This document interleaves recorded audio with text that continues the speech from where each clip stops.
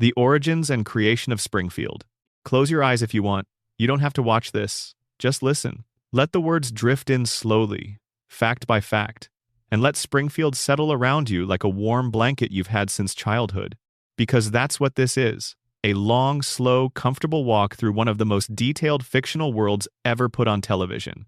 No rush, no urgency. Just 500 things about The Simpsons that you probably didn't know, delivered gently, one at a time. We're starting at the very beginning.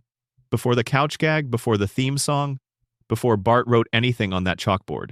We're starting with the moment someone decided that a family of yellow animated people would be the greatest thing ever put on American television. That someone was Matt Groening. Fact 1.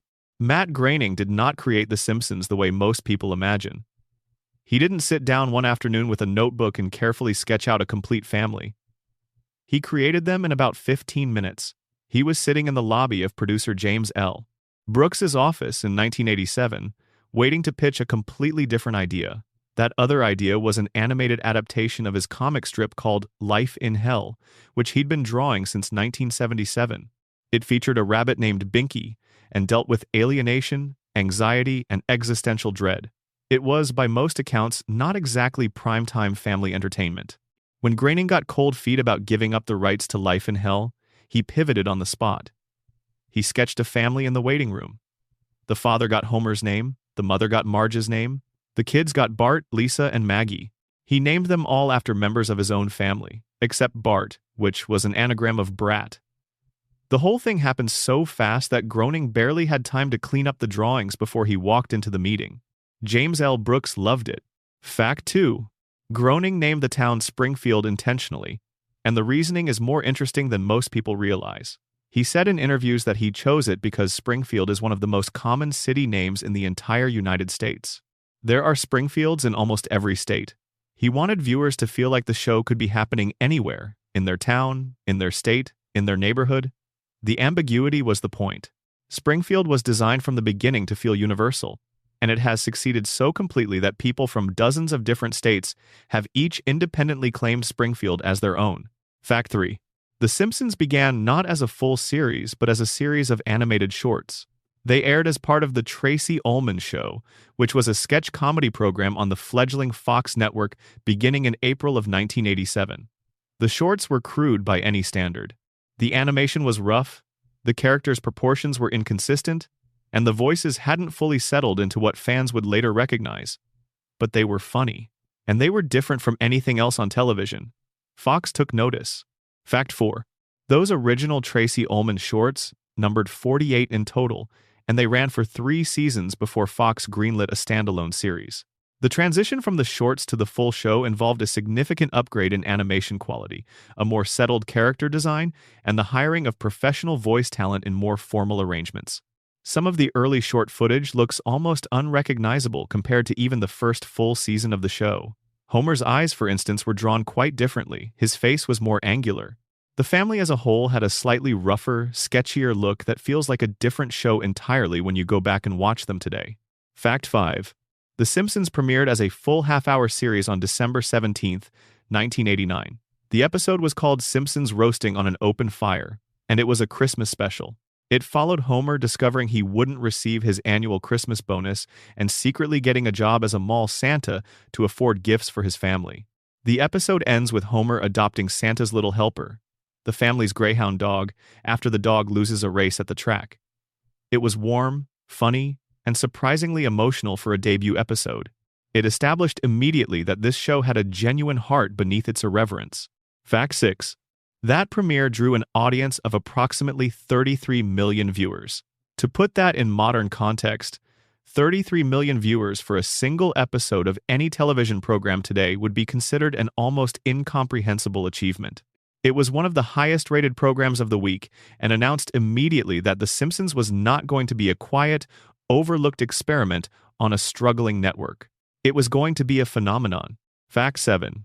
The second episode to air, Bart the Genius, introduced the famous chalkboard gag for the first time. Bart writes lines on the school chalkboard as punishment. Each episode would feature different lines, and over the course of the series, those chalkboard gags became one of the most beloved and cataloged elements of the show's opening sequence. Some of the most memorable ones include I Will Not Waste Chalk, I Did Not See Elvis, and I Will Not Skateboard in the Halls. There are fans who have cataloged every single chalkboard gag from every episode, which is the kind of dedication that only The Simpsons seems to inspire. Fact 8. The theme song was composed by Danny Elfman. He wrote it in a single day. Elfman has described the process as remarkably fast, even by his own prolific standards.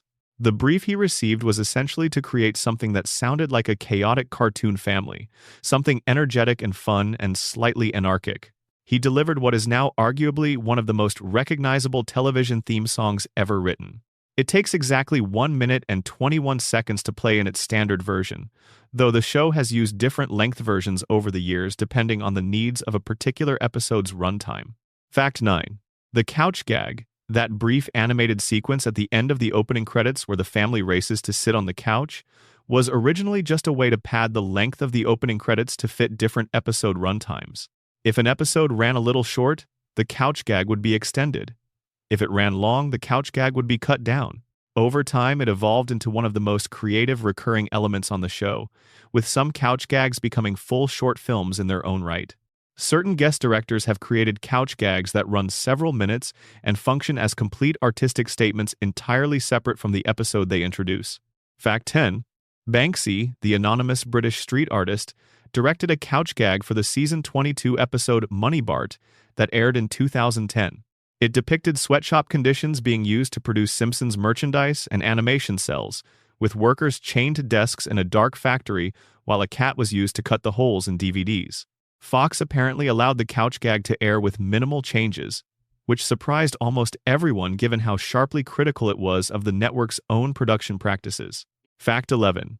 The show's original Bible, the document Groening and his team used to establish the characters and world for potential writers, described Homer as a blue-collar worker who is loving but bumbling. It described Marge as the family's moral center. It described Bart as America's bad boy. It described Lisa as the brain of the family. And it described Maggie as the baby. These descriptions are so broad as to be almost meaningless, which is perhaps why the characters were able to grow in such unexpected directions in the hands of the many writers who would eventually work on the show. Fact 12.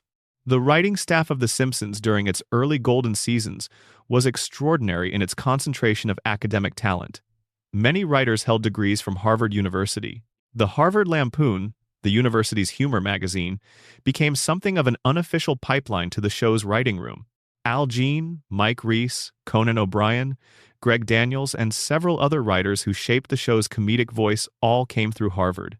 The result was a writing staff that brought genuine intellectual firepower to what appeared on the surface to be a simple animated comedy. Fact 13. Conan O'Brien wrote some of the most beloved episodes in the show's history before leaving to pursue his late-night television career. He is credited with writing Marge vs. The Monorail, which many fans consider one of the single best episodes the show ever produced. He also wrote Homer Goes to College and New Kid on the Block. O'Brien has spoken about his time on the show with enormous affection, calling it the most creative, professional environment he ever worked in. Fact 14. The show's production timeline means that each episode typically takes between 6 and 8 months to complete, from the writing stage to air. This long lead time is one of the reasons the show's so-called predictions of future events are not quite as mysterious as they appear. When writers are working on an episode that won't air for 8 months, they have to make educated guesses about what the cultural landscape will look like when the episode finally reaches viewers. Sometimes those guesses align with reality in ways that feel eerily prescient. Usually they don't, and those misses are simply forgotten. Fact 15. The show employs a table read process where every episode is read aloud by the voice cast and production staff before animation begins. These table reads have become legendary within the entertainment industry for how dramatically the material can change based on the reactions in the room. Jokes that seemed brilliant on paper fall flat when read aloud. Ideas that seemed risky land perfectly. The show famously rewrites heavily after these readings, and sometimes entire storylines are restructured or abandoned based on the table read response. Fact 16. James L. Brooks, who served as an executive producer on the show from the very beginning, came from a background in dramatic television. He had previously worked on The Mary Tyler Moore Show and Taxi, both of which were known for their emotional depth and character-driven storytelling. Brooks's influence on The Simpsons is often credited with giving the show its emotional core, the moments where the comedy steps back and genuine feeling takes over. Without Brooks pushing for those moments, The Simpsons might have been a sharper, colder show, and almost certainly a less beloved one. Fact 17. The animation for The Simpsons is not produced in the United States. The actual drawing and painting of each episode is done primarily in South Korea, at studios that have worked with the show for decades. The American production team creates detailed animatics, essentially rough animated versions of each episode, which are then sent overseas for final animation. This overseas animation model was common in American television animation during the 1980s and 90s, and was largely responsible for making animated series economically viable at the time. Fact 18. The show's distinctive yellow skin color for its characters was a deliberate choice. Groening has said that he wanted the family to be immediately recognizable when someone was flipping through television channels. If you were clicking through and caught even a brief glimpse of a yellow person, you would know instantly you were looking at The Simpsons. It was branding before branding was the word everyone used for it. The choice has proven remarkably effective. 40 years later, that yellow skin is one of the most instantly recognizable visual signatures in the history of television. Fact 19. The four-fingered hands of The Simpsons characters are a tradition in animation rather than a specific creative choice Groening made for symbolic reasons. Drawing 4 fingers instead of 5 saves time and money in animation, since each hand appears in thousands of frames per episode. The tradition dates back to early cartoon characters like Mickey Mouse. Groening adopted it as standard practice. There is, however, one episode in which a character is shown with 5 fingers, and that moment is treated as genuinely disturbing within the logic of the show's universe. Fact 20. The show has been renewed for seasons continuously, and as of the most recent renewal, it is confirmed to run through at least season 38, which will take it to approximately 2027. At that point, it will have been on the air for nearly 4 decades. No other scripted primetime television show in history comes anywhere close to that record. The show has outlasted the careers of many of the journalists who once predicted it would be canceled within 2 seasons. Fact 21. The first time The Simpsons was publicly criticized for negative influence was in 1990, when then-President George H.W. Bush said in a speech that America needed to be more like the Waltons and less like The Simpsons. The show responded in an episode where the Simpson family watches the speech on television, and Bart says, "Hey, we're just like the Waltons. We're praying for an end to the Depression, too." The moment became famous and demonstrated that the show was perfectly capable of punching back at its critics with wit and precision. Fact 22. Matt Groening kept his last name's pronunciation deliberately ambiguous for years before eventually confirming it is pronounced Gray-ning, rhyming with raining. The ambiguity was reportedly not intentional. His name simply proved difficult for many people to intuit from its spelling, and Groening found that correcting it constantly became more trouble than it was worth. He eventually started accepting both pronunciations in casual conversation before settling on confirming the correct one in more formal contexts. Fact 23.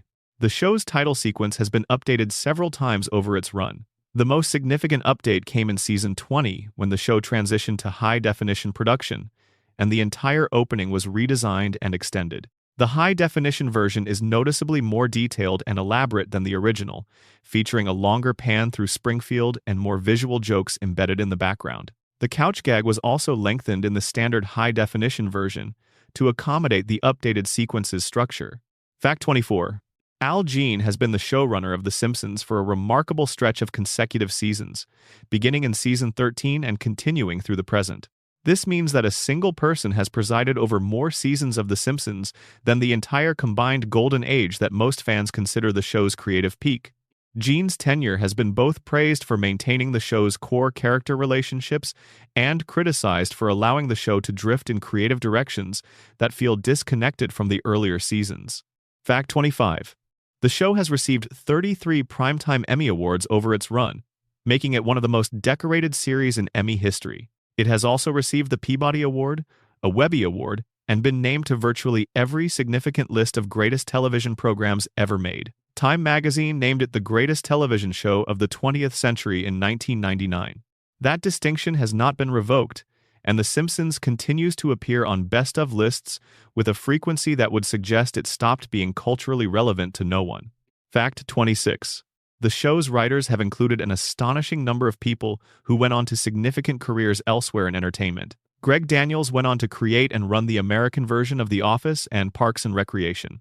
George Meyer, considered by many to be the funniest writer in the show's history, shaped the show's voice more than perhaps any individual other than Groening himself. Mindy Kaling, Judd Apatow, and John Vitti all have connections to the show's creative ecosystem. The Simpsons writing room functioned as one of the most productive talent incubators in the history of American comedy. Fact 27. The show's overseas following is enormous and has been since the early 1990s. It has aired in more than 60 countries. In many European countries, particularly in Germany and France, the show found audiences as devoted as those in the United States. The dubbing quality varies dramatically from country to country, with some localizations being considered genuine artistic achievements in their own right, featuring local jokes and cultural references substituted in for American ones that wouldn't translate. Fact 28. Springfield's nuclear power plant was inspired by real concerns about nuclear energy safety that were prominent in American public discourse during the 1980s, following the 3 Mile Island accident in 1979 and the Chernobyl disaster in 1986. The plant and Homer's role as a safety inspector who consistently fails to provide safety were meant as satire of nuclear industry oversight, or rather the lack thereof. That the satire has remained relevant across 4 decades says something uncomfortable about how little has changed in the real world's relationship with nuclear energy and institutional accountability. Fact 29. The show has featured guest appearances from an extraordinary roster of public figures, including multiple former presidents, Nobel Prize winners, rock musicians, classical musicians, athletes, authors, philosophers, scientists, and at least one genuine astronaut. Buzz Aldrin, the second human being to walk on the moon, appeared as himself in the episode Deep Space Homer in Season 5, and delivered one of the episode's most memorable lines, with a level of self-aware humor that surprised many viewers. Fact 30. The Simpsons holds the record for the most guest stars of any television series.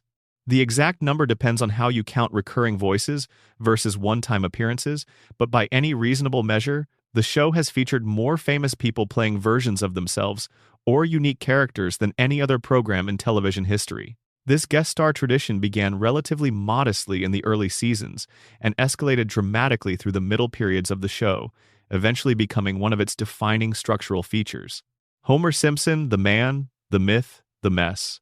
Homer J. Simpson. Father. Husband. Nuclear safety inspector. Occasional astronaut. Barfly. Dreamer. The man who has been described by his show's own creator as having an IQ of 55 and who nonetheless has held over 200 distinct jobs across the show's run, managed to keep his family together through catastrophes that would have disintegrated most households, and somehow remained one of the most beloved characters in the history of popular culture. He is not a role model. He is something better than a role model. He is a mirror. Fact 31. Homer's full name is Homer J. Simpson, and the middle name J is not accidental. It is a reference to Jay Ward, the creator of the animated series Rocky and Bullwinkle, whom Matt Groening admired. The Jay Ward connection reflects Groening's deep appreciation for the tradition of satirical American animation that preceded The Simpsons, and his awareness that he was working within and building upon a lineage that stretched back decades before the show's premiere. Fact 32. Homer was born on May 12, 1956. This birth date is one of the few pieces of his biography that the show has kept relatively consistent across its many continuity shifts. His astrological sign is Taurus, which his character writers have occasionally used as a framework for certain personality traits, particularly his stubbornness, his love of food, and his deep attachment to the comforts of home and routine. Fact 33. Dan Castellaneta, the voice of Homer, developed the character's distinctive voice over the first few seasons of the show. In the Tracy Ullman shorts, Homer's voice was rougher and more overtly inspired by Walter Matthau, which is where Castellaneta started before gradually softening and individualizing the performance into what became Homer's recognizable voice. Castellaneta has described the process as organic rather than deliberate. Homer found his voice gradually, through performance, not through a single decisive creative choice. Fact 34. Homer's famous exclamation of annoyance, that drawn-out expression of frustration that is perhaps the most quoted single sound in the show's history, was not scripted the way most people assume. In the earliest episodes, the scripted direction was simply for Homer to make a frustrated noise. Castellaneta improvised the specific sound in the recording booth, and it was so perfectly expressive that it became the definitive Homer reaction to everything from minor inconveniences to genuine catastrophes. It has since been officially transcribed in various ways in different publications, though no single spelling has been universally adopted. For the purposes of this video, it will simply be called Homer's expression, the rustration, and leave it at that. Fact 35. Homer's job title is Safety Inspector at the Springfield Nuclear Power Plant, specifically assigned to Sector 7G. The sector designation was chosen because 7G sounded like an appropriately bureaucratic nothing of an assignment.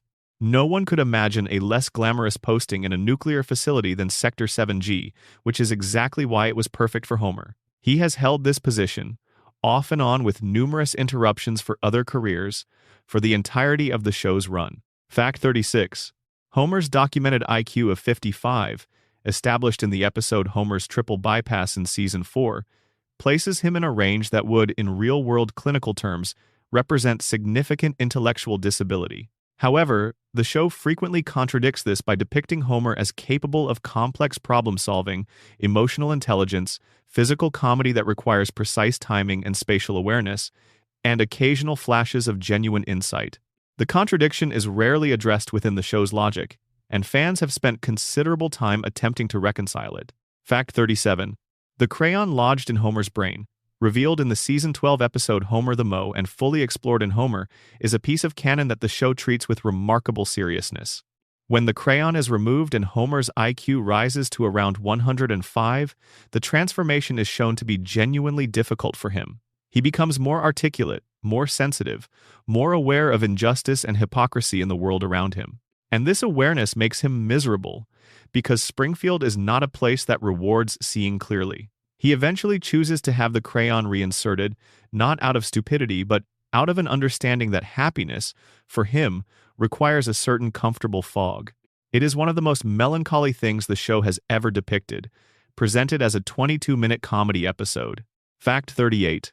Homer has held an extraordinary number of jobs across the show's run, and fans who have cataloged them have reached counts exceeding 200 distinct occupations. He has been a fisherman, a food critic, a country music manager, a grease merchant, a monorail conductor, a bodyguard, a cop, a missionary, a mobster's associate, a small business owner multiple times, a military man, a professional wrestler, a university lecturer, and a brief but memorable member of a rock band. The show uses these job changes as a structural device to place Homer in new environments while always returning him to the power plant, which functions as his gravitational center. Fact 39. Homer's relationship with food is one of the most consistently depicted aspects of his character, and it is treated with genuine love rather than simple mockery. The show has devoted enormous attention to the specific things Homer eats and the pleasure he takes in eating them. Donuts occupy a special place in his dietary cosmology. He has been shown on multiple occasions engaging with donuts in ways that suggest they represent for him something approaching transcendence. There is a famous sequence in which Homer imagines a land made entirely of donuts, and his expression in that sequence is one of pure, uncomplicated joy. Fact 40. Homer's love of Duff beer, the fictional lager that is Springfield's most popular beverage, is another defining character element. Duff has been depicted as a genuinely terrible product produced with minimal quality control, and yet Homer drinks it with the devotion of a connoisseur. The show at various points implies that all varieties of Duff, whether labeled Duff, Duff Dry, or Duff Light, come from the same tap at the brewery, which does nothing to diminish Homer's enthusiasm for brand variety. A real Duff beer has been produced and sold commercially in various countries over the years, though Groening has never been fully enthusiastic about licensing the brand given its association with Homer's problematic relationship with alcohol. Fact 41. Homer's strangling of Bart, that recurring gag where Homer wraps his hands around his son's neck in response to something Bart has said or done, was originally intended to be a commentary on bad parenting and television violence. Groening has said that he put the strangling in as a way of depicting something parents in real life would never actually do but sometimes feel like doing, normalized by the cartoon context. Over time, the gag became one of the show's most iconic recurring moments, transformed from social commentary into pure comedy through sheer repetition. Fact 42. Homer's relationship with his father Abe is one of the show's most complex and underappreciated dynamics. Homer genuinely loves his father but finds him embarrassing, exhausting, and somewhat irrelevant to his daily life. He warehoused Abe in the Springfield retirement castle, which the show depicts as a place of cheerful neglect, and visits only occasionally. The show has quietly suggested that Homer's treatment of Abe mirrors the way Abe treated Homer during his own childhood, creating a cycle of parental emotional unavailability that the family has passed down without anyone quite recognizing it. Fact 43. Homer's mother Mona, played by Glenn Close in her most notable appearance, is one of the most important absent figures in the show's history. Her departure from Homer's life when he was a young child, forced by Mr. Burns' decision to report her to the FBI after she sabotaged his biological weapons laboratory, shaped Homer's psychology in ways the show has returned to repeatedly. Homer grew up believing his mother was dead. The revelation in Season 7 that she had been alive the entire time, living as a fugitive, is treated as one of the most genuinely devastating moments in the show's history. Fact 44. Homer has encountered God directly on multiple occasions in the show's run, which is handled with a comfortable matter-of-factness that reflects the show's overall approach to religion. God is a presence in the Simpsons universe, slightly more comprehensible than the divine being of most theological traditions, and he occasionally interacts with Homer in ways that suggest both a certain fondness and a certain frustration with him. In one episode, God and Homer play miniature golf together. The fact that this is not the strangest thing Homer has done on the show is itself a remarkable testament to the range of situations the writers have put him in. Fact 45. Homer went to space in the Season 5 episode Deep Space Homer, and the episode is frequently cited as one of the show's finest achievements. The premise is that NASA, facing declining public interest in space missions, decides to send an average American into orbit to generate excitement. Homer is selected. The episode is full of jokes about the gap between the grandeur of space exploration and Homer's specific perspective on it, but it also contains a genuine moment of wonder when Homer floats in zero gravity and watches a potato chip drift slowly through the cabin in the silence of orbit. It's a brief, beautiful thing. Fact 46. Homer's hair has exactly 8.5 hairs on his head, which is visible in certain close-up shots and has been confirmed by production staff. The specific number is a detail so precise and so irrelevant that it could only exist in a show whose creators paid attention to everything. It is the kind of detail that no viewer would ever notice, but that says everything about the level of thought that went into constructing Springfield and its inhabitants. Fact 47. Homer drives a pink sedan that the show has never given a consistent make or model, reflecting the floating nature of Springfield's relationship with brand names and specific real-world products. The car is old, battered, and frequently depicted as barely functional, which is entirely consistent with Homer's economic situation and his general approach to maintenance of any kind. Fact 48. Homer's bowling average has been stated in the show at various points, with the most frequently cited figure being around 140, which is a reasonable amateur score but not remarkable by any measure. Homer's relationship with bowling is one of the show's oldest recurring elements, and his regular trips to the bowling alley function as a kind of secular church for him. It is the place where he goes to be with his friends, to drink beer without particular consequence, and to exist as himself without the pressures of work or family. Fact 49. Dan Castellaneta has said in interviews that Homer changed dramatically over the course of the show's run, and not always in directions Castellaneta himself preferred. In the early seasons, Homer was a recognizable, if exaggerated, version of a working-class American dad. He was selfish and impulsive, but his selfishness felt rooted in recognizable human weakness. In later seasons, particularly what critics call the Flanderization period, Homer's stupidity became more extreme, and his cruelty more casual, which Castellaneta has gently suggested represents a loss of something important about the character's original humanity. Fact 50. Homer has been shot, electrocuted, fallen from significant heights, been hit by multiple vehicles, survived explosions, been attacked by animals, endured medical procedures without anesthetic, and recovered from all of it with remarkable speed. The show's explanation for this, to the extent it offers one, is that Homer's body has a genuinely extraordinary tolerance for physical punishment. This is played for comedy, but it also functions as a kind of dark poetry. Homer Simpson endures everything. He absorbs the world's damage and keeps getting up. It is both funny and, if you look at it the right way, quietly moving. Fact 51. Homer's intelligence, despite the crayon and the documented IQ, has produced some genuinely remarkable things. He independently developed a mathematical theorem in one episode that real-world mathematicians studied after the episode aired and found to be surprisingly sophisticated. The theorem, related to the mass of the Higgs boson particle, was written by one of the show's writers who held a mathematics degree. Homer arrived at it through a process the show depicted as accidental and barely conscious, which is perhaps the most Homer Simpson possible way to make a scientific contribution. Fact 52. Homer's greatest fear, depicted across numerous episodes, is not death or injury or failure in the conventional sense. His greatest fear is abandonment. Every major anxiety story the show has given him traces back to the terror of being left, of not being enough, of the people he loves deciding that some better version of their lives exists somewhere that doesn't include him.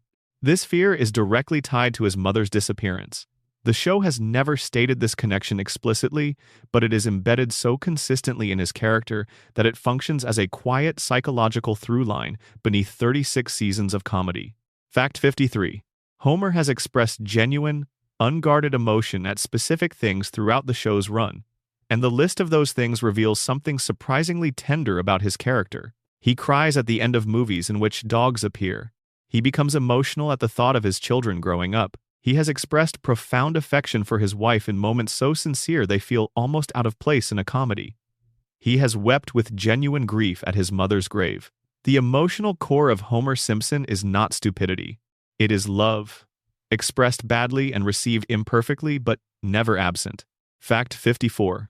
Homer met Marge Bouvier in high school detention, which is one of the show's most important pieces of origin mythology, retold in the episode The Way We Was in Season 2. The episode is a flashback to 1974 and depicts a young, somewhat awkward Homer, immediately captivated by Marge's voice, her hair, and her general quality of being. He schemes to get into a class she's taking in order to spend time with her.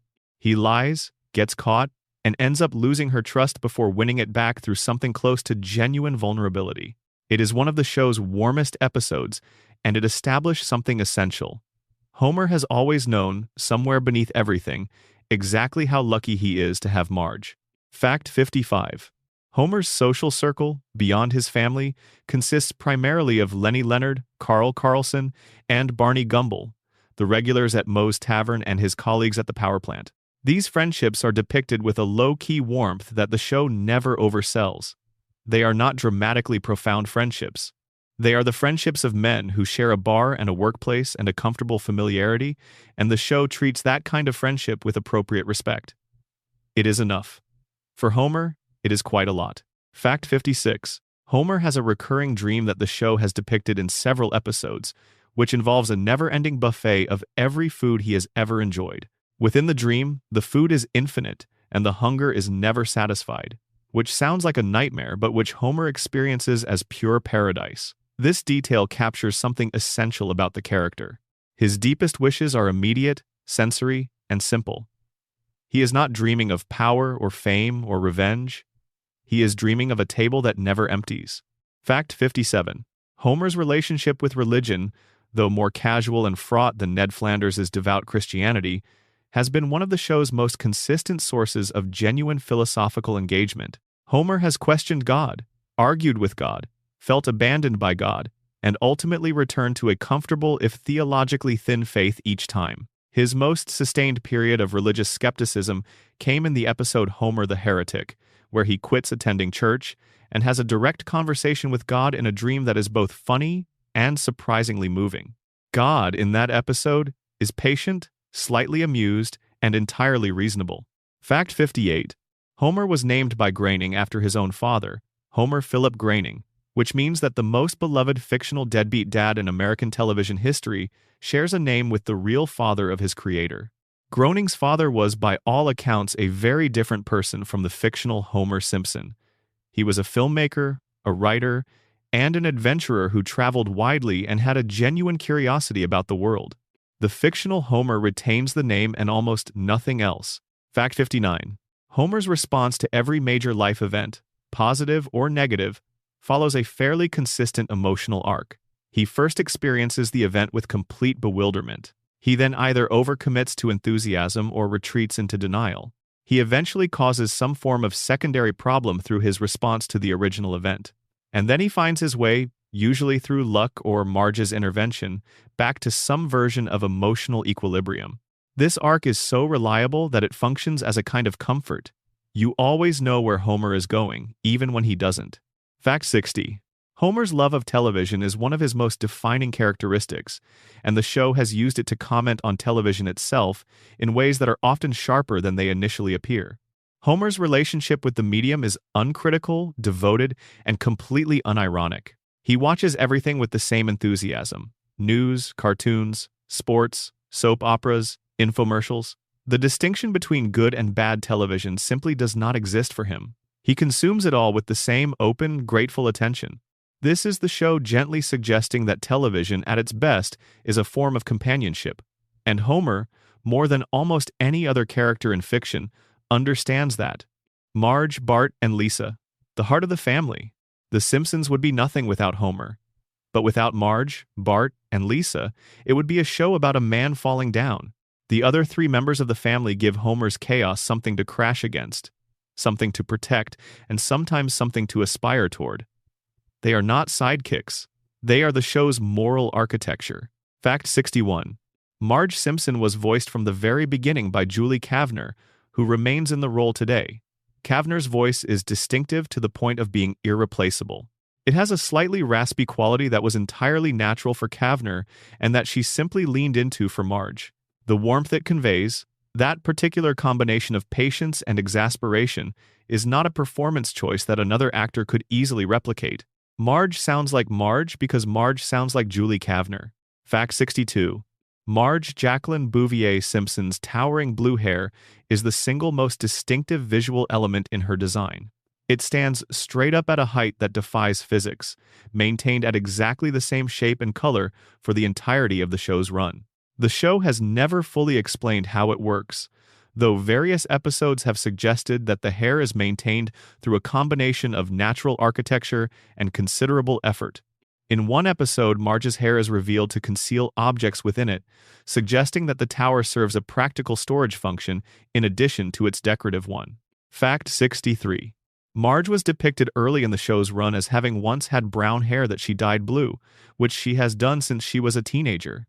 This was established in a flashback episode and has not been consistently maintained as canon, but it does suggest that Marge's famous blue hair represents a kind of self-expression that she committed to early and has never abandoned. The choice of blue, in a family whose defining visual trait is yellow skin, gives her a coolness and a separateness that feels both deliberate and appropriate. She is the family's stabilizing force, and blue is a stabilizing color. Fact 64.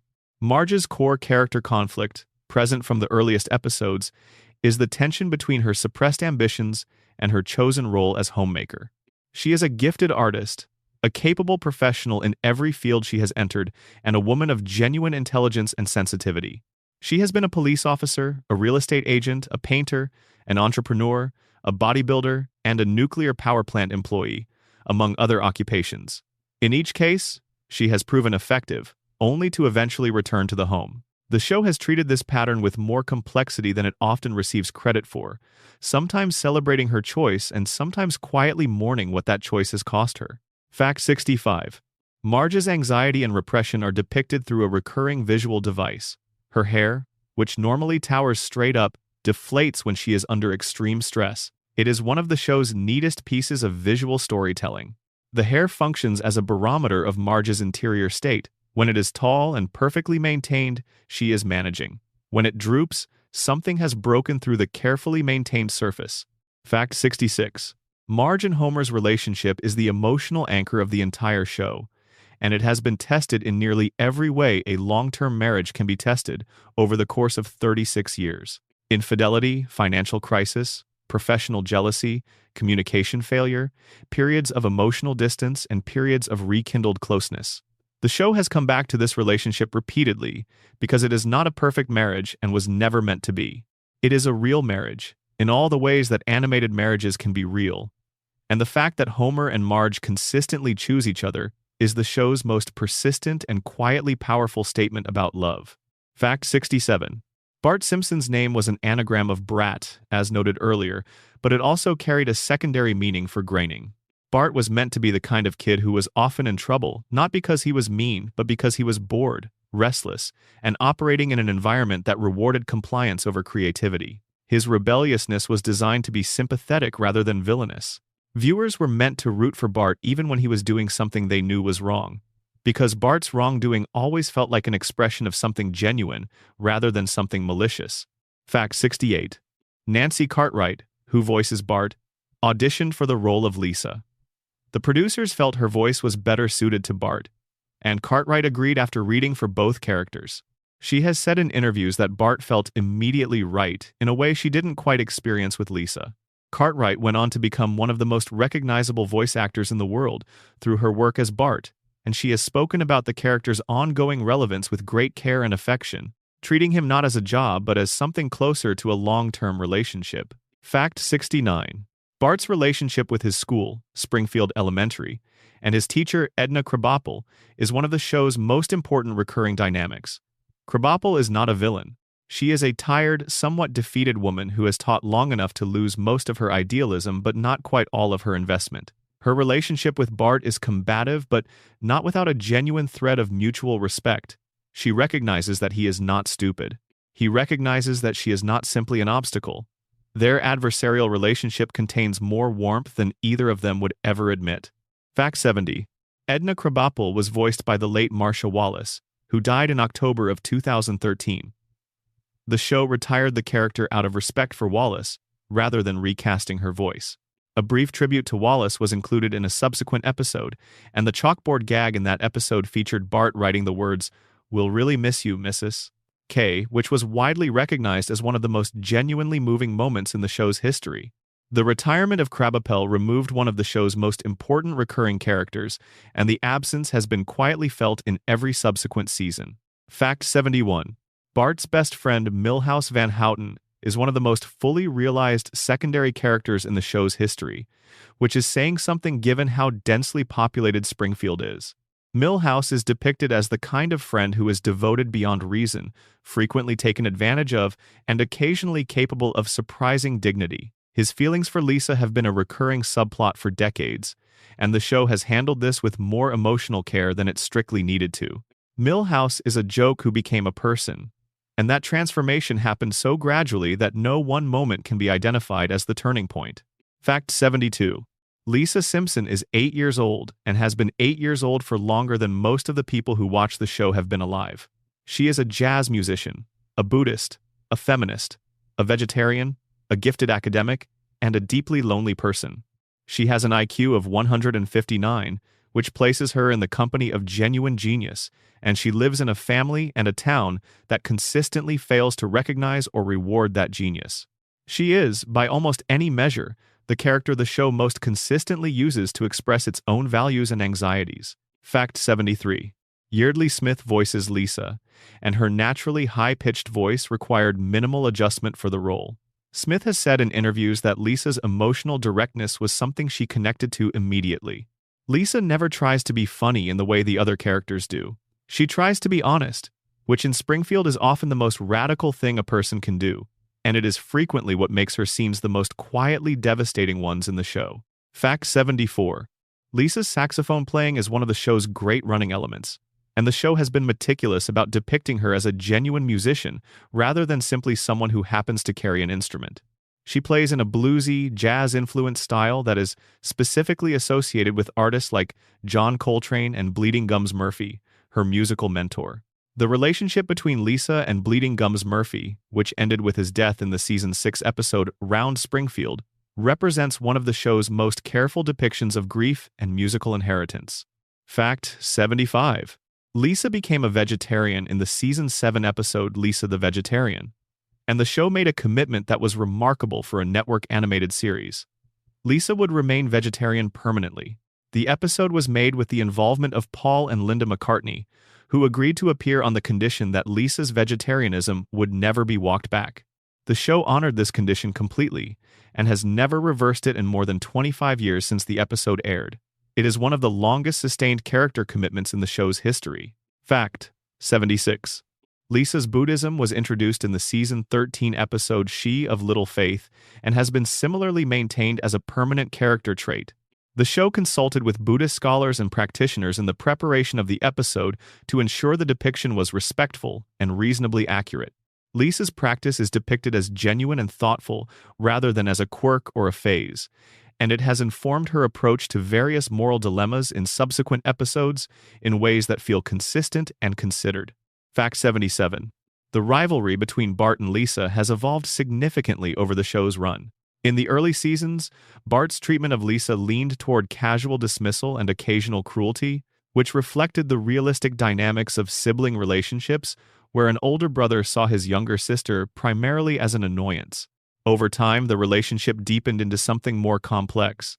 They have become each other's most reliable allies in a family that often operates in its own separate compartments. The episodes where Bart and Lisa genuinely help each other, where their mutual care is visible and central, are among the show's most enduring. Fact 78. Maggie Simpson has spoken dialogue in the show on remarkably few occasions, given how long she has existed as a character.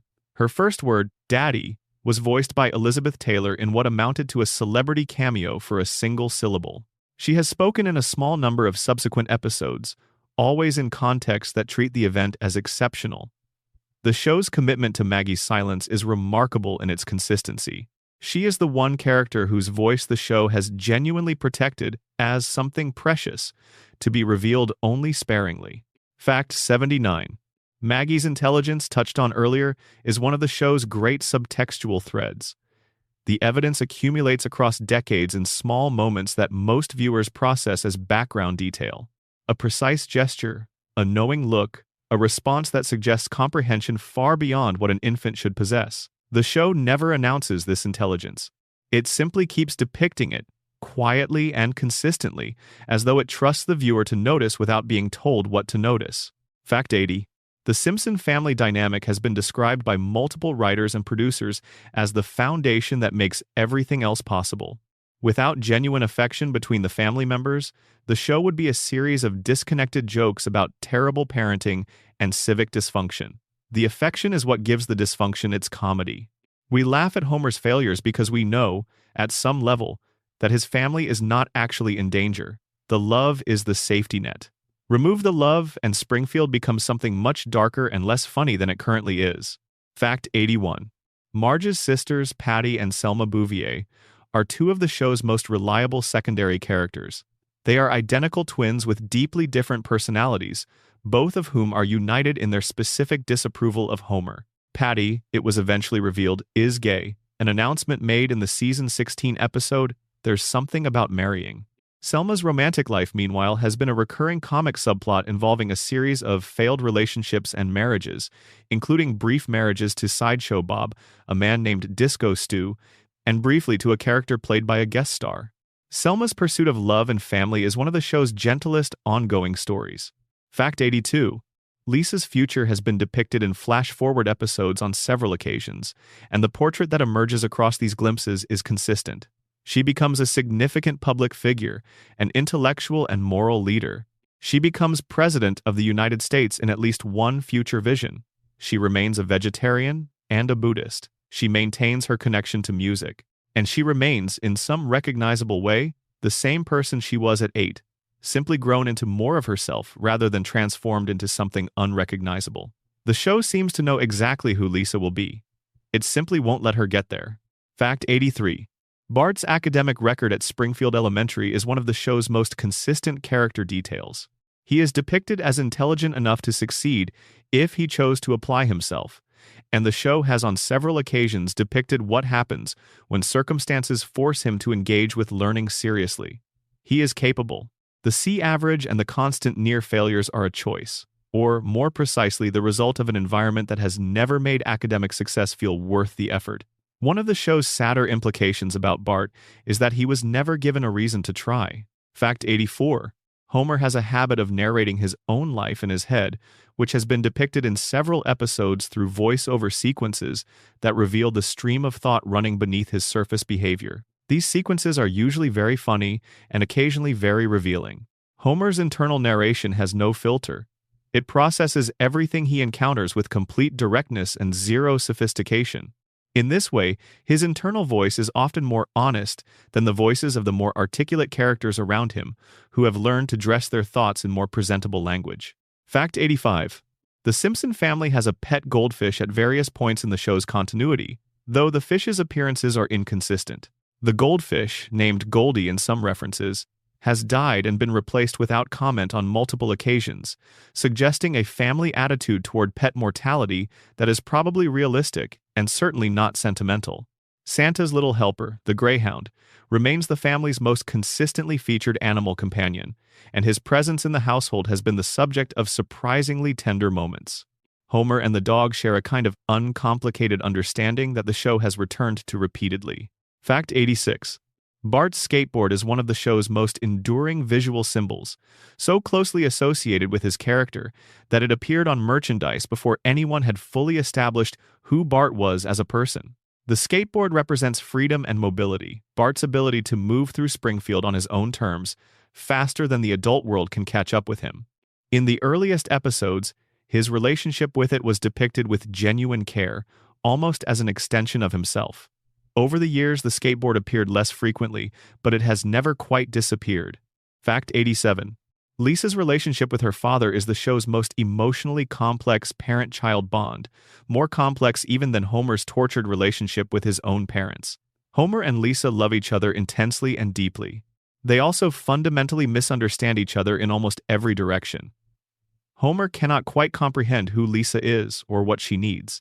Lisa cannot quite forgive Homer for not being better, while also loving him fiercely for being exactly who he is. This combination of love and disappointment and recognition is one of the show's greatest achievements. Fact 88. The episode in which Homer takes Lisa to the father-daughter dance, Lisa's substitute from Season 2, is frequently cited as one of the best episodes in the entire run. It features Lisa's temporary teacher, Mr. Bergstrom, voiced by Dustin Hoffman under a pseudonym, who becomes a father figure for Lisa during a period when Homer is particularly unavailable. The episode ends with Mr. Bergstrom leaving Springfield and giving Lisa a note that says simply, "You are Lisa Simpson." It is one of the most perfectly calibrated emotional moments in the show's history, and Homer's eventual acknowledgement of how much Lisa needs him is handled with a delicacy that the show rarely surpassed. Fact 89. Bart has run away from home multiple times across the show's run, and each instance is treated differently. Some are played for comedy, some are treated with genuine weight. The recurring pattern suggests that Bart's essential longing is to be free of constraint, and that Springfield, despite all its dysfunction, is where he inevitably returns. He is tied to his family not by sentiment exactly, though that is present, but by something more fundamental. Springfield is the world he knows. The idea of somewhere else is compelling in theory and reliably disappointing in practice. Fact 90. Marge's commitment to keeping the family together has been, across 36 seasons, the single most consistent force in Springfield. Every catastrophe resolves because Marge finds a way to hold the pieces together. Every crisis is eventually metabolized because Marge absorbs it. She is the show's true protagonist in the sense that she is the character through whom the family's survival is actually achieved. Homer is the comedy engine. Marge is the structural support without which the engine would have torn itself apart in Season 3. The supporting cast Springfield's greatest weirdos.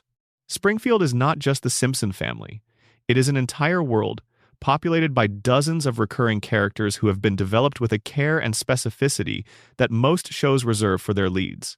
The supporting cast of The Simpsons is, by any fair assessment, the greatest collection of secondary characters in the history of American television. Fact 91. Montgomery Charles Burns was born on September 15, 1881, which makes him somewhere between 140 and 150 years old by the time the show's present-day episodes air. He is the owner of the Springfield nuclear power plant, the richest man in Springfield, and quite possibly the richest man in the entire state, depending on which episode you're watching and which version of Springfield's geographic location is currently canonical. Fact 92. Harry Shearer voices Mr. Burns, along with a remarkable number of other Springfield characters including Principal Skinner, Ned Flanders, Kent Brockman, Dr. Hibbert, Lenny Leonard, and Smithers, among others. Shearer is one of the show's most versatile performers, capable of moving between radically different characters within a single recording session. His Mr. Burns voice is a distinctive, reedy, slightly theatrical tenor that captures something specifically aristocratic and slightly unhinged about the character's relationship with his own power. Fact 93.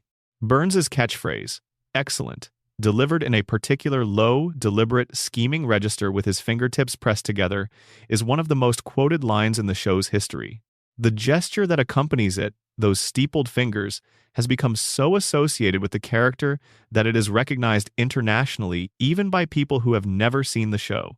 It is the gesture of a man who considers himself several moves ahead of everyone around him, which Burns usually is, even when those moves lead to outcomes that no reasonable person would choose. Fact 94. Burns's inability to remember Homer's name, despite Homer working directly for him for decades, is one of the show's great running jokes and also one of its most pointed satirical observations. Burns knows that Homer works for him in a general sense.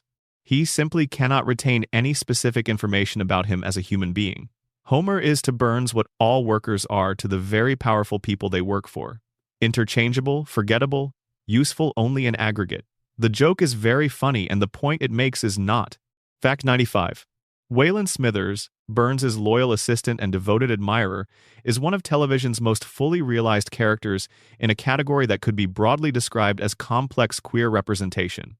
Smithers's feelings for Burns have been depicted, discussed, denied, and eventually acknowledged across the show's entire run. He is devotedly, obviously, and somewhat tragically in love with his employer, and the show has handled this with more nuance than seems possible given that it is a cartoon comedy. The episodes that center Smithers's emotional life are among the show's most thoughtful. Fact 96. Ned Flanders is considered by theologians and religious studies scholars who have written about The Simpsons to be one of the most interesting depictions of sincere religious faith in popular American entertainment. He is not depicted as a hypocrite, a zealot, or a fool.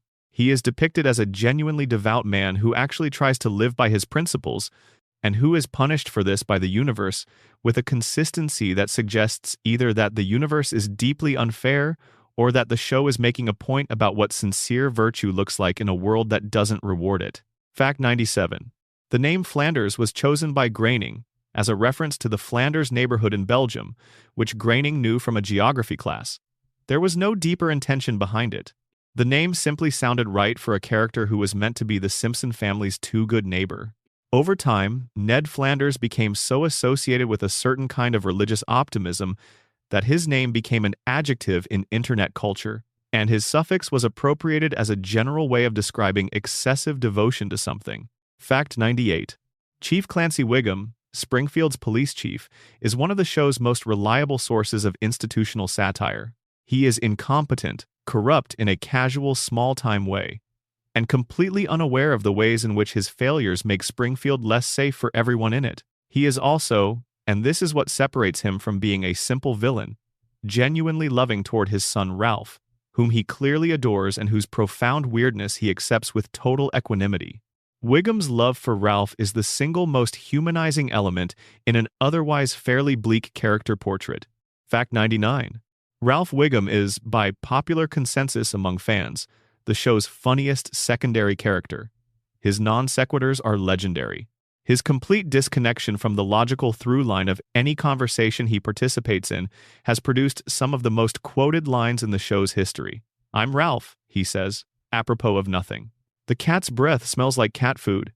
My parents won't let me use scissors." He is a child who appears to experience reality as a slightly different thing from what everyone around him is experiencing, and the show treats this difference with complete affection. Fact 100. Sideshow Bob, whose full name is Robert Underdunk Terwilliger Jr., is voiced by Kelsey Grammer and is generally considered the show's most successful recurring villain. His obsession with killing Bart Simpson has been the premise of more than a dozen episodes, making it one of the show's longest-running plots. Grammer's voice brings a theatrical grandeur to Bob that elevates every scene he appears in. Bob is more articulate, more educated, and more genuinely dangerous than any other antagonist in Springfield, which is precisely why he is also consistently humiliated by a 10-year-old child. Fact 101. Sideshow Bob's backstory is one of the show's great character constructions. He is not a cartoon villain. He began as Krusty the Clown's sideshow assistant, was framed for a robbery he didn't commit by Krusty himself, went to prison, was paroled, and then developed his specific fixation on Bart as a result of the role Bart played in getting him convicted in the first place. His villainy has genuinely understandable emotional roots, which is what makes him compelling rather than simply menacing. He is a brilliant man whose legitimate grievances curdled, through circumstance and temperament, into something monstrous. Fact 102. Krusty the Clown, whose real name is Herschel Schmoikel Pinchas Yerucham Krustofsky, is a character whose sadness is baked into his very existence. He is a deeply unhappy man who performs happiness for a living. His relationship with his work is contemptuous. His relationship with his audience is transactional. His relationship with his own father, a respected rabbi who disapproved of his career, is the source of a genuine grief that the show has explored with surprising tenderness in the episode Like Father. Like Clown from Season 3, which is a direct parody of The Jazz Singer but works as its own emotional story. Fact 103. Apu Nahasapi Mapedalon, the proprietor of the Quick E-Mart, was voiced by Hank Azaria for the show's first 3 decades, a casting choice that became the subject of significant public criticism beginning around 2017. The documentary The Problem with Apu examined concerns about the character's portrayal and its cultural impact. Following this, Azaria voluntarily stepped down from the role. The show has since reduced Apu's presence significantly while exploring alternative approaches to the character. Azaria has expressed genuine remorse about his portrayal, and the conversation around Apu represents one of the show's most significant cultural reckonings. Fact 104. Mo Zislak, the bartender, is one of the show's most richly melancholy characters. He is bitter, lonely, and chronically unable to sustain positive change in his life. He has won and lost several fortunes. He has come close to genuine happiness on multiple occasions, only to have it snatched away. He has been on the verge of closing the bar, of pursuing love, of becoming something different from what he is, and every time the universe closes the window just before he can climb through. Mo's bar sunks as a kind of purgatory, and Mo functions as its eternal proprietor. Fact 105. Hank Azaria voices Mo, along with Apu, Chief Wiggum, Professor Frink, Comic Book Guy, and dozens of other Springfield residents. Like Harry Shearer, Azaria is one of the show's great vocal chameleons. His Mo voice is specifically based on Al Pacino, particularly Pacino's performance in Dog Day Afternoon, which gives the character a specific Brooklyn grit that has become inseparable from the character's identity. Fact 106. Barney Gumble was originally designed to be Homer's best friend rather than simply a peripheral character, and the show's early seasons depicted him with somewhat more complexity than later seasons afforded him. He is an alcoholic, which is played for consistent comedy, but the show has also on occasion taken his condition seriously. In the episode Days of Wine and Dozes, Barney gets sober and discovers that sobriety reveals a person who is capable, artistic, and surprisingly wise. The episode plays this straight rather than as comedy, and the result is one of the more quietly moving portraits of recovery in animated television. Fact 107. Professor Frink, Springfield's resident scientist, is a parody of Jerry Lewis and specifically Lewis's character, the Nutty Professor. His voice, full of verbal tics and invented technical vocabulary, was based directly on Lewis, which became a somewhat complicated tribute given Lewis's own complicated legacy. Frink functions as the show's regular contact point with science, and his explanations of various phenomena, always delivered in a rush of half-coherent technobabble, are reliably among the show's funniest recurring moments. Fact 108. Groundskeeper Willie is one of the show's most beloved secondary characters, and his specific brand of Scottish nationalist pride has made him a genuinely iconic comedic creation. His willingness to remove his shirt at any provocation and his complicated relationship with the school's administration have been consistent character elements across the show's entire run. Willie is passionate, unreasonable, occasionally very wise, and completely uncompromising in his Scottish identity. He is, by any measure, excellent television. Fact 109. Comic Book Guy, whose actual name was eventually revealed to be Jeff Albertson, is the proprietor of the Android's Dungeon and Baseball Card Shop, and represents the show's affectionate self-portrait of a certain kind of fan. He is knowledgeable, pedantic, unhappy, and incapable of enjoying the things he loves without simultaneously cataloging their deficiencies. His recurring catchphrase, "Worst episode ever," delivered with maximum indignation, has become one of the most quoted lines in the show's history, and is often used by fans to describe their own disappointed reactions to things they care about, including episodes of The Simpsons. Fact 110.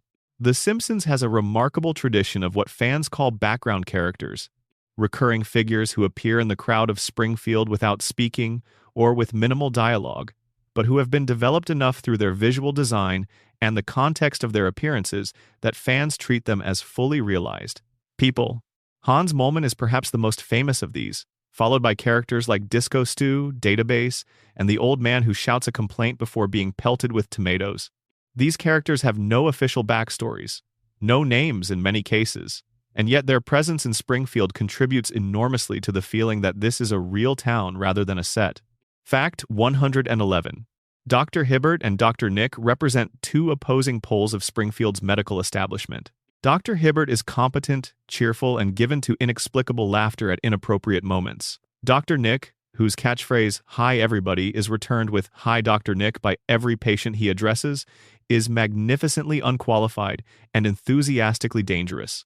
Between them, they depict a healthcare system capable of both genuine care and spectacular negligence, which is not an entirely unfair portrait of American medicine. Fact 112. Mayor Joe Quimby is the show's long-running parody of the Kennedy political dynasty, complete with a Boston accent that comes and goes depending on whether it's funny for it to be present, and a record of corruption so casual that it has entirely ceased to be a scandal. He accepts bribes with the same ease that other men accept handshakes. His infidelities are so numerous and so openly discussed that Springfield has simply incorporated them as part of his public identity. He is a great character not because he is a good mayor, which he is absolutely not, but because he represents something specific and recognizable about how certain kinds of power maintain themselves. Fact 113. Reverend Timothy Lovejoy is one of the show's great portraits of religious exhaustion.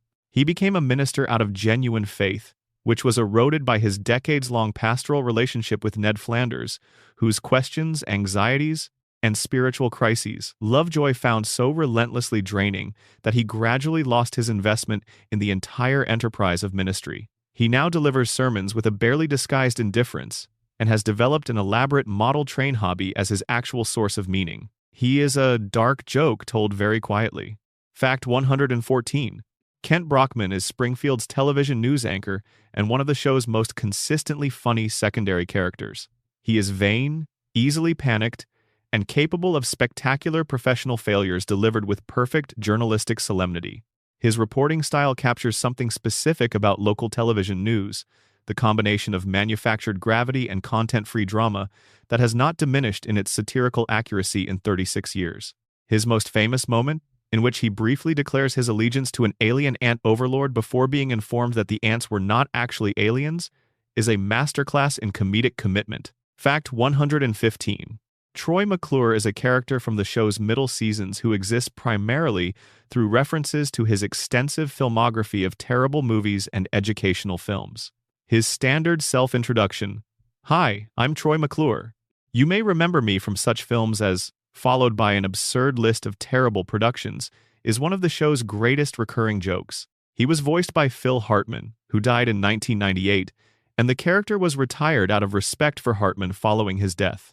The loss of Troy McClure removed one of the show's most beloved creations, and the show has never quite filled the specific space he occupied. Fact 116. Phil Hartman also voiced Lionel Hutz, the show's magnificently incompetent lawyer, who was likewise retired following Hartman's death. The simultaneous loss of Troy McClure and Lionel Hutz represented a significant creative blow to the show, and multiple writers have cited the retirement of these characters as one of the factors that made the transition between the early seasons and the later ones feel so pronounced. They were not replaceable, so the show correctly chose not to replace them. Fact 117. Sideshow Bob's extended family has been introduced across several episodes, and each family member is voiced by a distinguished theatrical actor. His father was voiced by John Mahoney. His brother Cecil was voiced by David Hyde Pierce.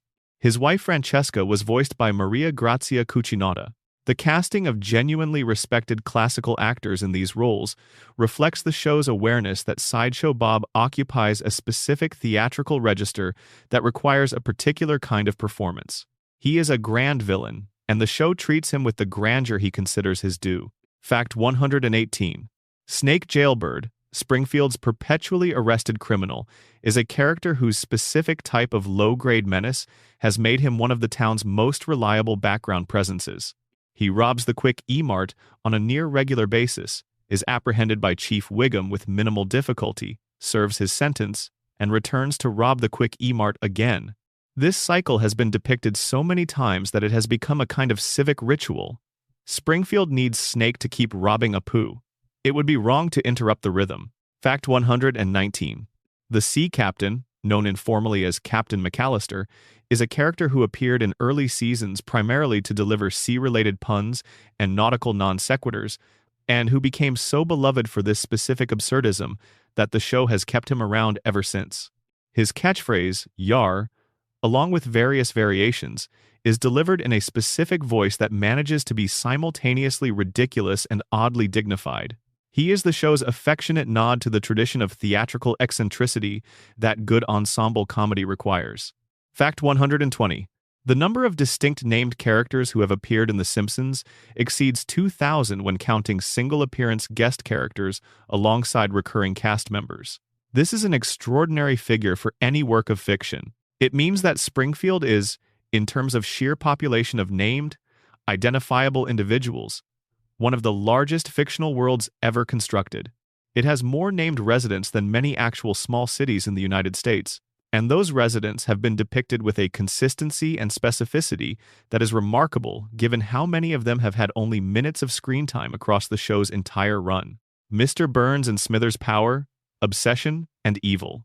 There is a specific kind of power that is so complete, so long established, and so casually exercised that it stops looking like power and starts looking like weather. You don't resent the weather. You simply dress appropriately and continue living your life. Burns is that kind of power. He does not need to announce himself. Springfield's entire economy is organized around his continued existence. His power plant provides the electricity. His political donations shape the government. His financial relationships touch nearly every major institution in the town. Is not a villain in the sense of someone who wants things to go wrong. He simply wants things to go his way, and in Springfield, these two things have always been equivalent. Fact 121. Burns's first name, Montgomery, is a surname as first name of the type common among families who consider themselves aristocracy. It signals old money, established lineage, and a sense that normal naming conventions don't quite apply to people of his station. The name Charles, his middle name, is equally patrician. The combination is so perfectly constructed to evoke a certain type of wealthy wasp that it functions almost as a parody of old American money without quite being funny enough to undermine the character's genuine menace. Fact 122. Burns graduated from Yale University, as has been referenced in several episodes. His time at Yale places him in a social network that includes not only the American political and financial elite, but also a particular kind of cultural conservatism that views the post-industrial world with barely disguised contempt. Burns's politics, to the extent the show depicts them explicitly, are essentially pre-New Deal. He believes in a world where wealth is simply virtue made visible, where poverty is a personal failing, and where the obligations of the powerful to anyone else are essentially voluntary and therefore almost never exercised. Fact 123. Burns served in some capacity during World War II, and the show has depicted his wartime activities with a typically light comic touch that nonetheless suggests something fairly dark. He was not on the side of the Allies in any straightforward sense. He acquired a $1 trillion bill that the United States government had created to help rebuild Europe after the war, apparently through means that were entirely illegal and definitely unethical. The bill became the MacGuffin of the episode The Springfield Connection, and its existence reveals something about Burns's relationship with wealth. He does not keep money because he needs it. He keeps it because the keeping of it is itself a form of power. Fact 124.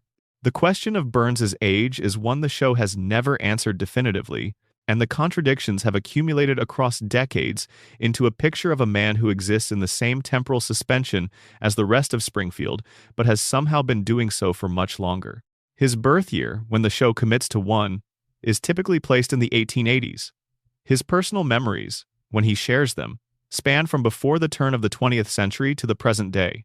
He has referred to the Rough Riders, to Prohibition, to the Depression, and to World War I as personal experiences. By any reasonable calculation, he should not be alive.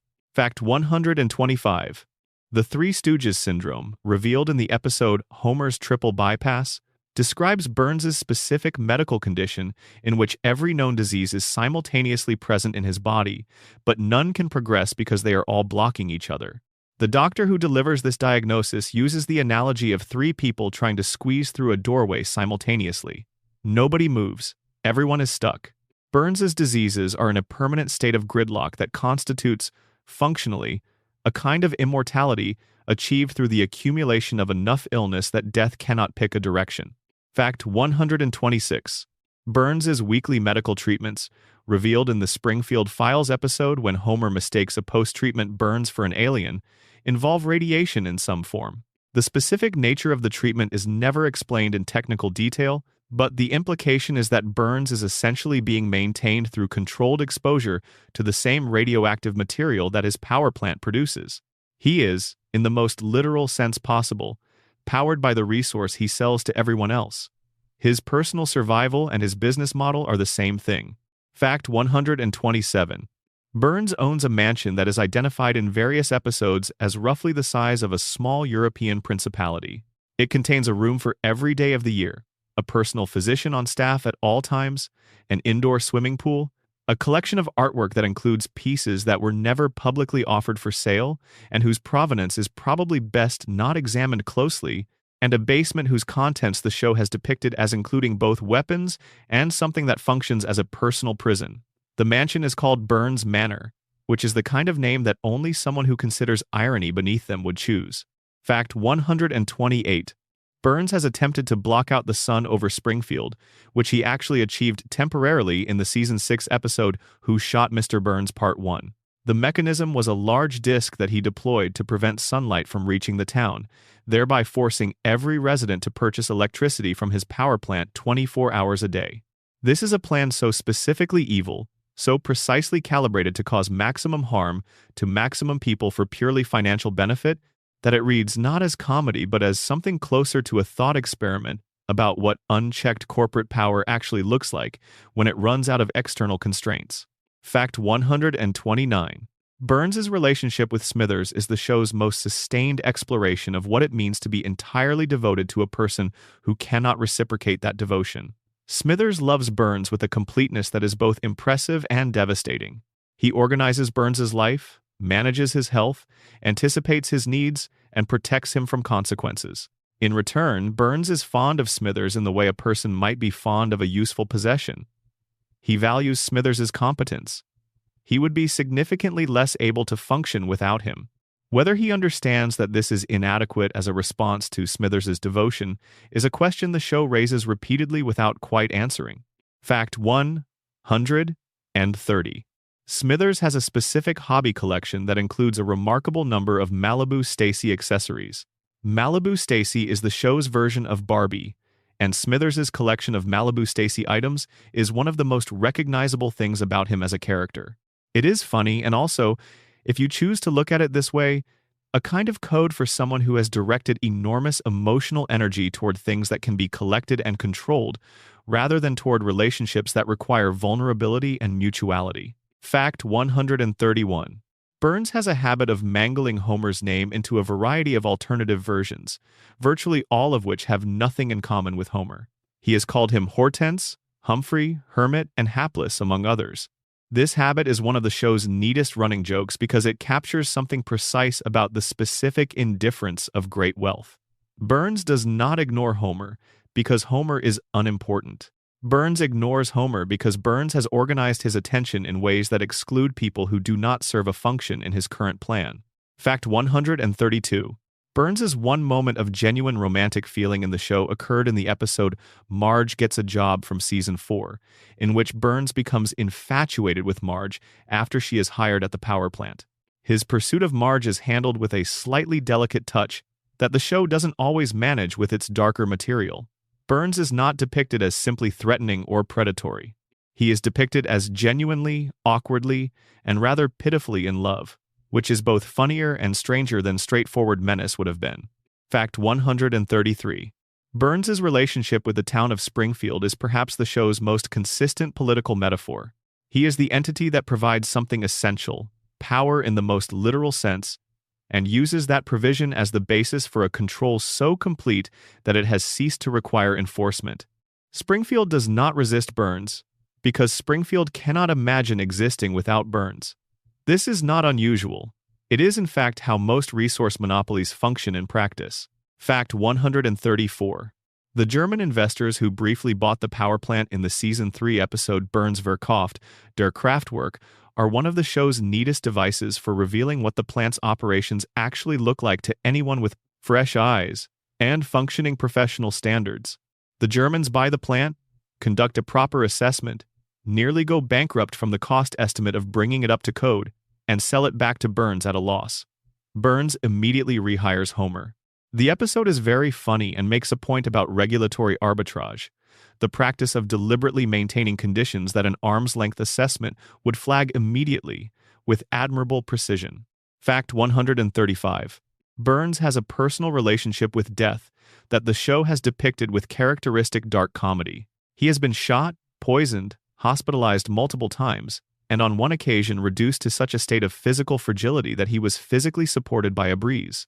Each time, the infrastructure of his wealth reassembles him. He does not survive through any biological resilience.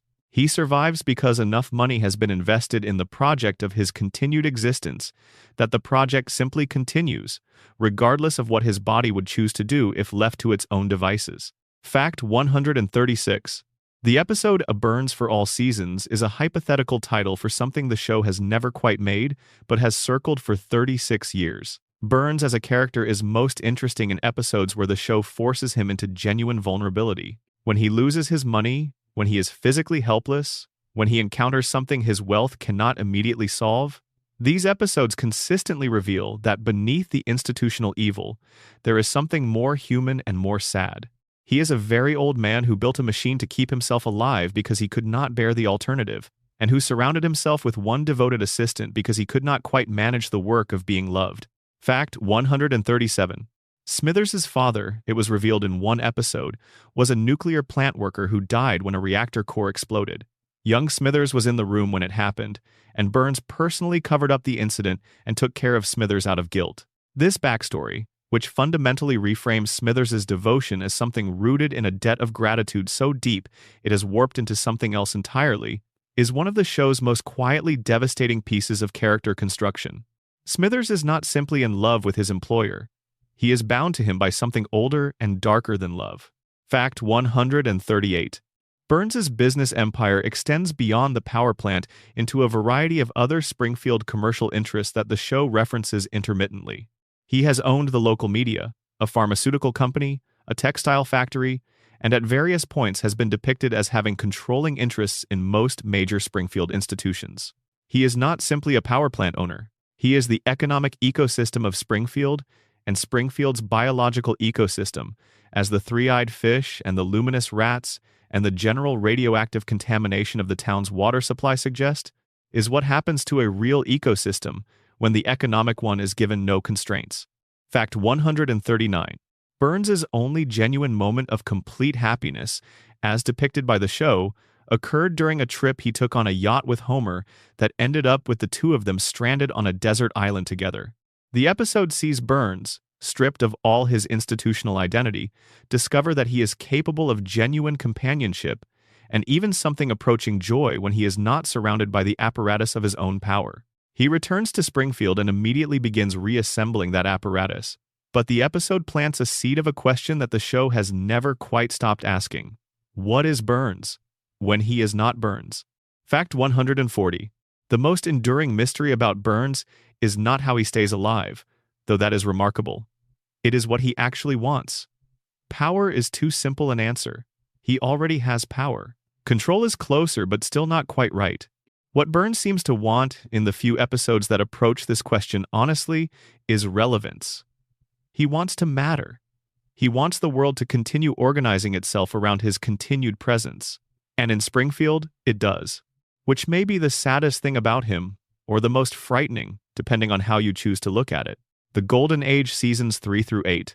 There is a period in The Simpsons history that fans call the Golden Age, and while the exact boundaries of this period are debated with the kind of intensity usually reserved for geopolitical disputes, the rough consensus places it between Season 3 and Season 8, with some partisans extending it to Season 9. These are the years when the show was operating at a level of creative ambition, comedic precision, and emotional honesty that it has never quite matched before or since. These are the years that made the show what it is. Fact 141. Season 3, which aired between 1991 and 1992, is often cited as the season in which the show found its complete voice. The characters had settled. The Springfield world had enough texture and population to feel genuinely inhabited. The writers had developed a shorthand for what the show could do and how far it could push its premises. Episodes like Stark Raving Dad, Radio Bart, and Lisa the Greek all represent the show operating at its peak, with emotional honesty and comedic invention in perfect balance. Fact 142. Stark Raving Dad, the Season 3 premiere, features Michael Jackson as a guest voice, uncredited, playing a large white man in a mental institution who believes he is Michael Jackson. Jackson was a massive admirer of the show and approached the producers about appearing. He was credited under the pseudonym John J. Smith. The episode also features a subplot involving Bart and Lisa's relationship that concludes with one of the show's most purely sweet moments, a birthday song that has been quoted and sung by Simpsons fans for more than 30 years. Fact 143. The Season 4 episode Homer's Triple Bypass is one of the first times the show allowed itself to be genuinely, uncomplicatedly moving within a comedic framework. Homer needs open heart surgery that he cannot afford. The episode treats this with remarkable delicacy, finding comedy in the situation without using the comedy to avoid the emotional reality. The scene in which Homer speaks to Bart and Lisa from his hospital bed, trying to leave them with advice he knows may be the last he ever gives them, is one of the finest pieces of dramatic writing the show has ever produced. Fact 144. Marge vs. the Monorail, written by Conan O'Brien and aired in Season 4, is the episode most frequently cited by fans and critics alike as the single greatest half-hour of television the show produced. Its premise, that a con man named Lyle Lanley sells Springfield a monorail system that he has previously sold to 2 other towns with catastrophic results, allows the show to simultaneously skewer the American tradition of civic boosterism, the appeal of grand but hollow promises, and the difficulty of being the only sensible person in a room full of people who have all decided to be excited about something. It is also very, very funny. Fact 145. The Season 4 episode Last Exit to Springfield is frequently ranked by critics alongside Marge vs. the Monorail as one of the show's finest, and some would argue it surpasses everything else in the canon. It features Homer accidentally becoming the union leader at the power plant and negotiating against Mr. Burns for dental care, while Lisa undergoes orthodontic treatment. The episode is structured with a complexity and a density of jokes per minute that suggests the writers were aware they were working on something exceptional. It also contains a sequence that parodies the Beatles movie A Hard Day's Night that has been analyzed in academic film studies courses. Fact 146. The Simpsons Season 5 is generally considered the show's peak year in terms of consistent quality across its entire episode order. 22 episodes aired, and very few of them are considered weak by any measure. The season includes Deep Space Homer, Rosebud, Cape Fear, Homer and Apu, and Sweet Seymour Skinner's Badass's Song. The density of brilliant work produced in a single season of a weekly television show is extraordinary. It represents a creative achievement that is difficult to contextualize without acknowledging that nothing quite like it had been done before. Fact 147. Rosebud, the Season 5 episode that parodies Citizen Kane by centering on Burns's lost childhood teddy bear named Bobo, is one of the show's most formally ambitious pieces of work. It is simultaneously a loving parody of a cinematic masterpiece, an independent story about the relationship between power and loneliness, and a comedy about a bear. These 3 things should not work simultaneously. The fact that they do is a tribute to the writing staff's confidence in the show's range and to the audience's willingness to follow wherever the show chose to go. Fact 148. Cape Fear, the Season 5 episode that reintroduces Sideshow Bob and centers on his plan to kill Bart, is the episode that most fully demonstrates what the show could do with sustained comic tension. The entire final act takes place on a houseboat that the Simpson family has fled to as part of a witness protection program, with Bob concealed beneath the hull, clinging to the motor. The sequence in which Bob steps repeatedly on rakes is one of the show's most analyzed pieces of comedy, a sustained joke that is funny precisely because it goes on so much longer than any joke should reasonably go on. Fact 149. Season 6 introduced the two-part story Who Shot Mr. Burns, which aired at the end of the season in May of 1995, with the resolution promised for September. The summer between the two parts is remembered as a cultural moment in which The Simpsons transcended its status as a television show and became something closer to a national puzzle. Grocery store tabloids covered the story. Morning radio programs discussed theories. The show's producers had created something genuinely unprecedented, a real-world cultural event built around the mystery of an animated character's attempted murder. Fact 150.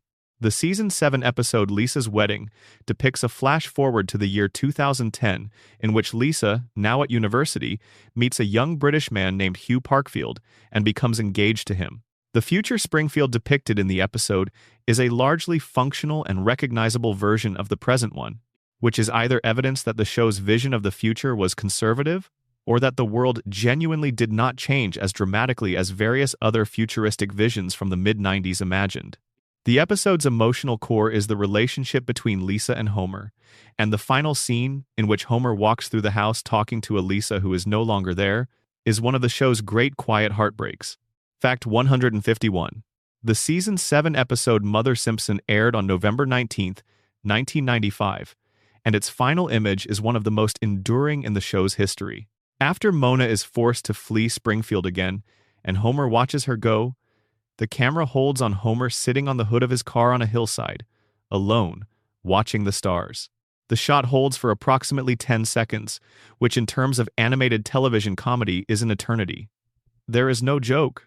There is no cut. There is just Homer, under the sky, with everything he has lost and everything he cannot change. The show lets it breathe. It is perfect. Fact 152. Season 8 contains what many fans consider the show's single most emotionally devastating episode, You Only Move Twice, in which Homer gets a job at a corporation run by a James Bond villain named Hank Scorpio, voiced by Albert Brooks, and moves the family to a new town called Cypress Creek. The episode is remarkable for two reasons. First, Hank Scorpio is the show's most likable villain, a cheerful, supportive, genuinely kind boss who happens to be engaged in world domination on the side. Second, the episode depicts what happens when Homer gets everything he wants professionally, while everyone he loves is quietly miserable, and it handles this with a poignancy that sneaks up on you from behind the comedy. Fact 153. The Season 8 episode Homer's Enemy introduces Frank Grimes, a character whose specific function is to be a normal person inserted into Springfield's abnormal reality. Grimes is hardworking, rational, and deeply offended by Homer's ability to succeed despite his incompetence. The episode is one of the most formally daring things the show ever did because it is the only episode that genuinely acknowledges how insane Springfield's baseline reality is, from the perspective of someone operating on normal human assumptions about cause and effect. Grimes ends the episode dying in a way that the rest of Springfield barely notices, which is simultaneously the episode's darkest joke and its thesis. Fact 154. The Principal and the Pauper, Season 9's infamous Armin Tamzarian episode, aired on September 28, 1997, and its reception marked the moment that a significant portion of the fan community decided that the Golden Age had conclusively ended.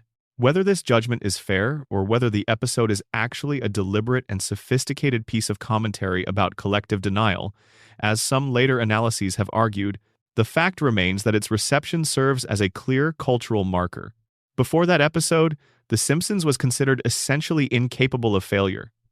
After it, failure was an acknowledged possibility. Fact 155. The Golden Age produced an extraordinary density of cultural references and literary allusions embedded within its comedy. Individual episodes contained references to works by Flaubert, Kafka, Poe, and Shakespeare, alongside jokes about local Springfield institutions that only regular viewers would fully appreciate. The show operated simultaneously on multiple levels of cultural awareness, accessible to a viewer who wanted simple comedy and rewarding to a viewer who caught every allusion. This simultaneous accessibility and depth is perhaps the defining achievement of the Golden Age writing staff. Fact 156. The guest stars during the Golden Age were notably better integrated into their episodes than the guest appearances of later seasons would often prove to be. Michael Jackson's appearance worked because his character served the story, rather than simply existing as a celebrity cameo. Dustin Hoffman's Mr. Bergstrom worked because the role required genuine acting rather than a famous person saying their own name. Albert Brooks's various appearances, including as Hank Scorpio and as a recurring character named Brad Goodman, worked because Brooks is a genuine comedic writer and performer who engaged with the material rather than simply appearing in it. Fact 157. The show's writers during the Golden Age have described a creative environment in which almost anything could be pitched and seriously considered. The room was competitive, in the sense that every joke had to earn its place against other jokes rather than simply being accepted because it was adequate. This competitive dynamic produced material that was consistently better than it needed to be, because the bar for adequacy had been set high enough that adequacy simply wasn't enough. Fact 158.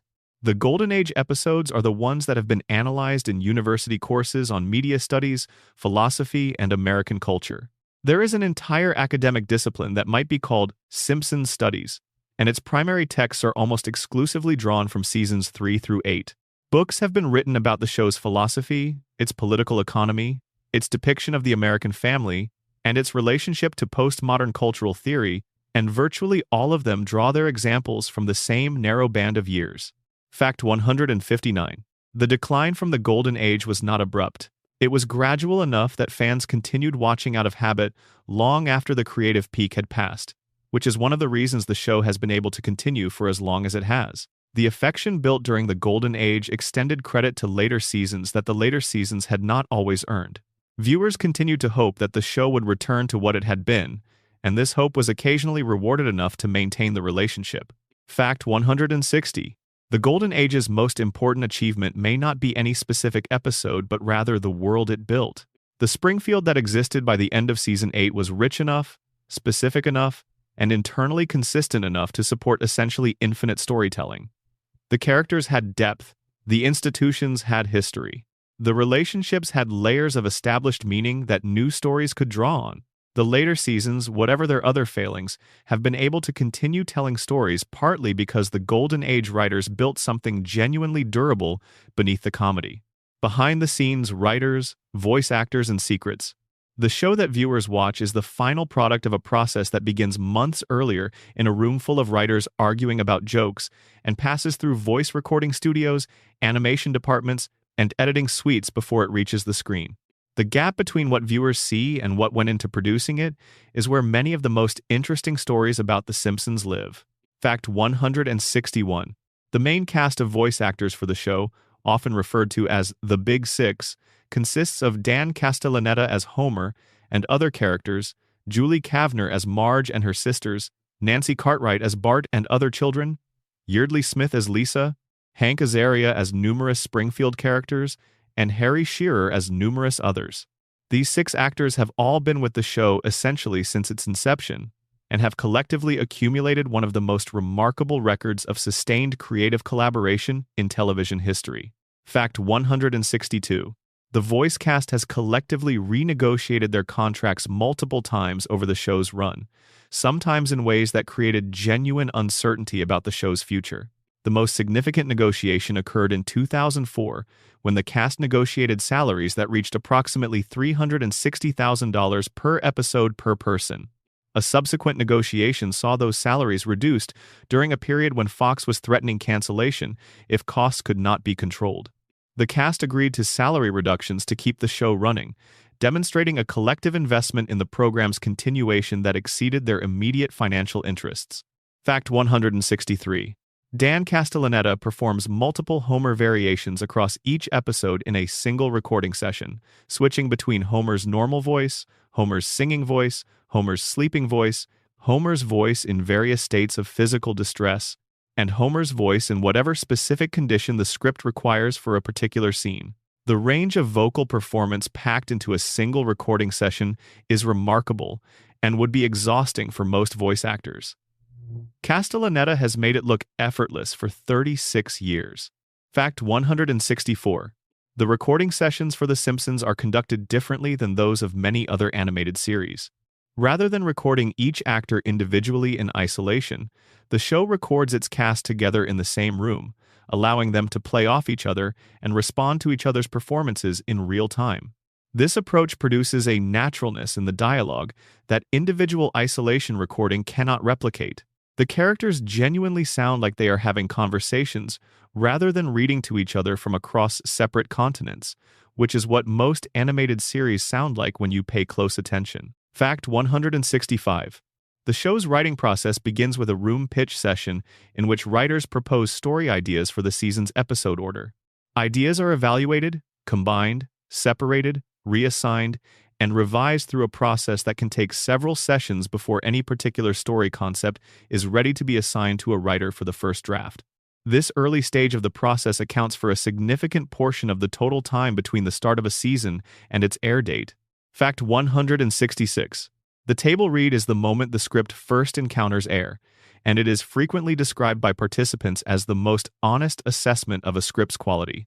In the table read environment, jokes that read well on the page but land badly in performance are immediately identifiable.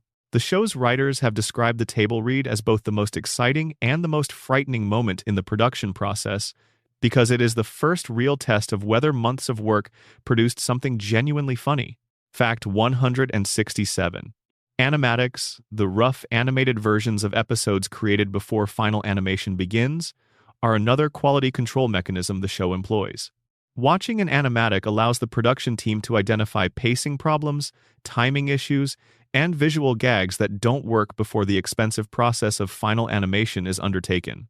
Changes made at the animatic stage save significant resources compared to changes discovered after final animation is complete. Fact 168.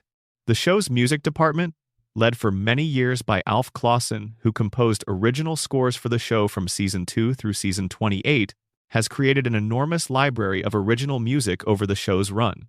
Clausen scored more than 500 episodes before being replaced by a new composer team in 2017. His departure was announced without any public explanation, and Clausen has expressed in interviews that he was surprised by the decision.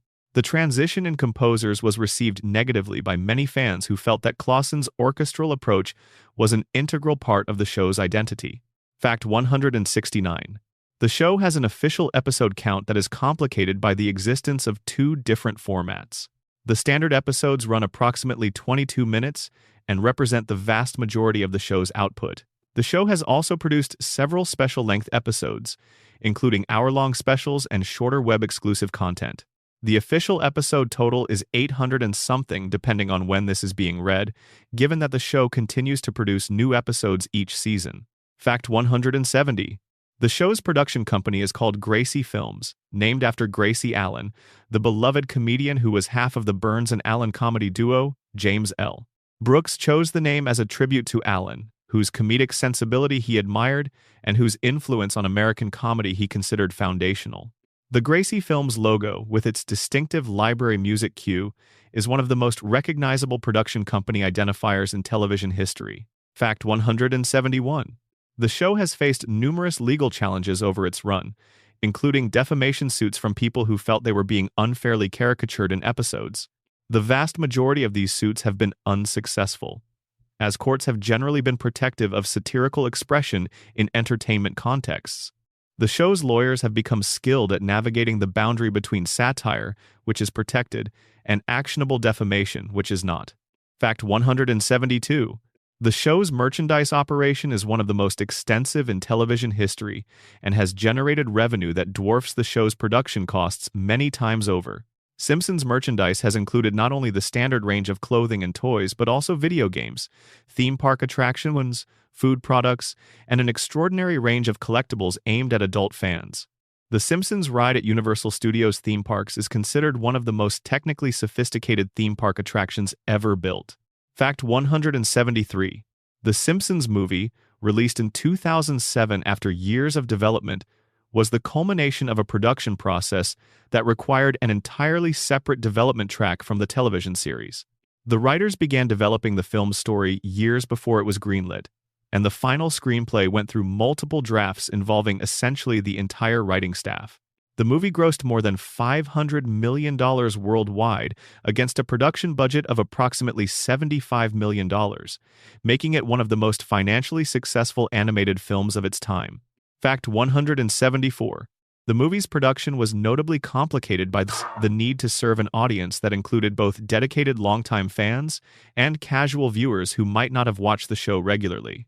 The film needed to be accessible to someone who had never seen an episode while also being satisfying to someone who had seen every episode multiple times. The balance was achieved through a story that foregrounded the family's core relationships and dynamics while spectacularizing the premise in ways that required the larger canvas of a feature film to fully execute. Fact 175. Several writers who worked on the film described the experience as the most intense creative pressure they had ever faced. The show's television episodes are produced under significant time pressure, but the financial stakes of a theatrical release created a different kind of scrutiny. Every joke in the film was subject to more rounds of testing and revision than any television episode could accommodate, and the writing process consumed most of the available attention of the show's top creative talent for a period of several years. Fact 176. The show's relationship with Fox, the network that has broadcast it for its entire run, has been complicated at various points but has never broken down to the point of actual cancellation. Fox has threatened cancellation during contract negotiations on multiple occasions, and the show's producers have on similar occasions threatened to take the show elsewhere. These threats have always resolved in renegotiated agreements, largely because both parties understand that The Simpsons remains one of Fox's most valuable assets even at its reduced modern ratings levels. Fact 177.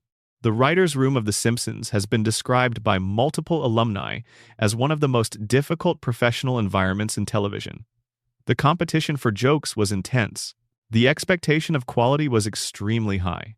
Writers who were not producing strong material were made aware of this through a feedback process that was direct to the point of being uncomfortable. Several writers have described periods of intense anxiety during their time on the show, followed by the recognition that the pressure they experienced was part of what made the work as good as it was. Fact 178. The show has employed numerous women writers over its run, though the gender balance in the writer's room has not always reflected the show's overall viewership. Several female writers have made significant contributions to episodes that are considered among the show's best, and the show has at various points made deliberate efforts to improve its gender balance in the creative staff. The question of how well the show depicts its female characters, particularly in later seasons, has been a recurring subject of critical discussion. Fact 179.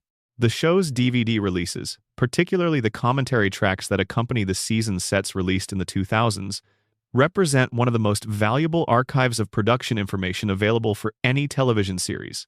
The commentaries feature the writers, directors, and cast speaking at length about their memories of particular episodes, the creative decisions behind specific scenes, and the broader context of the show's production during each period. They are essentially book-length oral histories of the show's golden age packed into audio form. Fact 180.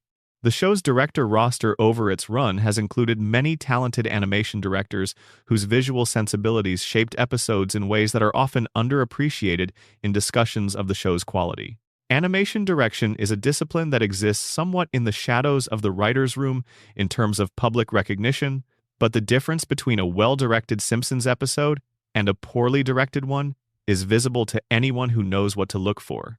Timing, staging, the visual rhythm of a scene, all of these are directorial choices that can make or break a joke that the script delivered in perfectly workable form. The Treehouse of Horror universe. Every October, since Season 2, The Simpsons has set aside one episode to become something other than itself. The Treehouse of Horror episodes are the show's annual Halloween anthology, 3 short horror and science fiction stories per episode, completely disconnected from the show's continuity and free to do things that the regular canon would never permit. Characters die. Reality dissolves. The rules of Springfield are suspended.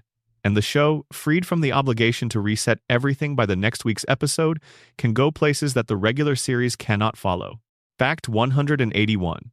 The first Treehouse of Horror aired in Season 2 in 1990 and established the format that all subsequent installments would follow. 3 short stories, introduced by a framing device, each drawing on horror or science fiction source material and refracted through Springfield's characters. The first 3 segments paid homage to an anthology of ghost stories told around a campfire, the Edgar Allan Poe poem The Raven, and a haunted house story. The tone was somewhat softer than later installments, still finding its footing for what this annual departure could be. Fact 182.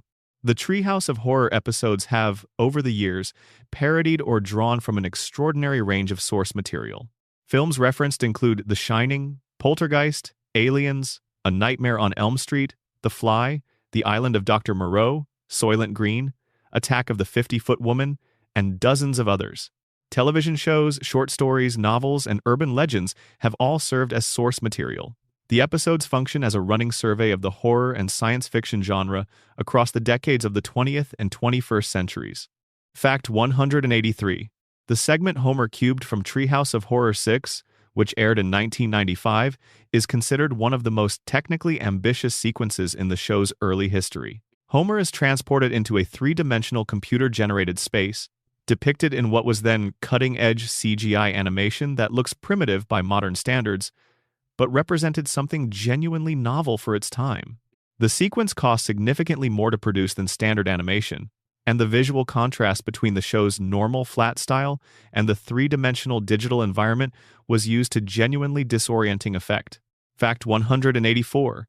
The Treehouse of Horror segment King Size Homer from Season 7, which imagines Homer intentionally gaining weight to qualify for disability status and work from home, contains one of the show's most quoted exchanges. The segment is remarkable for being one of the few Treehouse entries that doesn't require horror or science fiction framing to be disturbing. The horror of a man who deliberately makes himself ill to avoid accountability is, on reflection, not very fictional at all. Fact 185. The Treehouse of Horror episodes maintain their own internal continuity to a modest degree, with certain recurring characters and scenarios appearing across multiple years. The show's aliens, Kang and Kodos, are almost exclusively Treehouse characters who have appeared in nearly every Halloween episode since the first one. They are voiced by Harry Shearer and Dan Castellaneta and have developed from straightforward science fiction menaces into a kind of ongoing commentary on American political culture, particularly in the segments that focus on presidential elections. Fact 186. The Kang and Kodos election segment from Treehouse of Horror 7, in which the 2 aliens replace Bob Dole and Bill Clinton during the 1996 presidential campaign, is frequently cited as one of the sharpest pieces of political satire the show has produced. Its thesis, that the American political system presents voters with a binary choice between 2 options, neither of which represents their actual interests, and that voting third party is treated as a wasted vote, is delivered with a bluntness that the show's regular political satire rarely achieves because the Treehouse episodes are exempt from the usual requirement of appearing balanced. Fact 187. Bart's death and the death of other regular characters is something the Treehouse episodes explore with a freedom the regular show cannot access. Bart has died in Treehouse segments in ways ranging from poignant to farcical, and the show has used these deaths to explore aspects of Bart's character, particularly his relationship with his family, that the continuity-bound regular episodes cannot reach. The knowledge that none of it counts is precisely what allows these moments to be honest about things the show would otherwise have to handle more cautiously. Fact 188. The Treehouse of Horror segments have occasionally crossed the line from playful darkness into genuinely disturbing territory, and these moments are remembered long after the simpler parody segments have faded. The segment Citizen Kang manages to be both silly and nihilistic. The segment The Devil and Homer Simpson, in which Homer sells his soul for a donut, is both funny and unexpectedly touching. The segment It's the Grand Pumpkin, Milhouse, manages to be strange enough that it feels like a genuine provocation rather than a comfortable parody. Fact 189. The production timeline for Treehouse of Horror episodes has occasionally created problems because the show's long lead time means that Halloween episodes need to be written and produced in spring, months before the holiday they celebrate. Writers working on Halloween content in March, while the California sun shines outside the office, have described this temporal disconnect as one of the odder aspects of working on the show. The holiday atmosphere has to be conjured in the imagination rather than absorbed from the environment. Fact 190. The framing devices for Treehouse episodes have evolved significantly over the show's run. Early installments used the Simpson family telling stories around a campfire or a cemetery setting with the characters as gravestones. Later installments have grown more elaborate and occasionally absurdist in their framing, with the show feeling licensed to experiment with the format itself rather than simply delivering three disconnected stories wrapped in any convenient container. Fact 191. The Treehouse episodes are exempt from the FCC decency standards that govern the regular series in certain respects, not because Halloween content is legally excluded from regulation, but because the network has historically allowed slightly more latitude in the Treehouse context, given the genre expectations that audiences bring to horror anthology content. This has allowed the show to include violence that would be unusual in a regular episode and to explore darker story outcomes with less restriction. Fact 192. Academic analysis of the Treehouse episodes has focused particularly on what they reveal about the show's relationship to genre. The horror and science fiction genres that the Treehouse parodies are, in their serious forms, genres that engage with fundamental human anxieties about death, transformation, the unknown, and the loss of identity.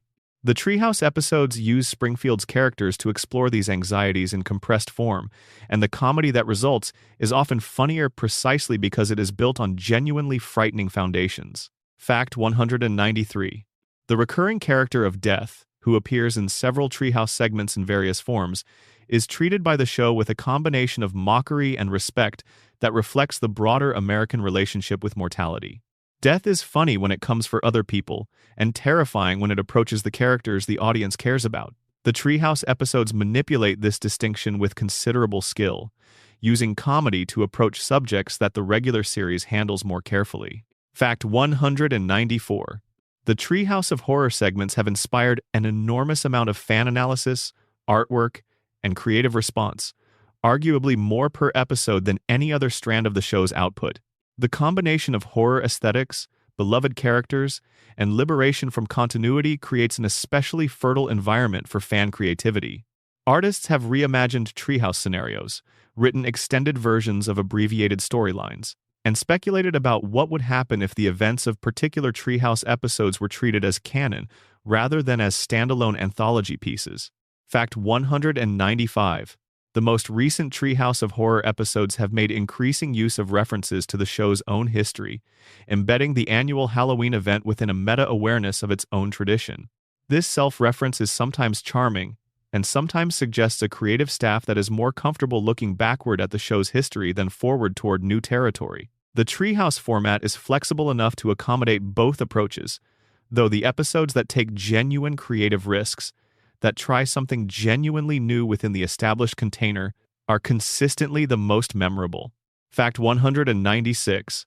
Guest directors have been brought in to direct Treehouse episodes on several occasions, most notably in the cases where the show wanted to invoke the visual language of specific horror filmmakers.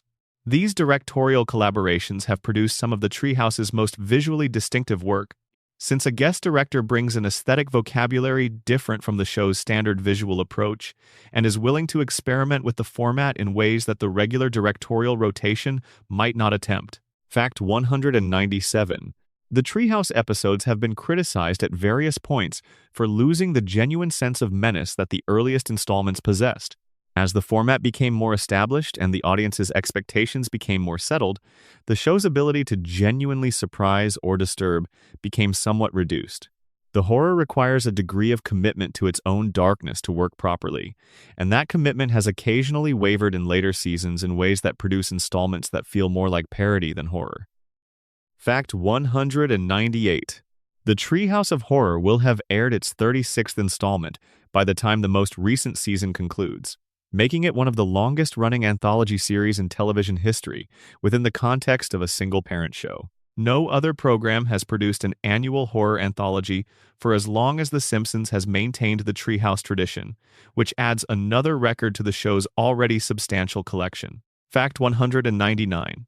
The Treehouse segments that have aged best are almost unanimously the ones that use the horror framework to explore something genuine about the characters or their world, rather than simply delivering a competent genre parody.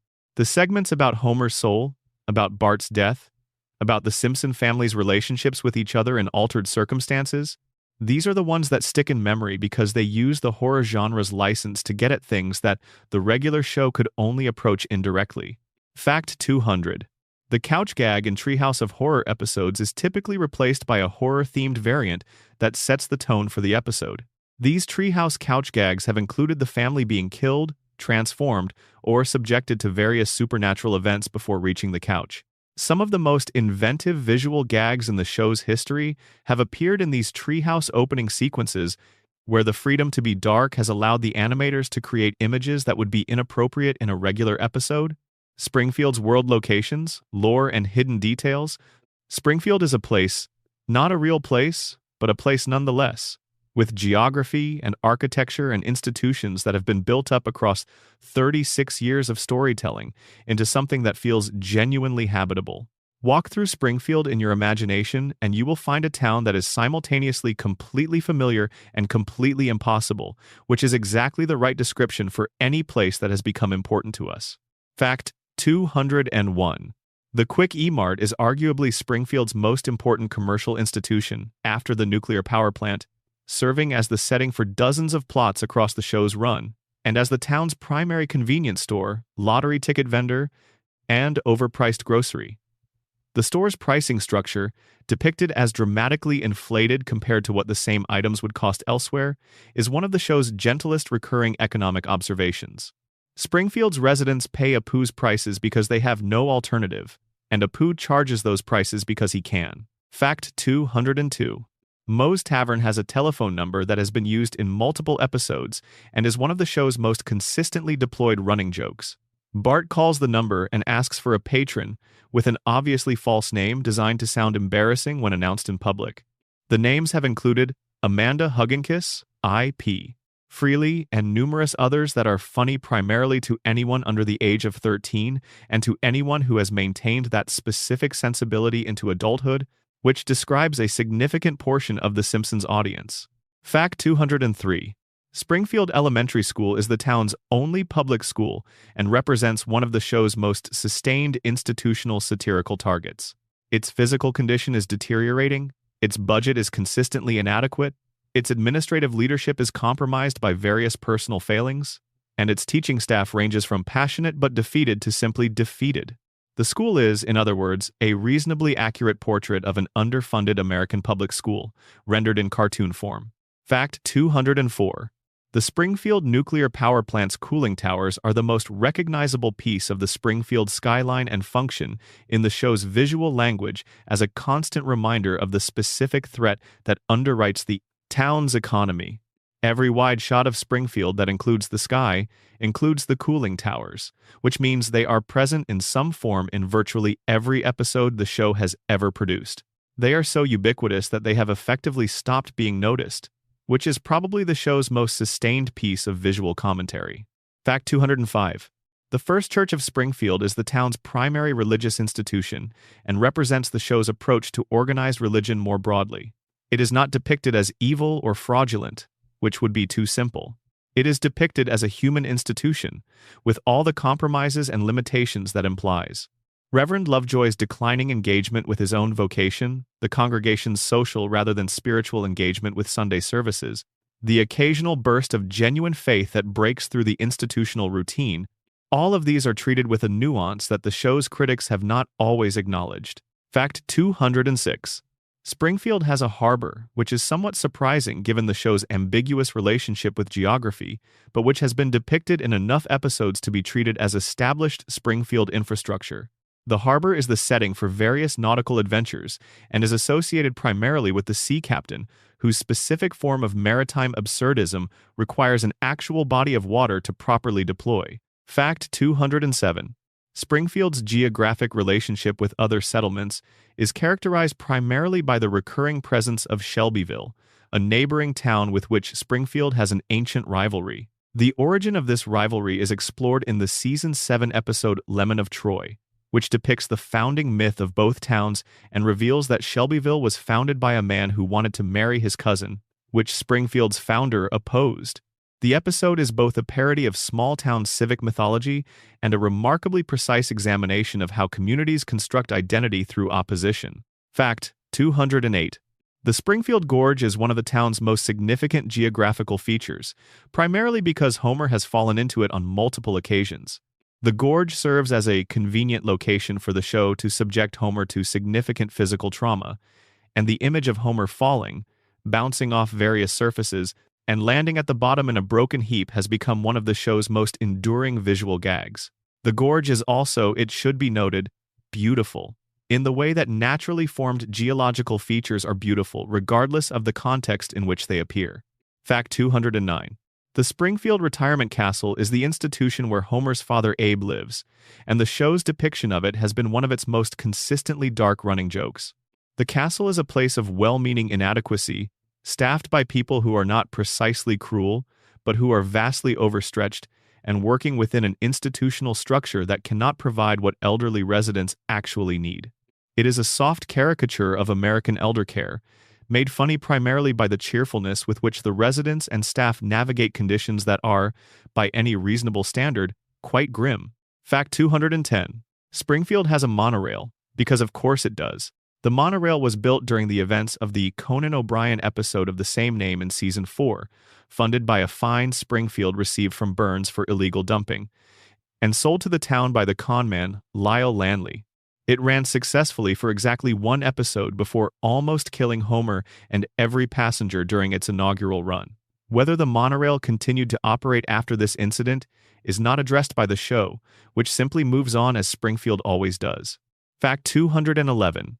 The Springfield sign, a billboard that welcomes visitors to the town, has been depicted with various slogans across episodes that collectively constitute a kind of ongoing dark comedy about the town's self-image. Welcome to Springfield. City of the Future is one version. A version that has been altered by vandals to say something less welcoming appears in several episodes.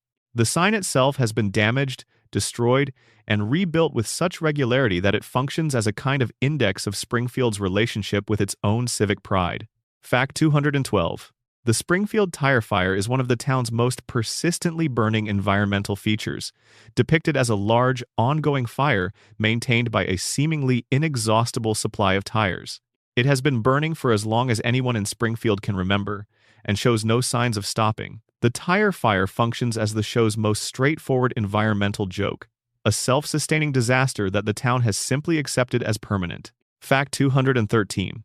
The Android's Dungeon and Baseball Card Shop, operated by Comic Book Guy, is one of Springfield's most vividly characterized commercial establishments. Its interior is depicted in loving detail, with shelves of comic books, action figures, and collectibles creating an environment that fans of these things will recognize instantly and non-fans will find baffling.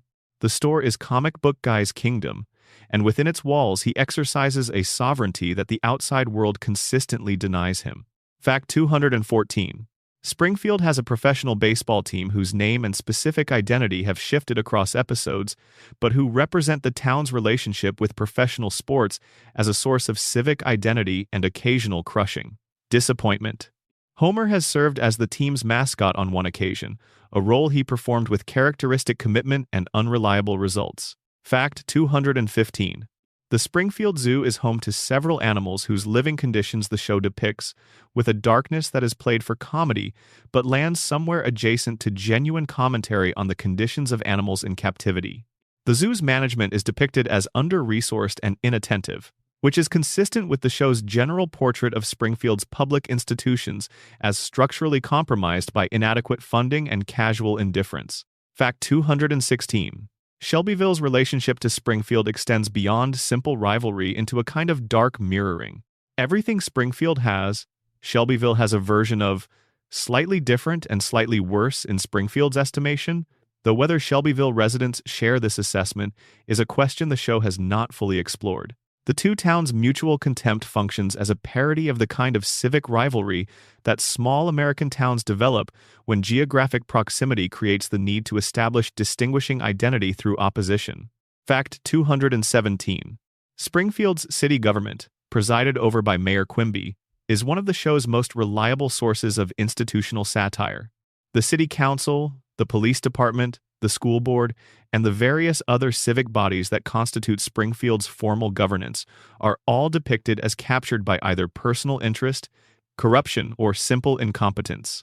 The gap between what these institutions claim to provide and what they actually deliver is treated as one of Springfield's most permanent features, as fixed as the tire fire and about as useful. Fact 218.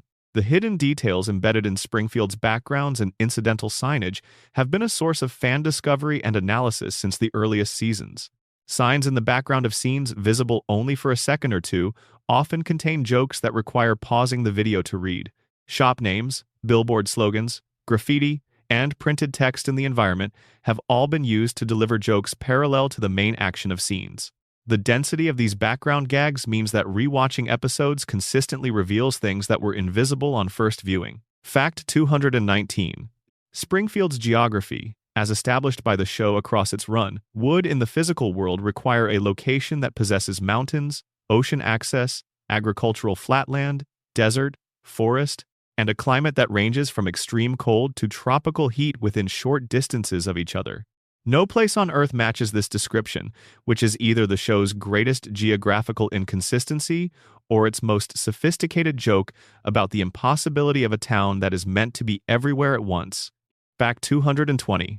The number 742, which is the Simpsons family's house number on Evergreen Terrace, was chosen without any specific significance attached to it. Groening has confirmed that no hidden meaning was intended. However, the number has since become so associated with the show that it has taken on a meaning through repetition. 742 Evergreen Terrace is one of the most famous addresses in fiction, recognized by millions of people who have never thought about why it is those particular numbers. The predictions, controversies, and cultural impact. The Simpsons has existed for long enough that it has become part of the culture it originally set out to observe. It shaped a generation's sense of humor, contributed words and phrases to the language, and influenced the direction of American comedy in ways that are still being felt in everything produced after it. It is no longer simply a television show. It is an institution. Fact 221. The Trump prediction, depicted in the season 11 episode Bart to the Future from the year 2000, showed Lisa inheriting enormous national debt from her predecessor who was identified as President Trump. The episode aired 16 years before the 2016 election. The writers have been consistent in explaining that the joke was based on observable trends in American celebrity culture and politics, rather than any supernatural foresight. Trump had been publicly discussing potential presidential runs since 1987. Fact 222. The Higgs boson equation that appeared on a blackboard in a season 10 episode was written by Simon Singh, a mathematician and author who worked as a consultant on the show. The equation, visible for only a few seconds, was constructed to actually predict a mass for the Higgs boson particle that was, when the particle was experimentally confirmed in 2012, remarkably close to the observed value. Singh has called it a complete coincidence that nonetheless demonstrates how seriously the show took the details it put on screen, even in backgrounds. Fact 223. The smartwatch depicted in the season 6 episode Lisa's Wedding, which aired in 1995 and portrayed the year 2010, showed a wristwatch-mounted communication device that could receive and display text. This was 14 years before Apple introduced the Apple Watch in 2014. The writers have said they were simply imagining a logical extension of existing technology trends, rather than predicting a specific product, but the visual similarity between the fictional device and the actual Apple Watch is striking enough to have been widely circulated. Fact 224. The Disney acquisition of Fox was joked about in the season 10 episode When You Dish Upon a Star, which aired in 1998 and depicted a Fox network logo with the tagline, "A division of Walt Disney Co." Fox was actually acquired by Disney in 2019, 21 years after the joke. Media consolidation was an accelerating trend that was visible to anyone paying attention in the late 1990s, and the joke was based on observing that trend rather than somehow anticipating a specific transaction that would not occur for more than 2 decades. Fact 225. Cypress Hill's collaboration with the London Symphony Orchestra, joked about in a 1996 episode, actually occurred in 2024, when Cypress Hill performed at the Royal Albert Hall with the London Symphony Orchestra. The gap between the joke and the reality was 28 years.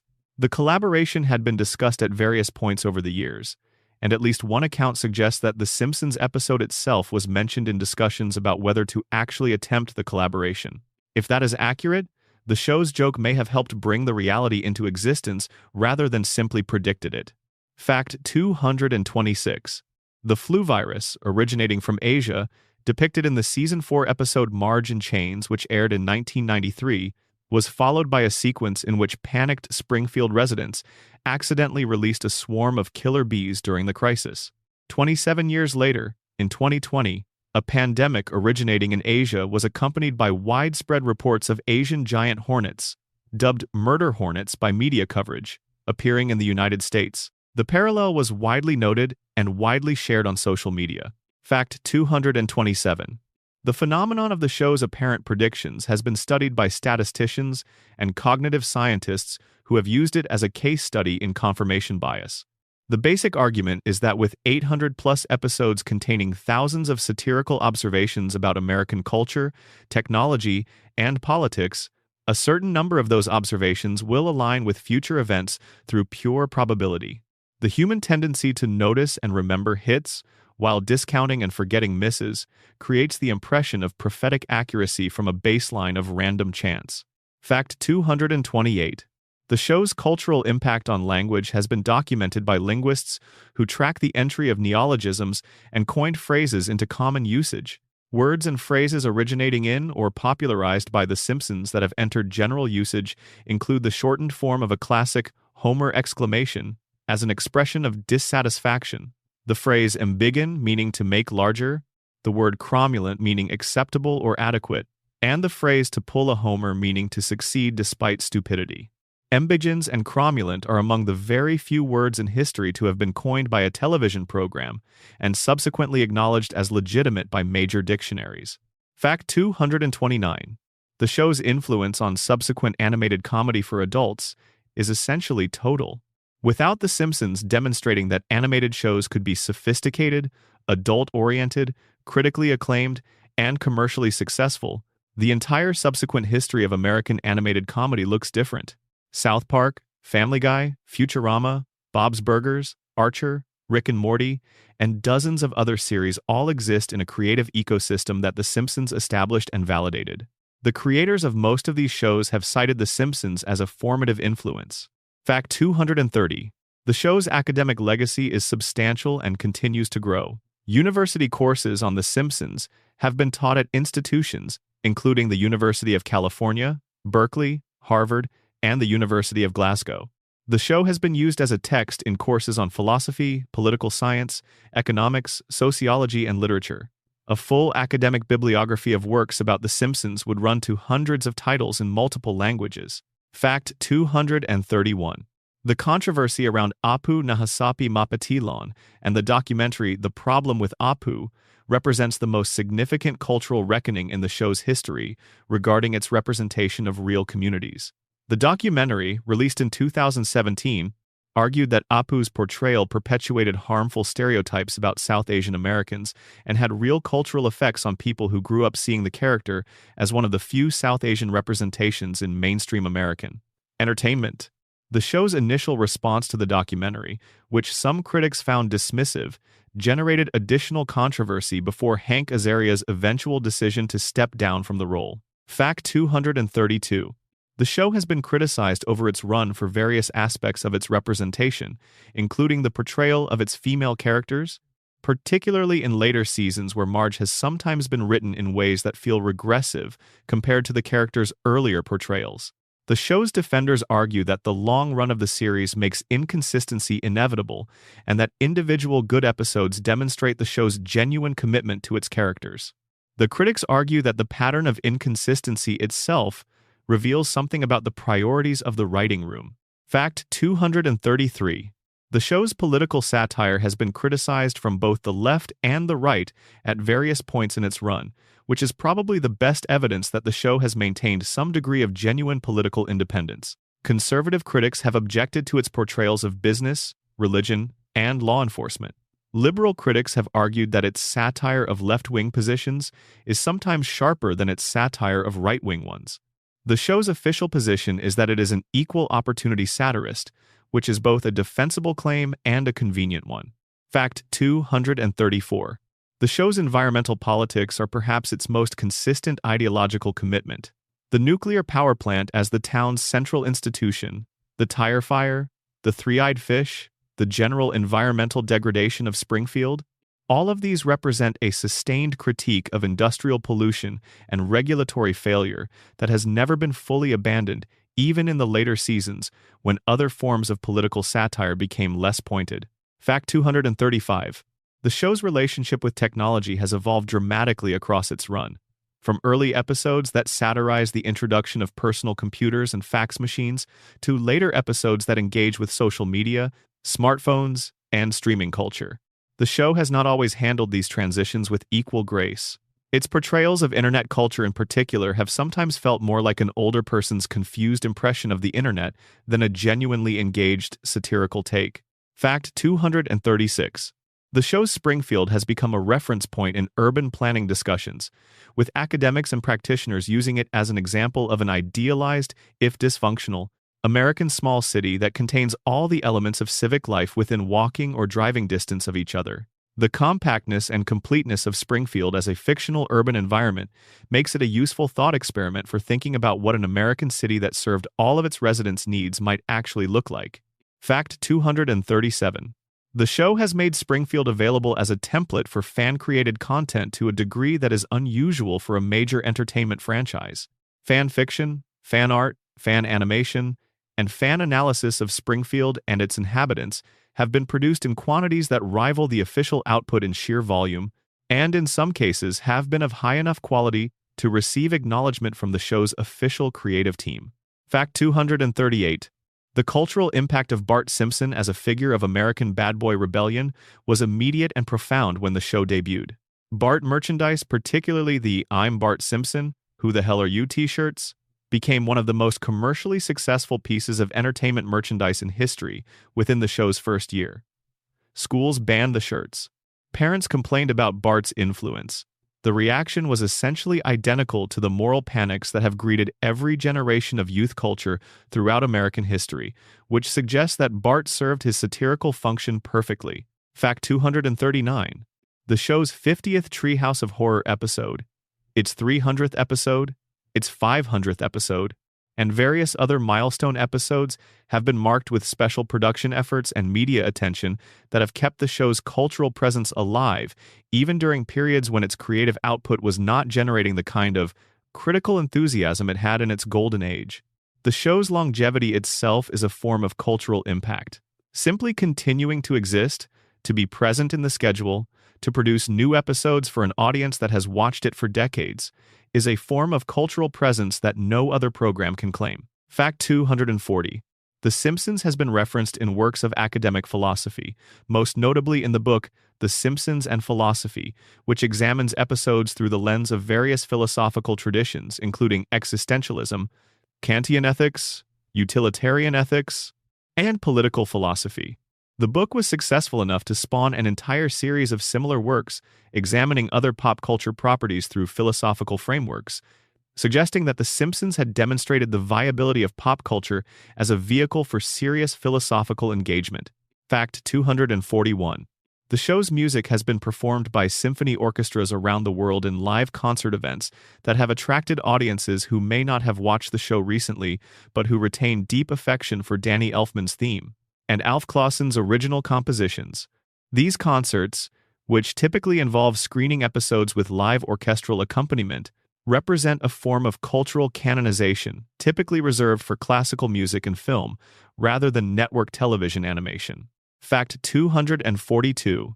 The Simpsons has served as the setting for genuine academic career-launching work for scholars in fields ranging from media studies to anthropology to political science. The volume and diversity of academic work published about the show is evidence of how seriously intellectual communities have taken it as a cultural artifact. The show is studied not only as entertainment but as a primary source for understanding American culture during the specific historical period it has inhabited. Fact 243. The show has inspired fan pilgrimages to locations associated with The Simpsons' production history, including Matt Groening's hometown of Portland, Oregon, which has been identified by some fan communities as a possible primary inspiration for Springfield's geography. The town of Springfield, Oregon itself has leaned into its potential connection to the show in various ways over the years, most directly when it hosted the world premiere of The Simpsons movie in 2007. Fact 244. The show's Halloween-specific merchandise, produced annually in connection with Treehouse of Horror releases, has become one of the most collectible streams of official Simpsons merchandise. Treehouse-specific items are produced in limited quantities and appeal to collectors who are interested in the specific aesthetic of the Treehouse episodes rather than the show's regular visual style. The market for this merchandise is global and has remained active for decades. Fact 245. The cultural impact of the show's early seasons on comedians who grew up watching it during the 1990s has been extensively documented through interviews and biographical accounts. Many comedians working today cite specific Simpsons episodes as formative influences on their comedic sensibilities, their timing, their willingness to blend comedy with genuine emotion, and their understanding of what a joke can do beyond simply being funny. The show functioned as a comedic education for an entire generation. Fact 246. The show's relationship with religion has attracted attention from theologians and religion scholars who consider it one of the most sustained popular culture engagements with questions of faith, institutional religion, and religious experience in American entertainment history. The show's treatment of Ned Flanders, Reverend Lovejoy, and the question of Homer's intermittent faith has been analyzed in theology departments with the same seriousness applied to works of explicitly religious literature. Fact 247. The show has been the subject of a significant body of fan theory work that has reached the level of cultural phenomena in their own right. The Homer coma theory, the radiation mutation theory, and the various Who Shot Mr. Burns alternate theories have all achieved a level of public recognition that extends beyond typical fan community discourse into general cultural conversation. The show's producers have been forced to address these theories publicly, which is itself remarkable evidence of the theory's cultural reach. Fact 248. The show's economic impact on Fox as a network over its run has been estimated in the billions of dollars when advertising revenue, merchandise licensing, syndication fees, and streaming rights are aggregated. The Simpsons is one of the most valuable entertainment properties in the world, and its commercial success has subsidized Fox's willingness to take creative risks with other programming in ways that have shaped the broader landscape of American television. Fact 249. The show's characters have been depicted on postage stamps in several countries, including the United States, which issued a set of Simpsons stamps in 2009 to celebrate the show's 20th anniversary. The inclusion of fictional characters on official government postage is a form of cultural recognition that is typically reserved for figures of historical significance, which says something about the cultural weight the show had accumulated within 2 decades of its premiere. Fact 250. The show's most enduring cultural legacy may be its demonstration that animation could be a medium for genuinely sophisticated adult storytelling rather than simply a delivery mechanism for children's entertainment. Before The Simpsons, the received wisdom in American television was that animated programming was children's programming. After The Simpsons, that equation was permanently disrupted, and the subsequent history of American animation, from Beavis and Butthead to BoJack Horseman to Rick and Morty, exists in a world that The Simpsons made possible. Fact 251. The writers who contributed to the show during its golden age have, in the decades since leaving the show, consistently spoken about their time on it as the professional pinnacle of their careers. Given that many of these writers went on to create their own critically acclaimed series, this is a striking testimony. Working on The Simpsons at its peak was, by the accounts of the people who did it, one of the best jobs in television history. Fact 252.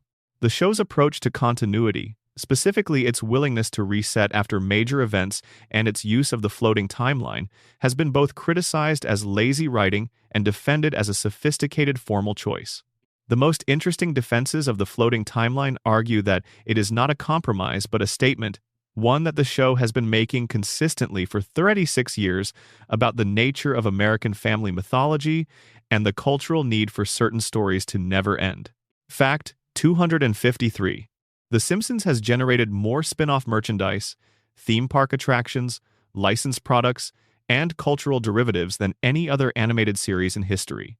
The scope of the show's commercial presence, from Simpsons-themed slot machines in Las Vegas to a dedicated area of Universal Studios theme parks to officially licensed hot sauce made in Springfield style, represents an economic ecosystem that would be remarkable for any entertainment property. Fact 254. The show's approach to celebrity guest appearances, which began as a relatively serious affair in which guests were integrated into stories, evolved into a more self-aware convention, in which guests often played versions of themselves visiting Springfield for specific narrative reasons. This evolution reflected the show's growing awareness of its own fame and the nature of celebrity culture more broadly, but it also changed the texture of the appearances in ways that fans have found variously charming and disappointing. Fact 255. The show's final episode, when it eventually comes, will be one of the most watched television events in American history regardless of when it occurs. The network of affection, nostalgia, and cultural connection that has built up around the show across 36 years virtually guarantees that the conclusion of its run will be treated as a cultural moment comparable to the finales of MASH, Seinfeld, and Friends. How the show will choose to end the story it has been telling since 1989 is a question that has already generated significant fan speculation. Fact 256. The show's influence on how Americans talk about and understand their own families has been significant in ways that are difficult to quantify but easy to observe. The language and imagery of The Simpsons have become part of how Americans describe family dynamics, intergenerational relationships, the tension between individual ambition and family obligation, and the specific combination of love and exasperation that characterizes most long-term family relationships. The show did not invent these dynamics, but it gave them a vocabulary that stuck. Fact 257. Springfield as a cultural concept has been cited in political speeches, academic lectures, advertising campaigns, news reports, and casual conversation with a frequency that reflects the depth of its embedding in American cultural consciousness. When a politician refers to Main Street America, they are invoking a category of imaginary American community of which Springfield is now the most famous example. The show has effectively displaced Disneyland's Main Street USA as the primary fictional American town in the collective imagination. Fact 258. The show's opening sequence music, played in full at the beginning of every episode, has been heard by a cumulative audience of billions of people across the show's run. If you added up every person who has heard Danny Elfman's theme in its standard context as the opening of a Simpsons episode, the number would exceed the population of several continents. It is not an exaggeration to say that it is one of the most frequently heard pieces of music ever composed.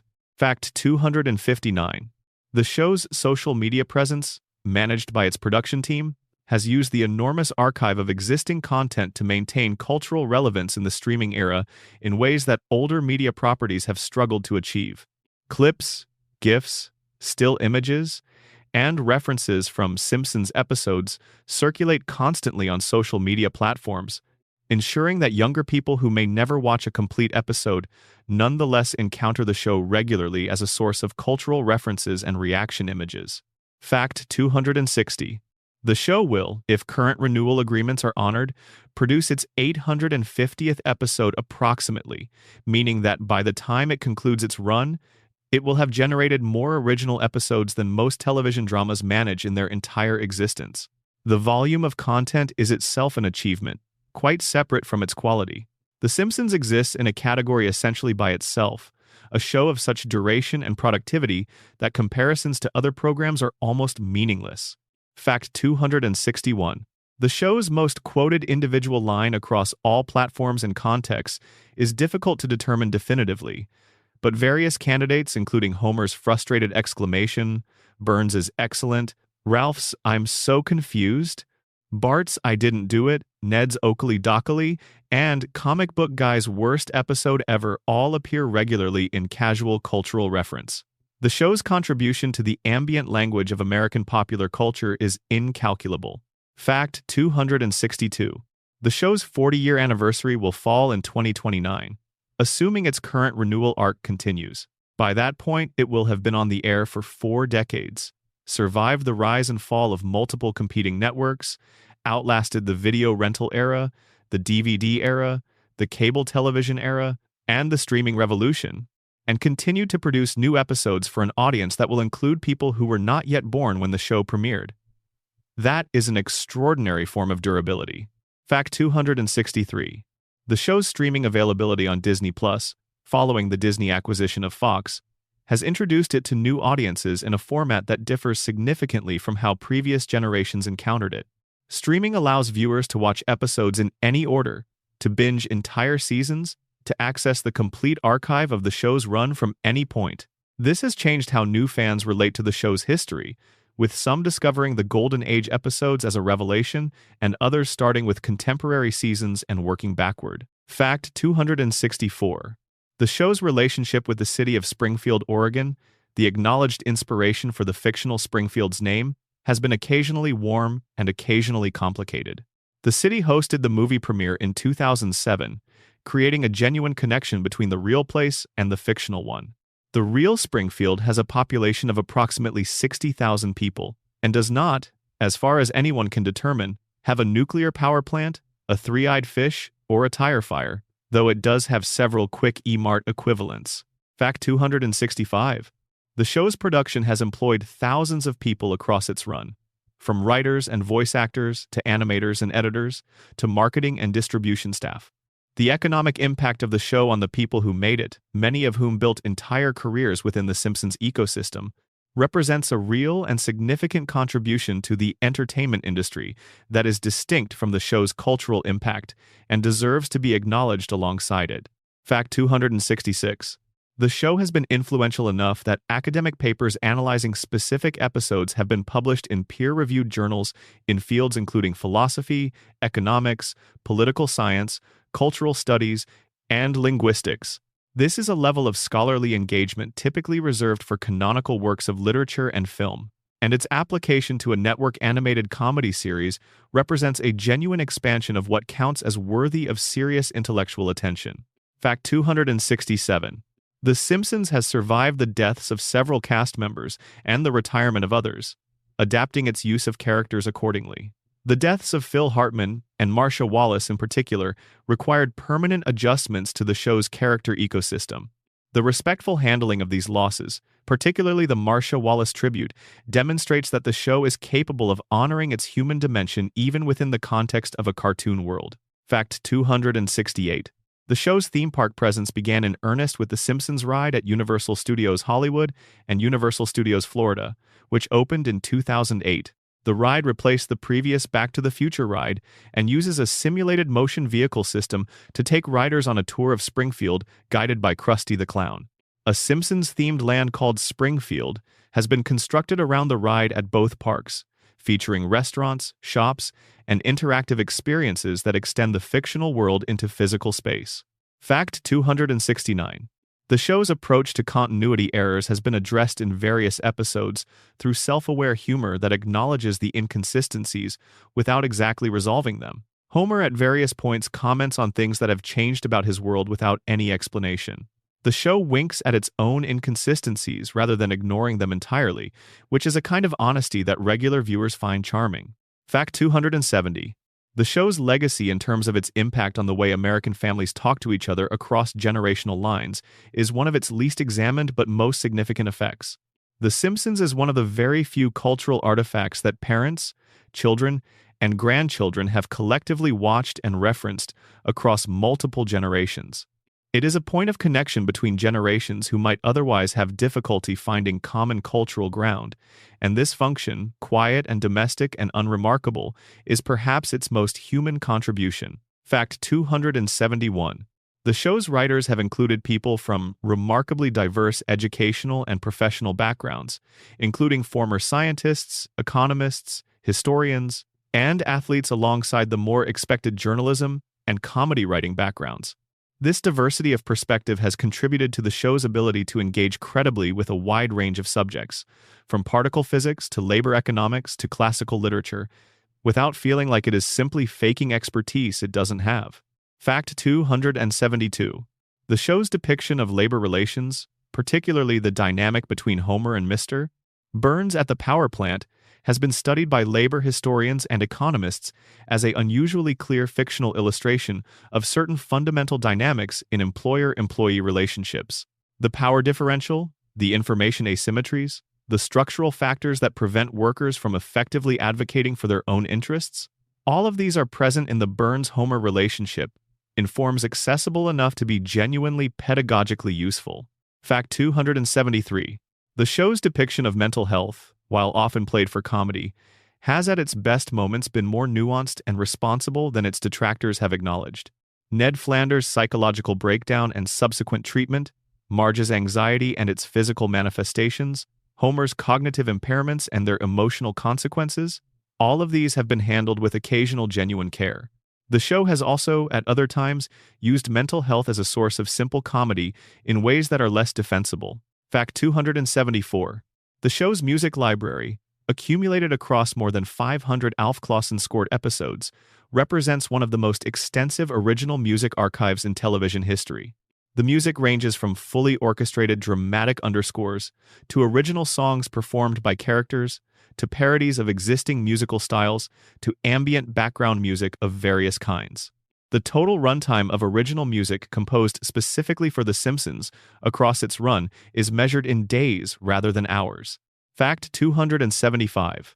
The show's ability to attract prestigious guest stars, even in later seasons when its cultural currency was lower than it had been at its peak, reflects the depth of affection that people across the entertainment industry maintain for it.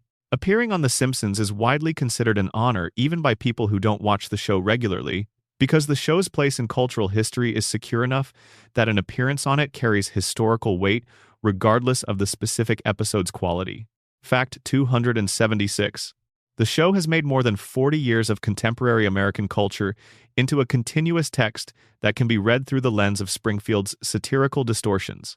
Looking back through the show's episode archive is a way of looking back through 4 decades of American politics, economics, technology, and culture, refracted through the specific sensibility of whoever was writing the show during any given period. The archive is a historical document as well as an entertainment product. Fact 277. The show's approach to the passage of real time within its floating timeline has produced some of the most elaborate fan discussions of any television show's internal logic. Fans have constructed detailed analyses of Springfield's temporal structure, proposing various theoretical frameworks for how the timeline works and what its inconsistencies reveal about the show's deepest assumptions. These analyses have been sophisticated enough to attract responses from the show's actual writers and producers. Fact 278. The show has been cited by television historians as the program that demonstrated to the American broadcast networks that audiences would follow smart, sophisticated content across years of engagement without requiring the kind of dramatic story resolution that had previously been considered essential for sustaining viewer loyalty. The Simpsons' success with a format built on character and world, rather than plot arc, created space for the entire subsequent era of long-form character-driven television comedy. Fact 279. The show's capacity to generate discussion, analysis, theorizing, and creative response in its audience has not diminished with age in the way that most entertainment products' engagement-generating capacity diminishes. 36 years after its premiere, people are still writing about it, arguing about it, discovering things in it they hadn't noticed before, and using it as a framework for understanding things about American culture. This durability of engagement is perhaps the most remarkable thing about it. Fact 280. The Simpsons is not finished. It is still producing episodes. It is still generating new stories about a family it has been telling stories about for nearly 4 decades. Whether those stories are as good as the ones it told in its golden age is a question that admits no single answer. But the stories are still being told, and the family is still there, in the same house, on the same street, in the same town that cannot be found on any map, waiting for another Sunday at 8 o'clock, another couch gag, another adventure that will reset by next week, as it always has and as it always will, until the day the loop finally stops. Fact 281. The word embiggen was first used in the show in a 1996 episode in which a new student at Springfield Elementary is from a town whose motto is, "A noble spirit embiggens the smallest man." When Edna Krabappel remarks that she never heard the word embiggen before she moved to Springfield, her colleague Hoover responds that it is a perfectly cromulent word. Both embiggen and cromulent were coinages of writer David Cohen, and both have subsequently been accepted into major dictionaries as legitimate English words. They are the most successful vocabulary contributions any American television comedy has made to the living language. Fact 282. The show's depiction of the American dream is one of its most complex and most American qualities. Homer Simpson is a man of limited means and modest accomplishment who nonetheless lives in a house, feeds his family, and experiences moments of genuine joy, love, and belonging. Whether his life represents the American dream or its critique is a question the show never quite answers, because the honest answer is that it is both simultaneously, which is probably the most accurate description of the American dream itself. Fact 283. The show has made specific contributions to the tradition of the celebrity cameo that have been studied as examples of the form. The best Simpsons cameos, including Leonard Nimoy's appearance as himself in the Marge verses, the monorail episode, Albert Brooks's multiple appearances, and Elizabeth Taylor's single word as Maggie, are celebrated not simply because famous people appeared, but because the appearances were integrated into the show's storytelling with genuine care and purpose. Fact 284.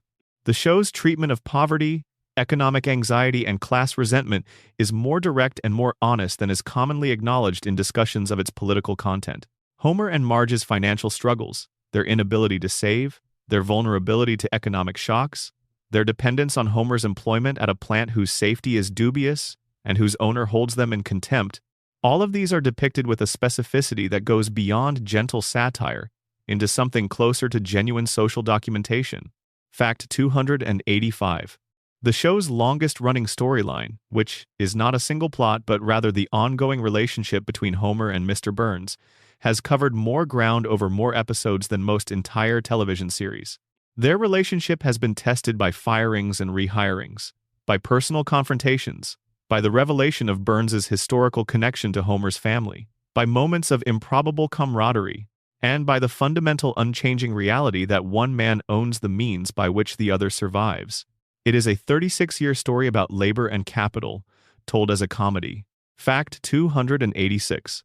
The show's approach to education, visible primarily through Springfield Elementary and Lisa's relationship with learning, has been cited by education researchers as one of the few prominent popular culture depictions of the specific experience of being a gifted student in an environment not designed to serve gifted students.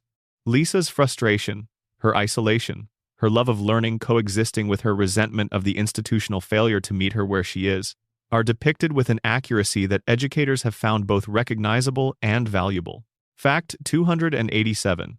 The show has made substantial use of flashback episodes, which serve the dual purpose of providing character backstory and allowing the writers to parody specific historical eras and their cultural artifacts.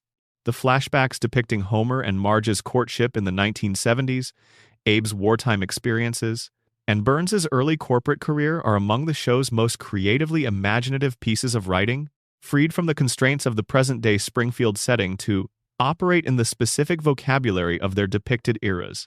Fact 288. The show's production design, responsible for the visual consistency of Springfield's architecture, character design, and general aesthetic, has been maintained with remarkable stability across the show's run. The visual language of The Simpsons established in the early seasons has been remarkably durable, adapting only where necessary to accommodate higher definition production values without losing the essential visual identity that makes the show immediately recognizable. Fact 289. The show has addressed addiction and substance dependency, both through Homer's complicated relationship with alcohol and through the extended treatment of Barney's alcoholism. These depictions have been generally praised for treating the subject with more honesty and nuance than the show's comedic context might have seemed to permit. The show has also addressed prescription drug dependency, addiction to gambling, and various other forms of compulsive behavior with similar care. Fact 290. The show's relationship to American masculinity, expressed primarily through Homer, has been analyzed extensively in academic gender studies. Homer represents a specific archetype of American manhood: physically large, emotionally immature, intermittently loving, consistently failing in conventionally masculine terms while succeeding in others, that has been productively contrasted with both idealized and stereotypical depictions of American men in other popular culture contexts. Fact 291. The show has depicted the experience of immigration to the United States through characters like Apu, whose franchise relationship with the Quick E-Mart corporate structure has been read as a metaphor for the specific economic vulnerabilities of immigrant entrepreneurs in American capitalism. The analysis of the show's immigration content has become more complex in the wake of the Apu controversy, as scholars have attempted to distinguish between the show's structural critique of immigrant economic conditions and the representational problems in how those critiques were embedded in a character voiced by a non-South Asian actor. Fact 292. The show's music episodes, in which characters perform original songs written specifically for the show, have produced some of its most memorable and technically accomplished creative work. Monorail, from the Marge Verses. The Monorail episode is a genuine piece of musical theater craft. Sibling Rivalry, the Springfield musical ensemble productions that appear in various episodes, and Homer's brief musical career storylines have all produced songs that fans continue to quote and perform decades after their initial broadcast. Fact 293. The show has made specific contributions to the tradition of long-form storytelling in American animation by demonstrating that animated characters can sustain audience investment over decades without requiring the kind of dramatic character transformation that live-action drama typically uses to maintain narrative momentum. The Simpsons characters remain engaging not because they change, but because their essential natures are complex enough to generate new stories indefinitely within established parameters. Fact 294.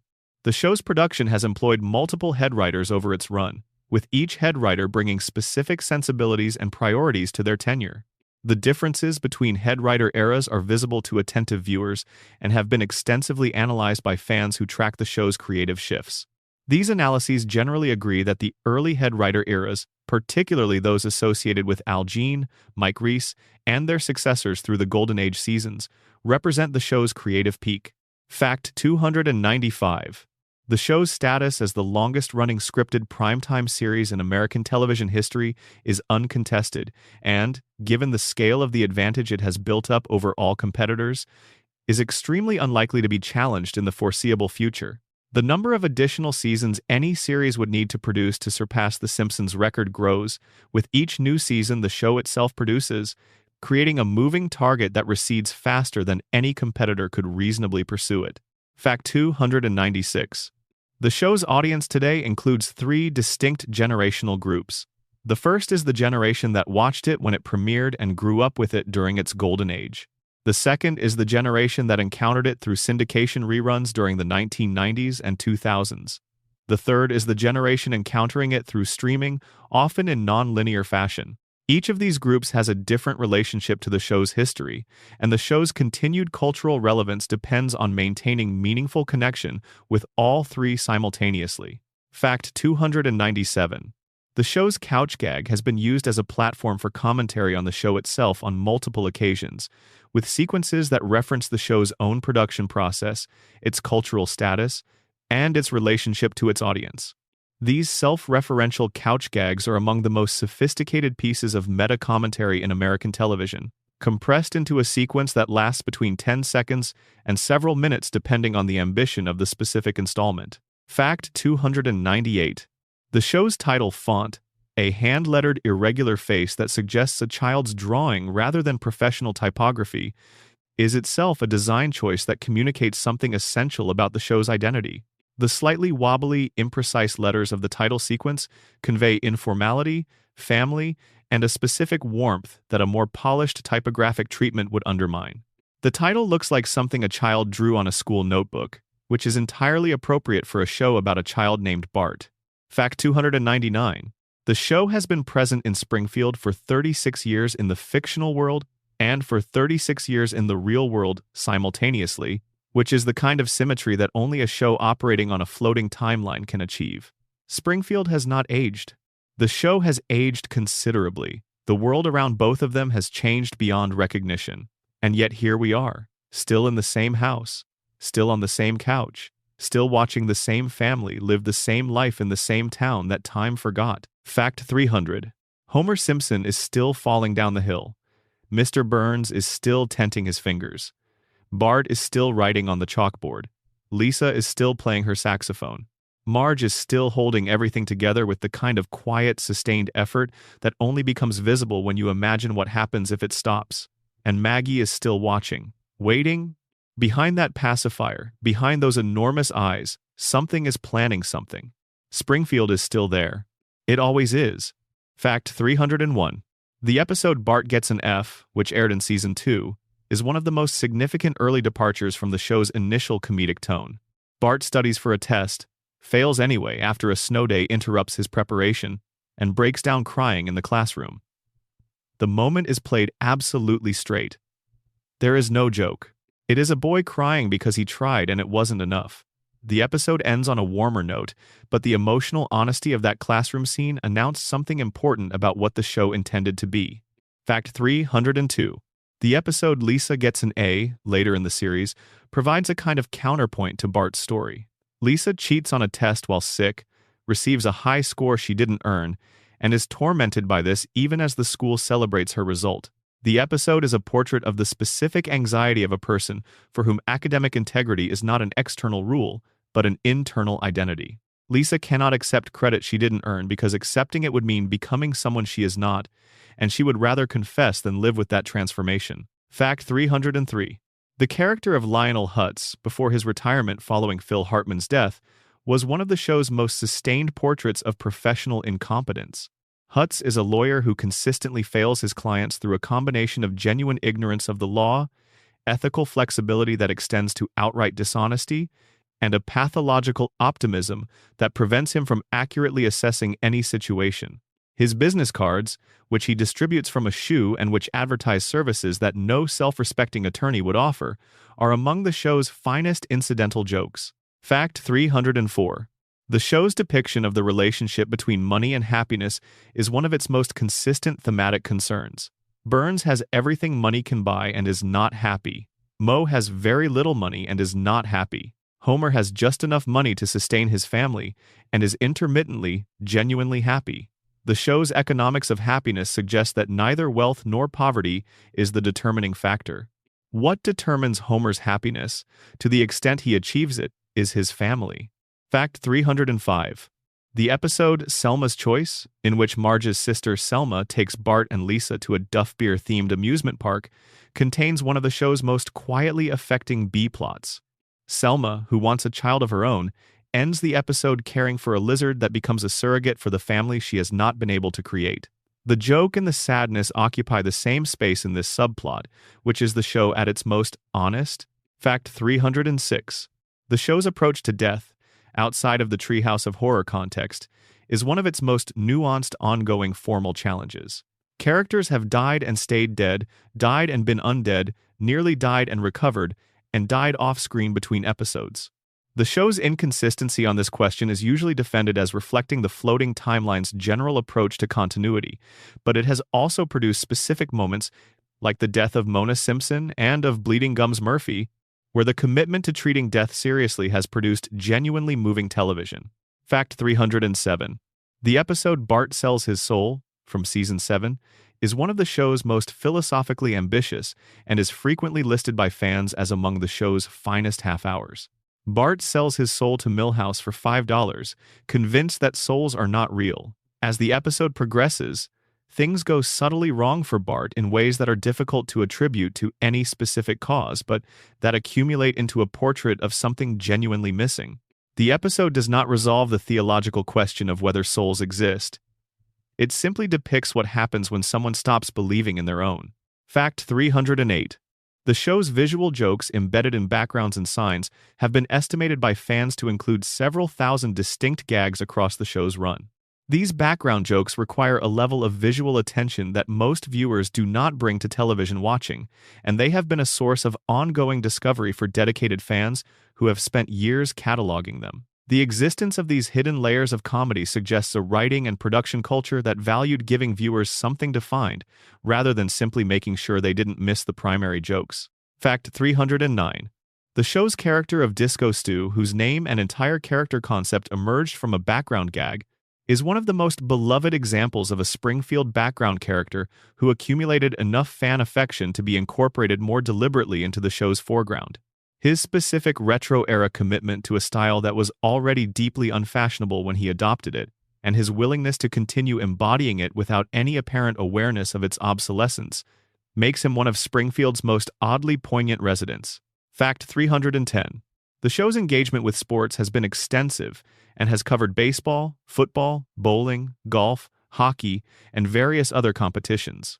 Homer's relationship with sports, typically characterized by devoted fandom that is intermittently transformed into active participation through whichever plot the episode requires, has provided some of the show's funniest single sequences and some of its most reliable structures for character comedy. Fact 311.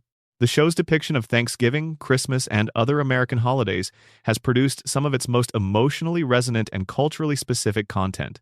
The Christmas episodes in particular return the show to its origins, since the series premiere was a Christmas special, and treat the holiday with a genuine understanding of both its warmth and its pressure. The gap between what holidays are supposed to feel like and what they actually feel like is territory the show has navigated with unusual skill. Fact 312. The show's recurring use of the Springfield Dam, the power plant, and other pieces of infrastructure as settings and plot devices has made the practical nuts and bolts of a small American city unusually familiar to the show's audience. Viewers who have watched Springfield for years have an intuitive understanding of how its water supply works, where its power comes from, and what institutions manage which aspects of civic life. That is probably more detailed than most people's understanding of the actual infrastructure of their own cities. Fact 313. The show's musical parodies have been consistently executed with genuine craft, demonstrating that the writers and music department understood the forms they were parodying well enough to produce effective parodies rather than mere imitations. The Les Miserables parody in the Season 9 episode, the various Gilbert and Sullivan influence sequences, and the extended musical episodes specific to Season 23 all reflect a musical intelligence that distinguishes the show from animated series that treat music as background. Fact 314. The show has made specific and sustained use of particular camera angles and visual compositions that have become part of its visual vocabulary. The low-angle shot that emphasizes characters' size and proximity, the wide shot that places characters against Springfield's distinctive skyline, the close-up on Homer's face in moments of particular stupidity or emotion, all of these are compositional choices that have been repeated enough to become recognizable as part of the show's visual language. Fact 315. The relationship between Springfield's real-world model in Springfield, Oregon, and the fictional Springfield has been occasionally strained by the show's willingness to depict Springfield as a place of spectacular civic dysfunction. The real Springfield, Oregon, is a perfectly functional city of 60,000 people with a good quality of life, and its residents have on occasion expressed mild unease at being associated with a fictional counterpart characterized primarily by corruption, pollution, and institutional failure. The association has nonetheless been a net positive for the city's tourism. Fact 316. The show's approach to politics has evolved significantly between its premiere in 1989 and its present-day episodes, tracking actual shifts in American political culture while maintaining the show's general commitment to satirizing all sides of any given debate. The political comedy of the early seasons, which targeted the Reagan-era consensus on the right and various left-wing pieties on the other side, looks noticeably different from the political comedy of recent seasons, which operates in a more polarized and less consensual landscape. Fact 317. The show has made use of actual scientific and mathematical concepts in ways that are generally accurate enough to be teachable, even if the context in which they appear is entirely absurd. Explanations of nuclear fission, of basic calculus, of game theory, and of various physical and biological phenomena have appeared in Simpsons episodes in forms that are both funny and substantively correct. This dual achievement, being funny and being right simultaneously, is harder than it sounds. Fact 318.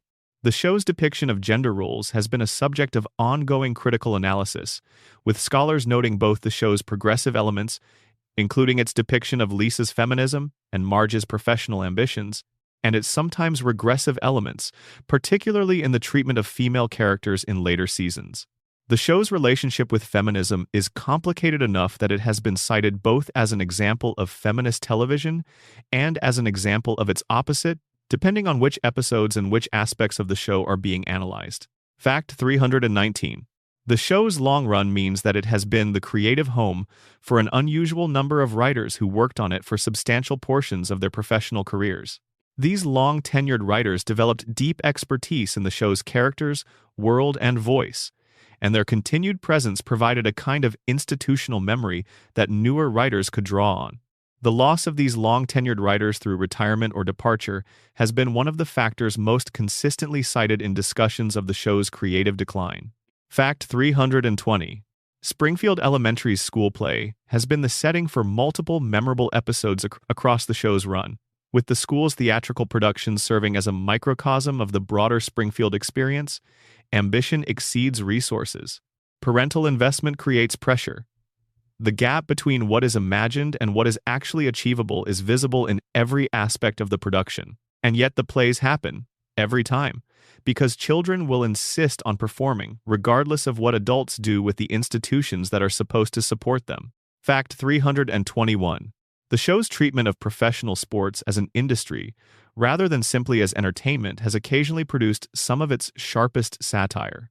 Episodes involving the Springfield baseball team, professional boxing, and various other commercial sports contexts have engaged with the economics and ethics of athletic competition in ways that go beyond the simpler comedy of Homer failing at sports. Fact 322. The show's use of Springfield's geography to isolate characters from the broader American context, placing them in a town that functions as a self-contained universe, is one of its most important formal choices.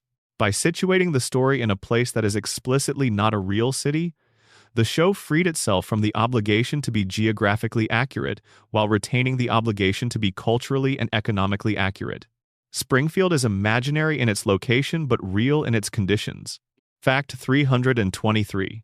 The show's treatment of technology has followed a consistent pattern across its run. New technologies are introduced as objects of anxiety, satire, or enthusiasm, depending on the specific episode's needs. They then become normalized elements of Springfield's infrastructure in subsequent episodes, and eventually they become invisible, simply part of the world's background, until the show introduces the next technology and repeats the cycle. This pattern mirrors the actual cultural process by which new technologies are absorbed into everyday life. Fact 324. The show has occasionally depicted Homer experiencing genuine epiphanies about his life, his choices, and the gap between who he is and who he might have been.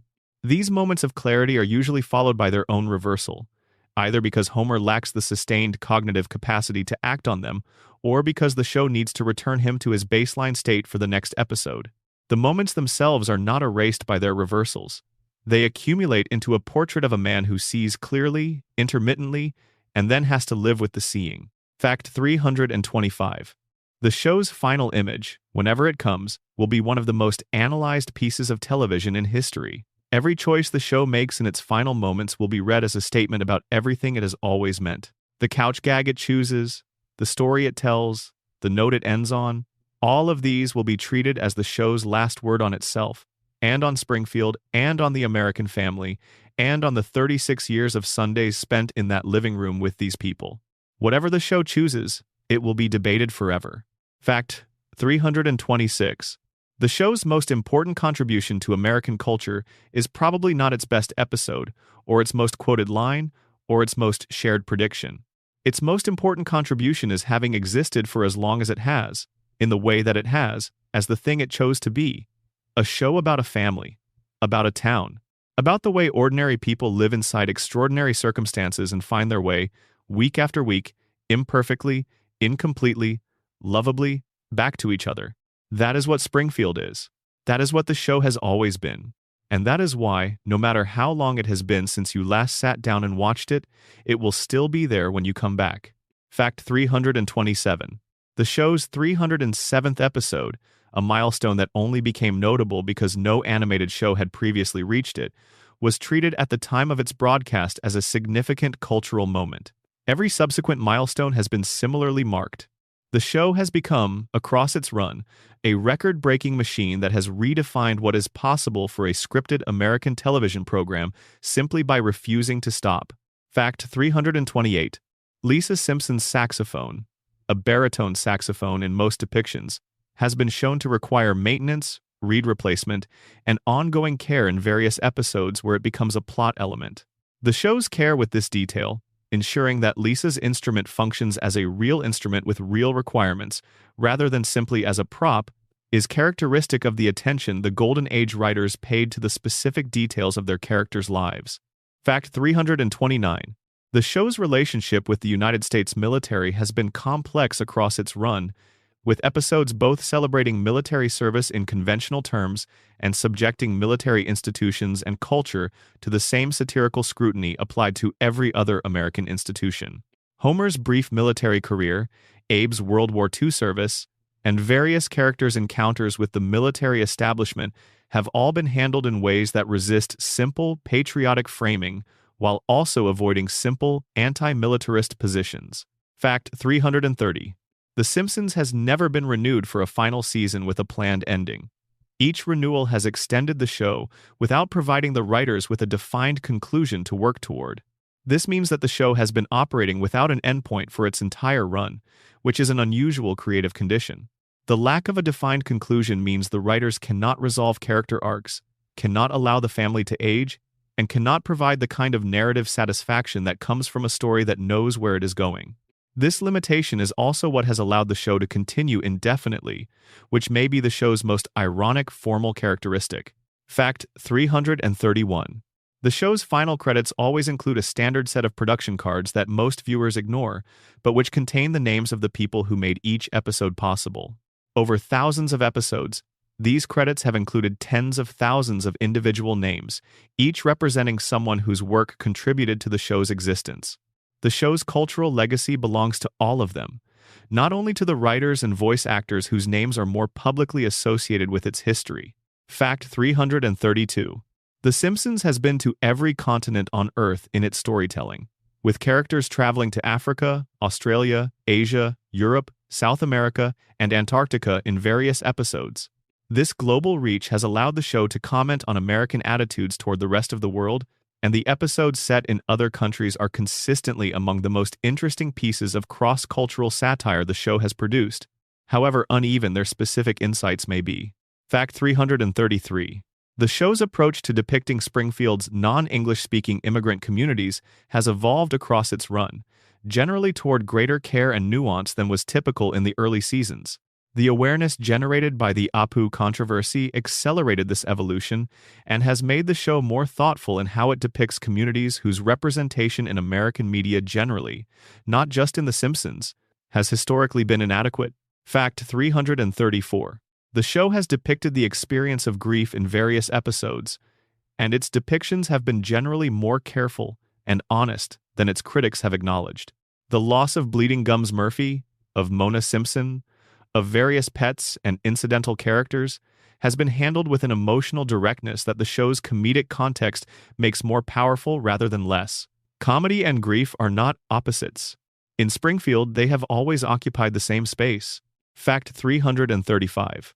The show's opening sequence, from the very first note of Danny Elfman's theme to the family landing on the couch, is approximately 1 minute and 21 seconds in its standard form. In every episode of the show, this minute and 21 seconds has been the same sequence of events, with variations only in the chalkboard gag, the couch gag, and various small differences introduced when the show went to high definition. This consistency, this ritual sameness at the beginning of each episode, is one of the things that makes the show feel like home. Fact 336.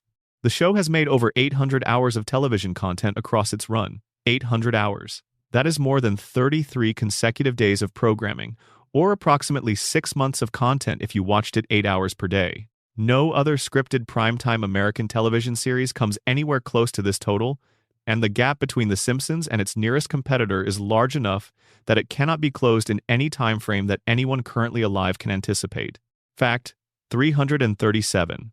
Homer Simpson is a better father than he thinks he is, which is one of the show's great quiet messages. He fails regularly and visibly and in ways that are hard to watch. He also shows up, in his specific way, for his children in moments when showing up is what matters. He tells Bart he loves him in words even when the words come out wrong. He tells Lisa she is his greatest adventure. He holds Maggie in ways that suggest he knows exactly what she is worth. The love is not expressed well. It is expressed nonetheless, and the children receive it, even when they pretend not to. Fact 338. Marge Simpson's happiness has been the subject of less analytical attention than it deserves, which reflects a broader cultural tendency to treat domestic caretakers as functional rather than interior beings. Marge has complex desires, complex frustrations, and complex satisfactions that the show has depicted across 36 seasons with intermittent brilliance. The episodes that grant Marge her own ambitions and her own satisfactions, rather than using her primarily as a stabilizing force for Homer's stories, are among the most undervalued in the show's catalog. Fact 339. Bart's relationship with his father is, at its best, one of the most honestly depicted father-son relationships in American popular culture. Homer and Bart are too similar in temperament to coexist peacefully, too bound by love to coexist without it, and too inarticulate about their feelings to navigate the resulting tension with anything resembling grace. The strangling gag is a crude representation of something the show handles more tenderly in its finest moments. There is real love between these two people. It is buried under layers of noise, but it is there. Fact 340. Lisa Simpson will be fine. Wherever the show's floating timeline eventually lands, whatever future the show eventually chooses for her, Lisa will be fine. Not because the world will become easier for people like her, but because she has always found her footing in spite of the world's difficulty. She plays her saxophone, she reads her books, she advocates for what she believes in even when advocacy costs her something. She is, in all the ways that matter, the show's most genuinely heroic character, which is probably why she is also its most undervalued one. Fact 341. The show's theme of resilience, of the Simpson family surviving everything and returning to baseline, is simultaneously its greatest comedic engine and its most human emotional truth. We survive, we reset, we return, the catastrophes pass. The relationships hold. This is not lazy writing. This is, when you look at it honestly, the closest thing to an honest portrait of ordinary life that a television comedy can produce. Things happen. Things end.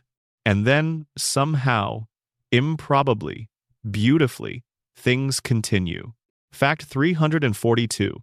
In the end, the reason The Simpsons has lasted is simpler than any theory about radiation or comas or collective denial. It has lasted because people love these characters.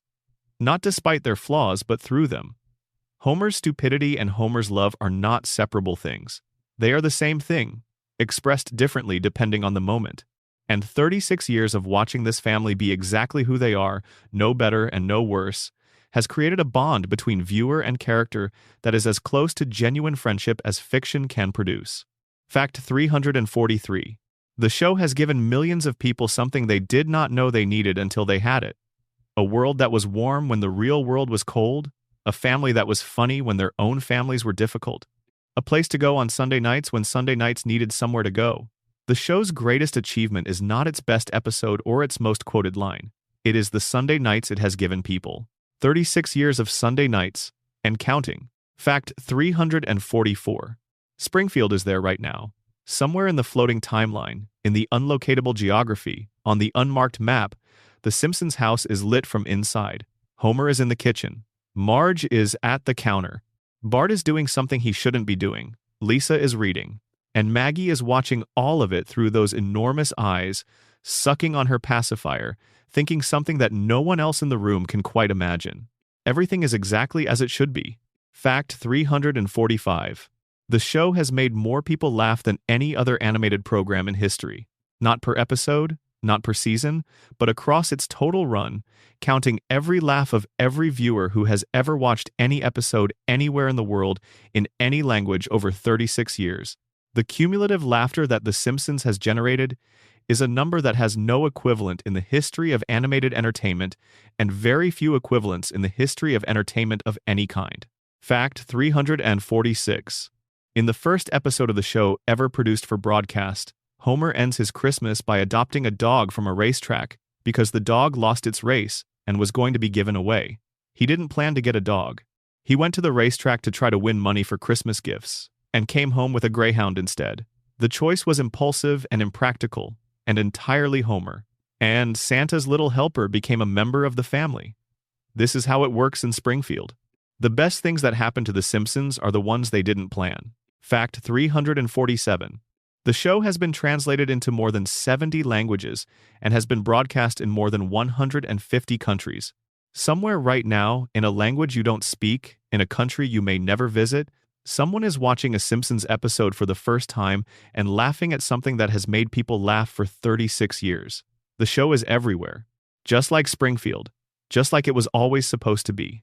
Fact 348. The final fact in any Simpsons conversation, the one that sits beneath everything else and makes the whole thing make sense, is this. None of it matters and all of it matters simultaneously. It's a cartoon. It's just a cartoon. And it is also, somehow, 36 years of a family choosing each other over and over again in a town that time forgot and a world that sometimes doesn't deserve them. Just like some families you might know. Just like yours. Fact 349. The Simpsons holds the record for the most guest stars of any television series in history, but what matters more than the number is how many of those appearances were genuinely memorable rather than simply famous. The best guest performances on the show, the ones that became part of the show's permanent fabric, were the ones where the guest understood that they were in service of Springfield rather than the other way around. Fact 350. Homer's relationship with his own hands has been the subject of several episodes. His four fingers, like those of every Springfield resident, are drawn that way as a production shorthand with deep animation tradition roots. But the show has occasionally made the four fingers themselves a plot point, treating them as simply how things are in a world where nobody has ever counted their own digits. Fact 351. The show's earliest merchandise, produced before the second season had even aired, included t-shirts, posters, and buttons featuring Bart's face and various slogans. The demand for this merchandise was so immediate and so overwhelming that it created genuine supply chain problems, with retailers unable to stock enough product to meet the surge in demand from an audience that had, within weeks of the show's premiere, decided they needed to wear Bart Simpson on their bodies. Few television programs in history have generated such immediate, intense merchandise demand. Fact 352. Homer has been depicted sleeping in essentially every possible location across the show's run, which is one of its most reliable sources of visual comedy. He sleeps at his workstation at the power plant. He sleeps in church. He sleeps at his children's school events. He sleeps while driving, occasionally. He sleeps in positions that suggest his body has entirely given up the project of maintaining alertness and has simply collapsed wherever it happened to be at the moment fatigue won. The breadth of locations in which Homer has been depicted sleeping is extensive enough to constitute its own visual history. Fact 353. Marge's voice, as performed by Julie Kavner, has changed slightly over the course of the show's run in ways that reflect the natural evolution of Kavner's voice across decades of performance. The warm, somewhat raspy quality that defines the character has deepened slightly with age, which gives a long-term viewer's experience of Marge a temporal texture that most animated characters cannot possess. Marge's voice in Season 35 sounds like the voice of someone who has been Marge for a very long time. This is both a technical observation and, if you are inclined to sentimentality, a rather beautiful one. Fact 354. The show has made Springfield's economy a recurring subject of investigation across its run, depicting the town as economically dependent on Burns's power plant in ways that create vulnerability for every resident. When Burns has threatened to close the plant, the economic panic that follows demonstrates just how completely the town's financial life is organized around a single employer.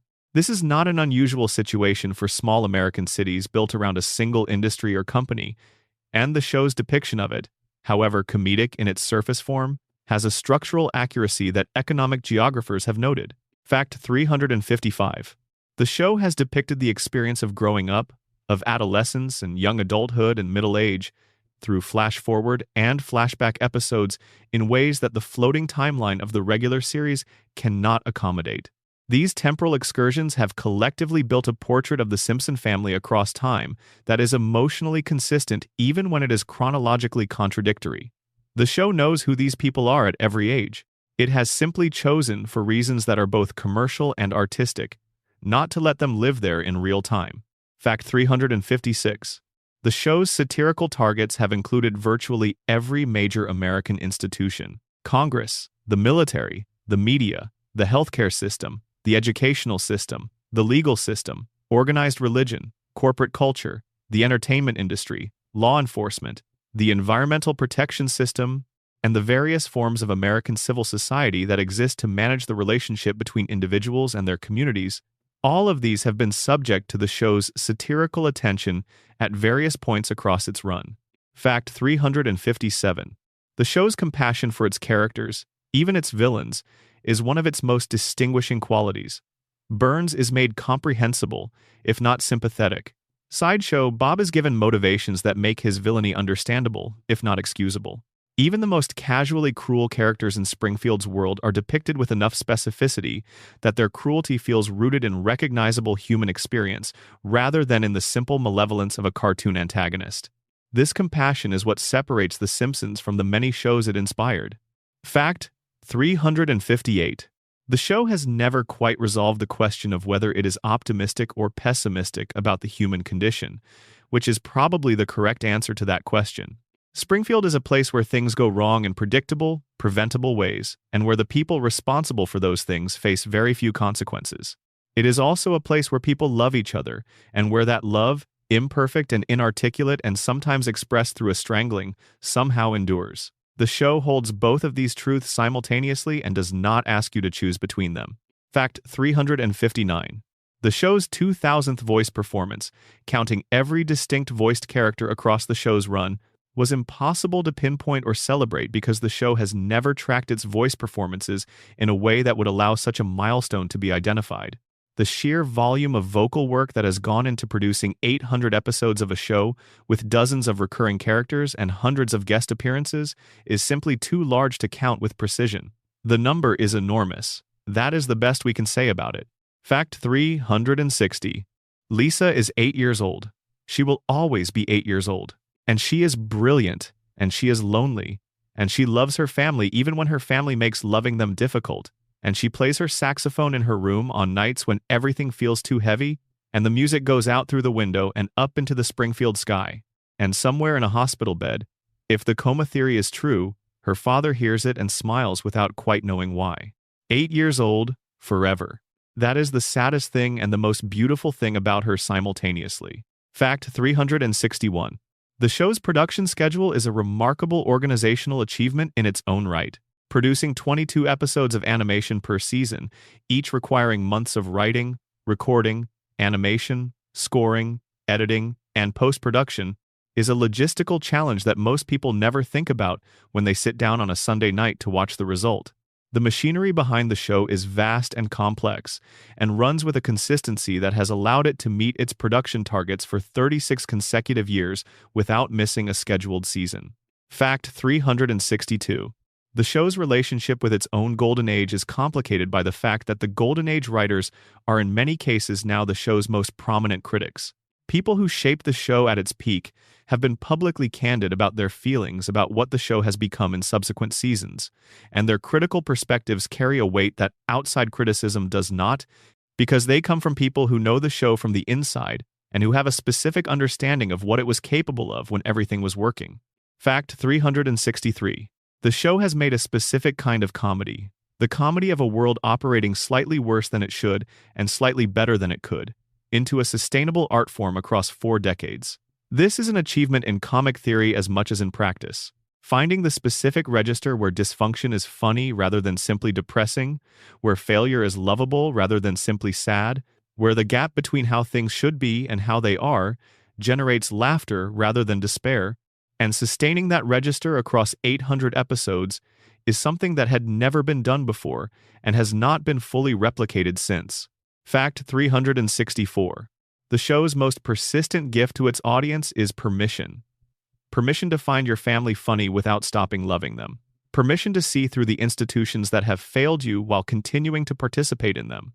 Permission to be aware of the absurdity of things without being paralyzed by it. Permission to laugh at the same time you feel something real. This permission is what the show has been offering every week for 36 years. It is a remarkable thing to offer. Fact 365. Every year, on December 17th, The Simpsons marks another anniversary of its premiere. Each of these anniversaries has been noted by the show's fan community, the entertainment press, and occasionally by Matt Groening himself. The anniversaries accumulate. The show continues. Springfield persists, yellow and impossible and radioactive and irreplaceable, in the same spot on the same dial it has occupied since 1989. Happy anniversary, every time. Fact 366. The show's writers have, in aggregate, written more comedic dialogue than any other group of collaborators in American entertainment history. The combined word count of every script produced for The Simpsons across its 36 seasons is a number that exists somewhere, but that no one has calculated, because calculating it would be a lifetime's work. The language the show has generated, the jokes, the monologues, the exchanges, the throwaways, and the highlights, constitutes a body of work in American comedy that has no parallel. Fact 367. The love between Homer and Marge Simpson is one of the great love stories in American popular culture, which is a statement that sounds absurd and which is nonetheless true. They are not Romeo and Juliet. They are not Heathcliff and Catherine. They are a man and a woman who met in high school and chose each other and have been choosing each other imperfectly and daily for the entire run of one of the longest television shows in history. That is not a grand love story. It is a real one. And real ones are better. Fact 368. Bart Simpson is 10 years old. He will always be 10 years old. He is mischievous and brave and more insecure than he lets on. And he loves his family with a fierceness that he would die before admitting publicly, and somewhere in Springfield he is riding his skateboard through streets that have known him for 3.5 decades. The same age he was on the first day, the same kid, the same skateboard, the same Springfield.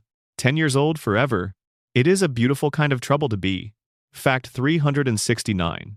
Homer Simpson is approximately 37 years old, depending on which episode and which calculation method you use, and he will stay approximately 37 years old for as long as the show runs. He is a man who has crammed more life into 37 years than most men manage in 80, who has failed more spectacularly and loved more completely than anyone has a right to in a single lifetime, and who will wake up tomorrow morning and go to work at the power plant, and come home and hug his family, and fall asleep in front of the television and dream about donuts.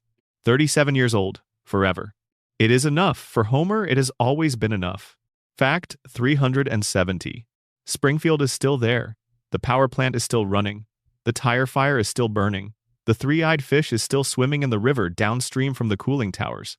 Ned Flanders is still saying okely-dokely to a neighbor who doesn't deserve the courtesy. Mr. Burns is still wondering what his safety inspector's name is. Chief Wiggum is still approximately failing at his job. Moe is still waiting for someone to call who isn't Bart. And in the Simpsons house, at 742 Evergreen Terrace, the lights are on. They are always on. Come back whenever you need to. Springfield will be there. Fact 371. The show began on December 17, 1989, and it is still going. That is everything. That is the whole fact. The show began and it is still going. And somewhere in that simple persistence is everything the show has ever tried to say about family and love and time and the stubborn, irrational, completely human refusal to let good things end. The show began. And it is still going. Fact 372. The Simpsons once aired an episode in which Springfield experienced an earthquake significant enough to require disaster relief. By the next episode, the town had returned to normal. Fans who expect consistency from the show found this frustrating. Fans who have been watching long enough to understand Springfield found it entirely appropriate. Springfield survives earthquakes the same way it survives everything, by simply deciding to continue. Fact 373. Maggie Simpson has never said a second word. In 36 years, after Elizabeth Taylor gave her daddy, she has kept the rest of her vocabulary to herself. Whatever Maggie is planning, whatever she is waiting for, she is still waiting, still watching, still silent behind that pacifier with those enormous knowing eyes. Whenever she decides to speak again, it will be worth waiting for. Fact 374. This is the 374th fact in a collection of 500, which means there are still 126 to go. But for now, if you are drifting, if Springfield has settled around you gently and the yellow faces are floating through your mind in a comfortable fog, let them. Let the facts keep coming, one at a time, slower and slower. Let Homer fall asleep in his chair. Let Marge turn off the light in the kitchen. Let Bart's skateboard lean against the wall in the hallway. Let Lisa put down her saxophone. Let Maggie watch over all of it. She always does. Fact 375. The show has produced 22 episodes per season for 36 seasons, totaling approximately 792 episodes. In each episode, the family has found their way home by the end. Not always gracefully, not always intact, but home. 792 times, the Simpsons have found their way home. If that is not a love story, then the word love story needs to be expanded to include it. Fact 376. Somewhere a child is watching The Simpsons for the first time right now. They are discovering Homer and Marge and Bart and Lisa and Maggie for the first time, without any of the history, without the nostalgia, without the decades of accumulated affection.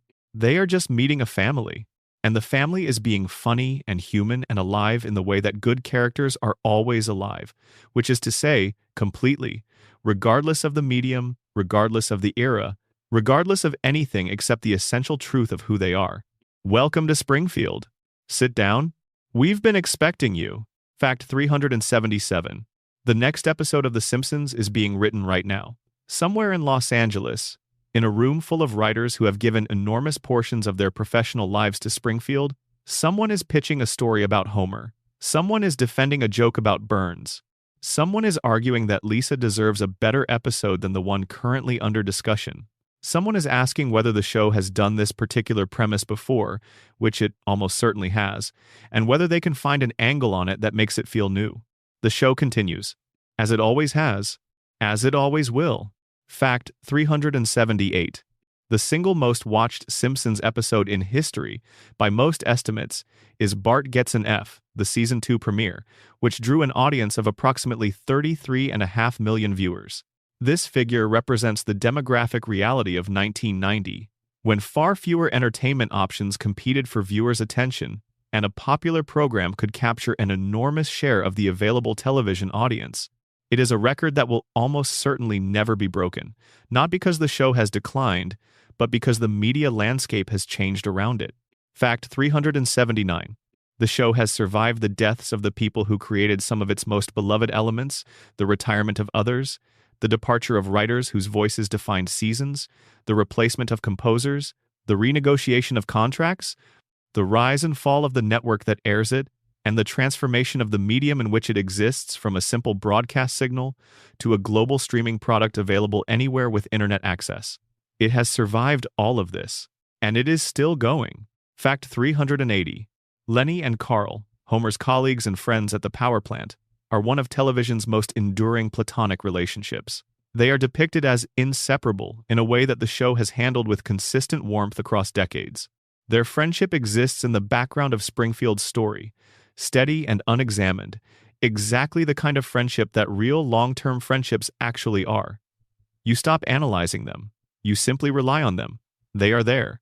They have always been there. They will be there. Fact 381.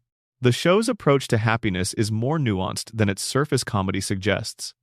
Springfield is not a happy place, but Springfield is a place where happiness is possible, in the specific, limited, imperfect form that happiness actually takes in the real world. The moments of genuine joy in the show are more valuable for being surrounded by dysfunction. The love is warmer for being expressed badly. The beauty is more beautiful for existing in a contamination zone. Fact 382. Homer Simpson has met the Pope. He has been to space. He has played in the Super Bowl. He has met Michael Jackson, Paul McCartney, Aerosmith, the Red Hot Chili Peppers, the Rolling Stones, and approximately every other significant musical act of the last 50 years. He has been to every continent. He has had adventures that most people could not accumulate in 1,000 lifetimes. And at the end of every single one, he comes home to Marge. This is the most consistent thing about him. The adventures are impressive. Coming home is the point. Fact 383. The show has gently suggested, across its run, that the secret to a life well lived is not achievement or adventure or the accumulation of experience. It is the people you come home to. This is not a particularly original message. It is, however, a true one, and the show has found ways to make it feel fresh and specific and earned rather than simply sentimental across 36 years of telling it. Fact 384. Maggie's first word was daddy. In all the years since, she has watched Homer be a father, imperfectly and repeatedly and completely, and she has chosen not to give him the gift of another word. Maybe she is saving something. Maybe she knows that the next word she speaks will change everything, and she is simply waiting for the right moment. Or maybe, in the way of all the youngest children in loving families, she has learned that silence can be the greatest intimacy. Daddy already knows.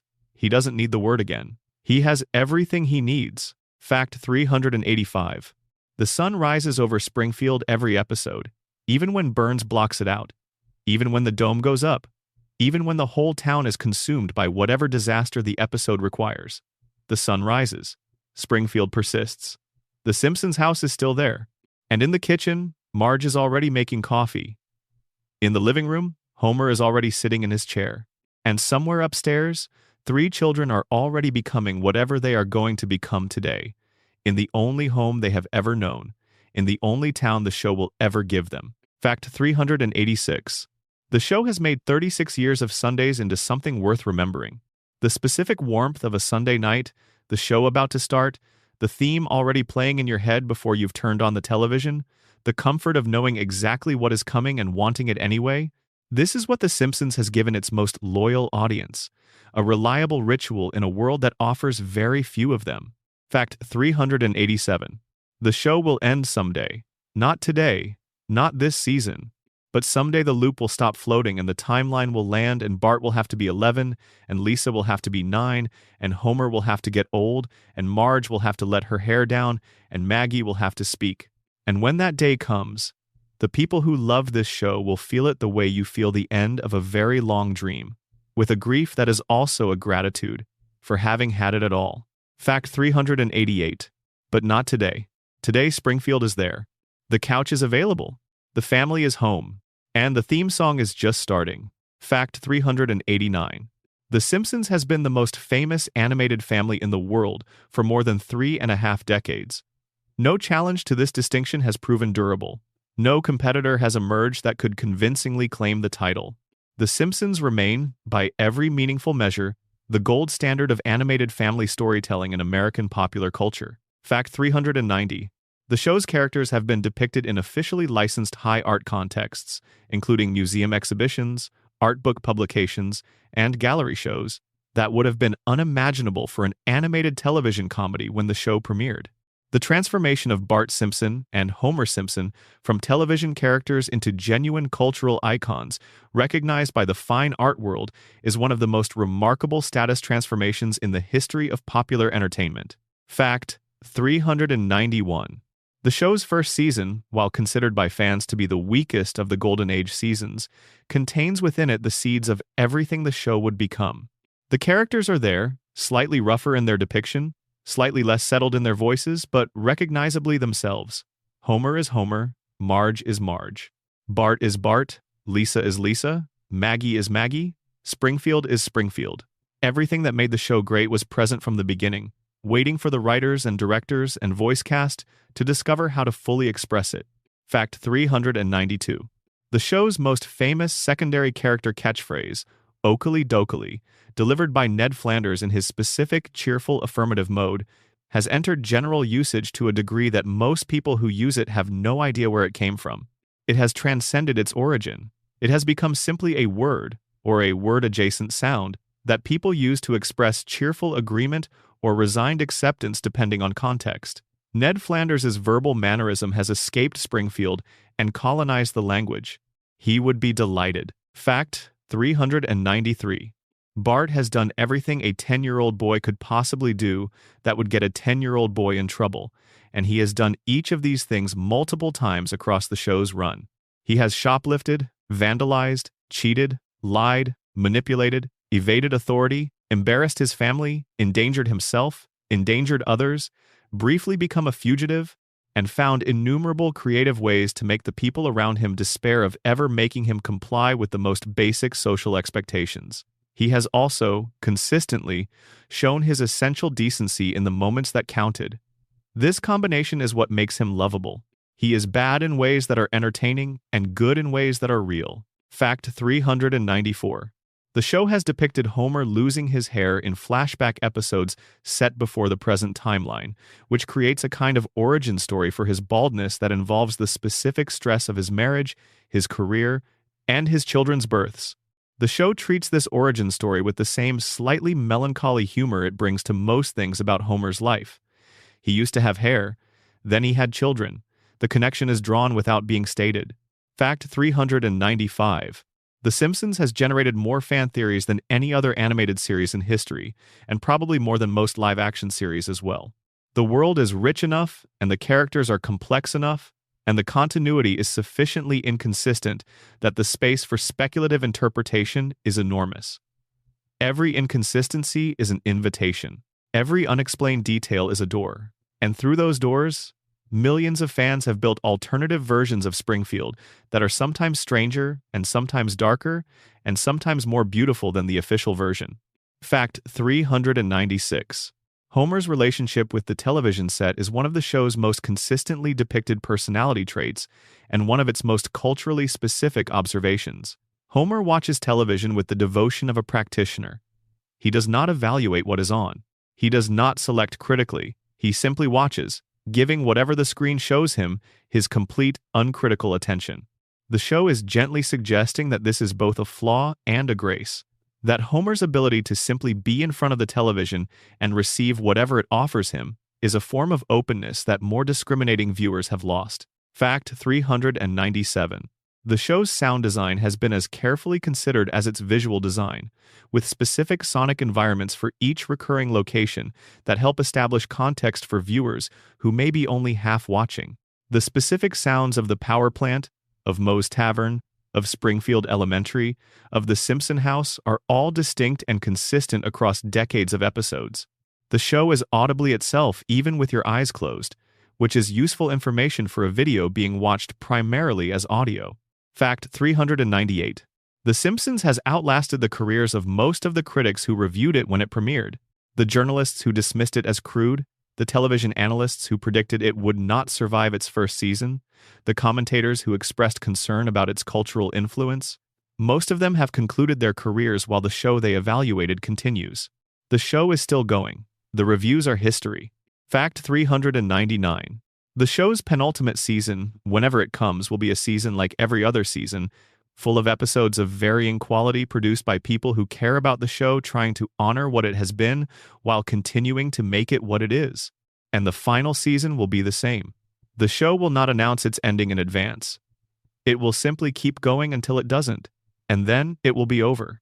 And Springfield will remain, not in production, but in the minds of everyone who ever loved it, which is a very large number of people, in a very large number of countries, speaking a very large number of languages, all of them, somewhere, carrying Springfield with them. Fact 400. Springfield is everywhere. That was always the point. That was always, from the very first sketch in the waiting room, from the very first 15 minutes of a man who didn't have time to think about what he was doing, from the very first yellow face and the very first blue hair and the very first couch and the very first theme song, the whole point. Springfield is everywhere, which means wherever you are right now, as you listen to this, as the facts drift in and the images settle gently around you and the town materializes in your mind, the way dreams materialize, gradually, detail by detail, until you are somewhere else entirely. You're in Springfield. You've been in Springfield.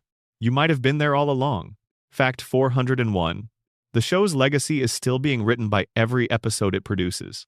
Each new story added to Springfield's archive is another brick in a structure that has been under continuous construction for 36 years. The structure is enormous. It is sometimes inconsistent. Parts of it were built better than others.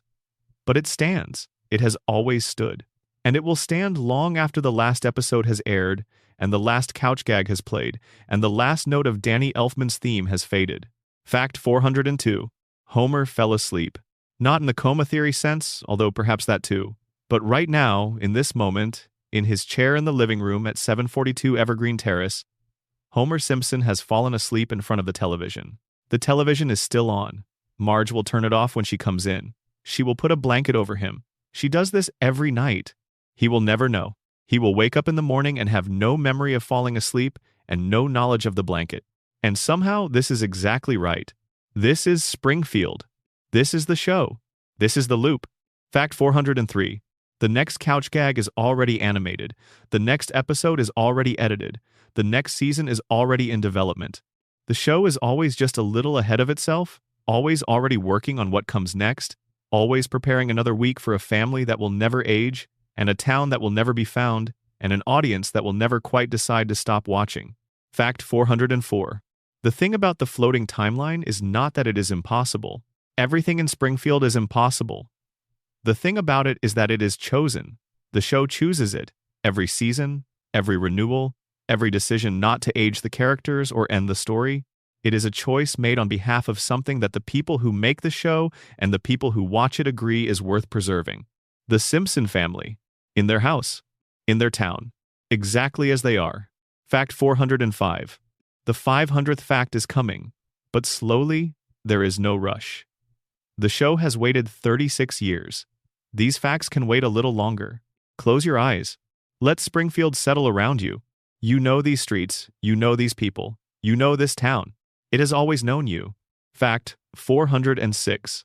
The Simpsons started as 15 minutes of drawing in a waiting room. It became the longest-running scripted primetime show in American television history.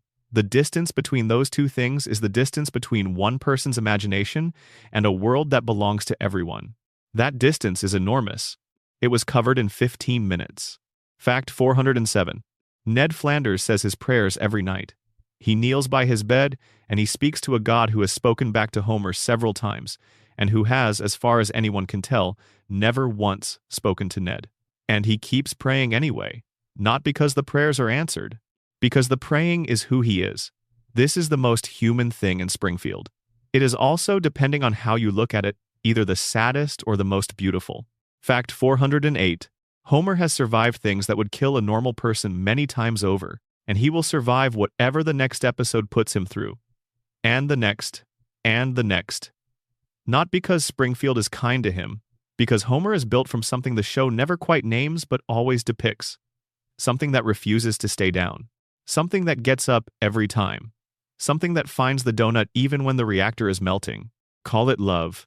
Call it stubbornness. Call it Homer. Fact 409. The show's very first joke, before the first episode had even aired, before a single viewer had met The Simpsons, was already a meta-joke. The show's first advertisement was a drawing of Bart in a Santa suit with the caption, "America, they did not know what hit them." This was both a joke and a prophecy. America did not know what hit them. They still don't, entirely. That is fine. The show is patient. Fact 410. Springfield does not need to be located. The address is 742 Evergreen Terrace. The town is Springfield. The state is wherever you grew up. The country is whichever country makes you feel at home when everything is working right. That is how geography works in a town that belongs to everyone. That is how it has always worked. Fact 411. Marge Simpson has never stopped loving Homer. Not in 36 years. Not through the disasters and the humiliations and the moments where she could have chosen a different life and didn't. She chose Homer.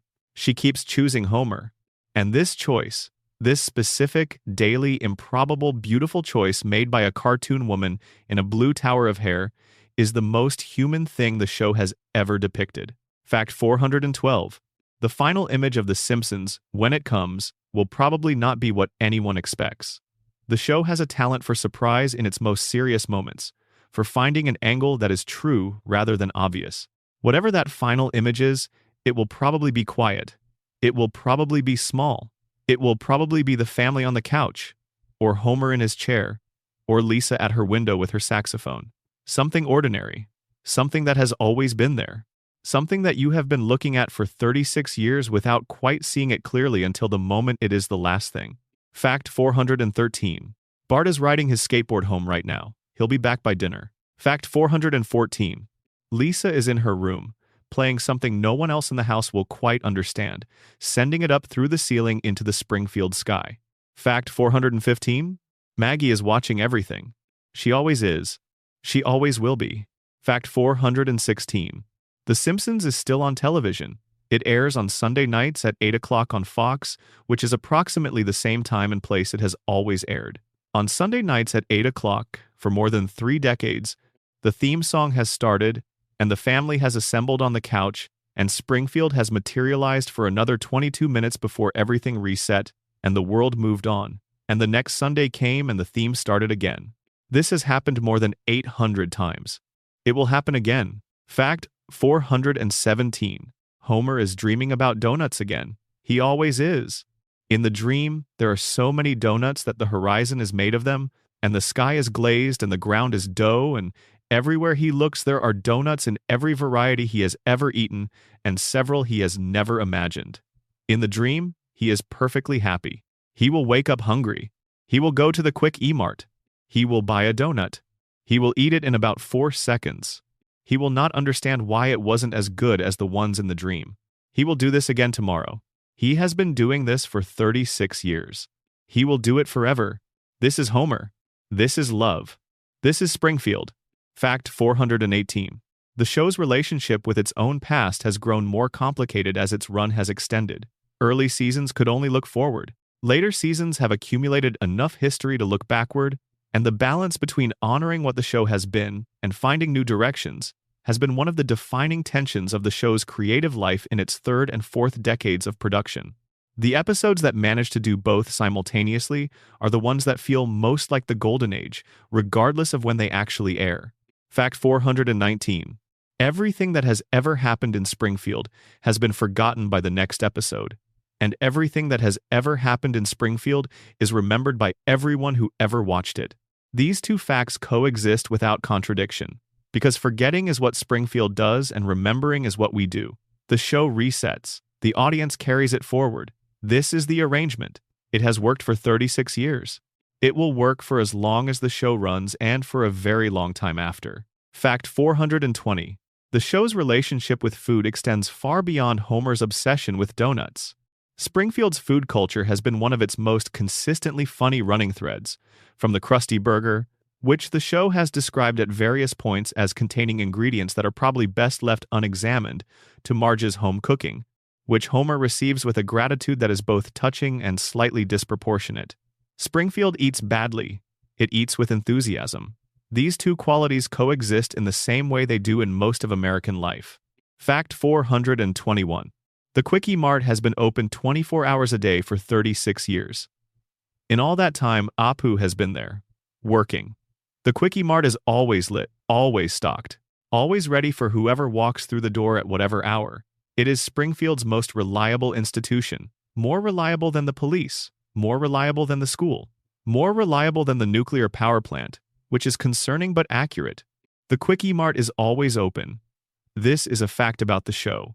It is also, quietly, a fact about what reliability looks like in the real world.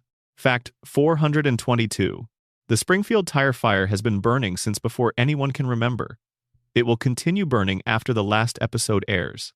It is the one thing in Springfield that does not reset. It simply continues, producing a pillar of black smoke that can be seen from miles away, fueled by a supply of tires that has never been depleted because no one in Springfield has ever seriously attempted to deplete it. The tire fire is Springfield's eternal flame. It burns for nothing and everything. It simply burns. Fact 423. The show has depicted 147 episodes involving Mr. Burns in a significant role by some fans' counts. In each of these episodes, Burns has either schemed, suffered, triumphed, been humiliated, been revealed as more human than expected, or delivered a line so perfectly villainous that it achieved the kind of quotability that transcends the episode it came from. He is one of television's great creations. He is kept alive by money and radiation and the specific devotion of one loyal assistant. He is the most expensive man to keep alive in Springfield. He is worth every penny of the show's investment in him. Fact 424. The final couch gag has not yet been animated. The final chalkboard has not yet been written. The final theme has not yet played. Somewhere in Los Angeles, someone is working on an episode of The Simpsons right now, in the building where it has always been made, thinking about Homer and Marge and Bart and Lisa and Maggie and what to do with them next. The show continues, as it always has, as it always will. Fact 425. Sleep, if you're ready. Springfield will be here when you wake up. It always is. Homer is in his chair. Marge is in the kitchen. Bart is upstairs with his skateboard. Lisa is playing something soft and blue.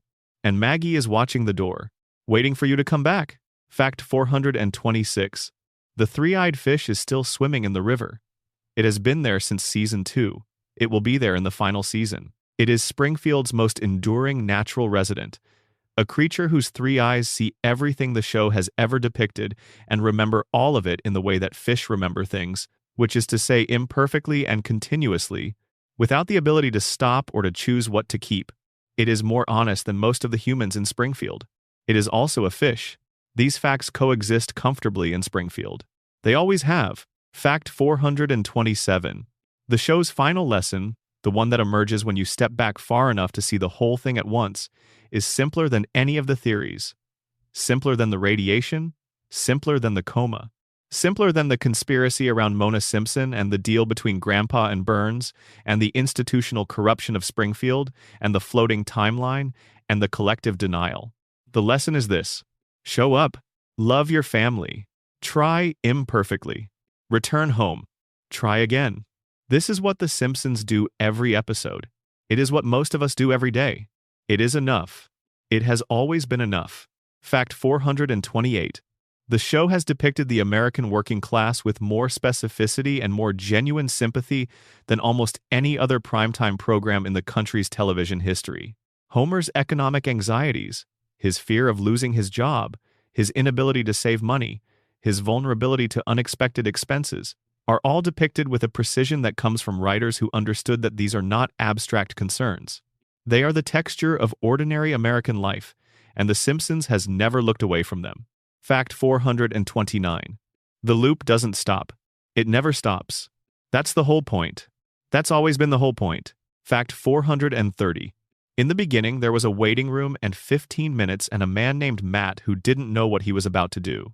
In the end, there will be a final couch and a final gag and a final note of a theme that almost everyone on Earth has heard. In between, there were 36 years and 800 episodes, and a family who lived in a town that couldn't be found and never grew old and never said goodbye. This is what 36 years looks like. This is what The Simpsons is. This is Springfield. Fact 431. The show's approach to Springfield's civic institutions has always been one of fond despair. The police, the school, the city government, the fire department, the hospital, none of them work especially well. All of them continue. The people who staff them are not villains.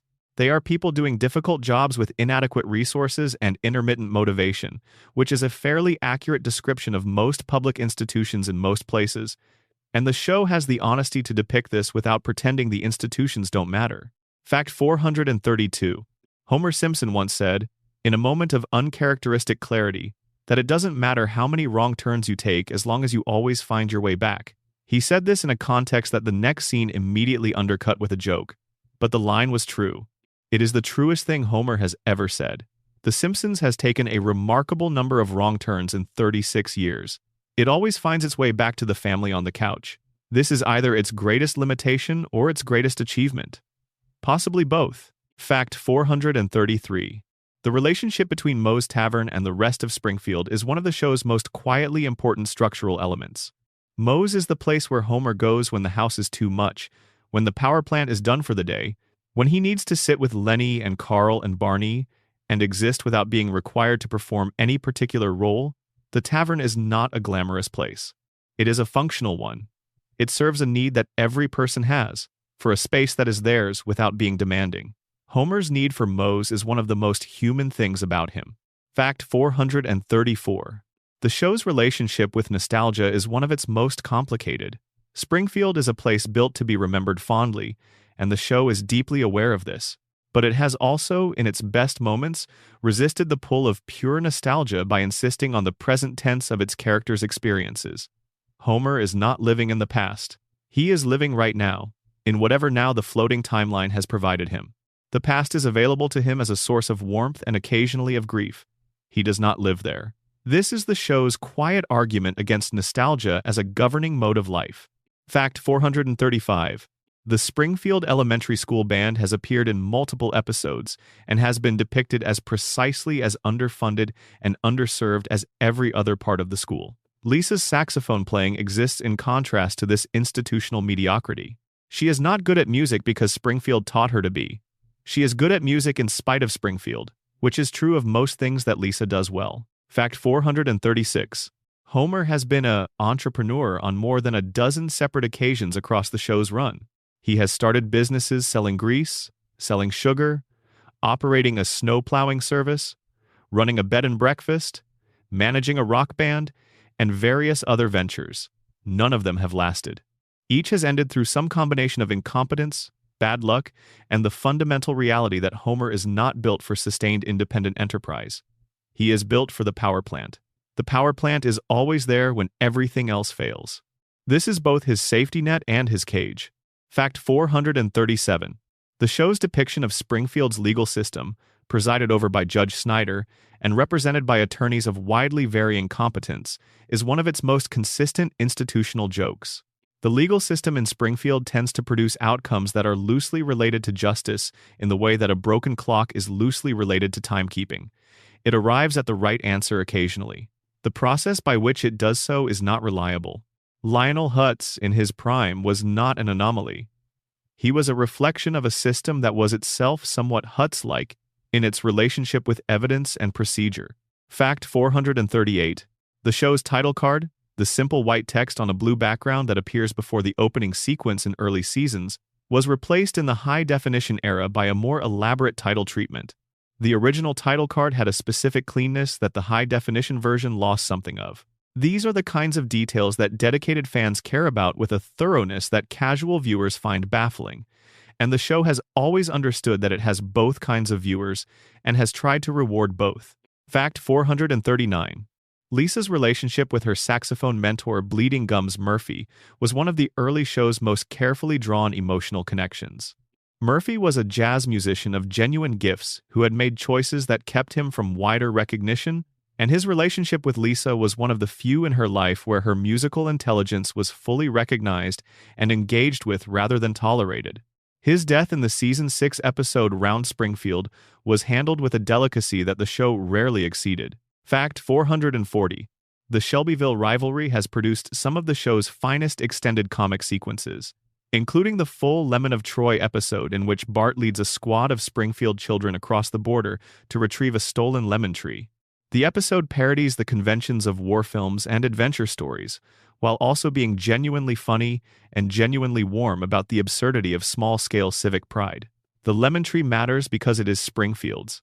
That is the only reason it needs to matter, and the show understands this. Fact 441. Homer has sung on camera more times than most characters on animated television series, and his singing voice, performed by Dan Castellaneta, is one of the show's most reliable sources of specific joy. Homer sings with complete commitment and no self-consciousness. Whether he is performing a sea shanty, a pop song, or an original composition about a topic that interests him at a specific moment, he brings the same wholehearted enthusiasm.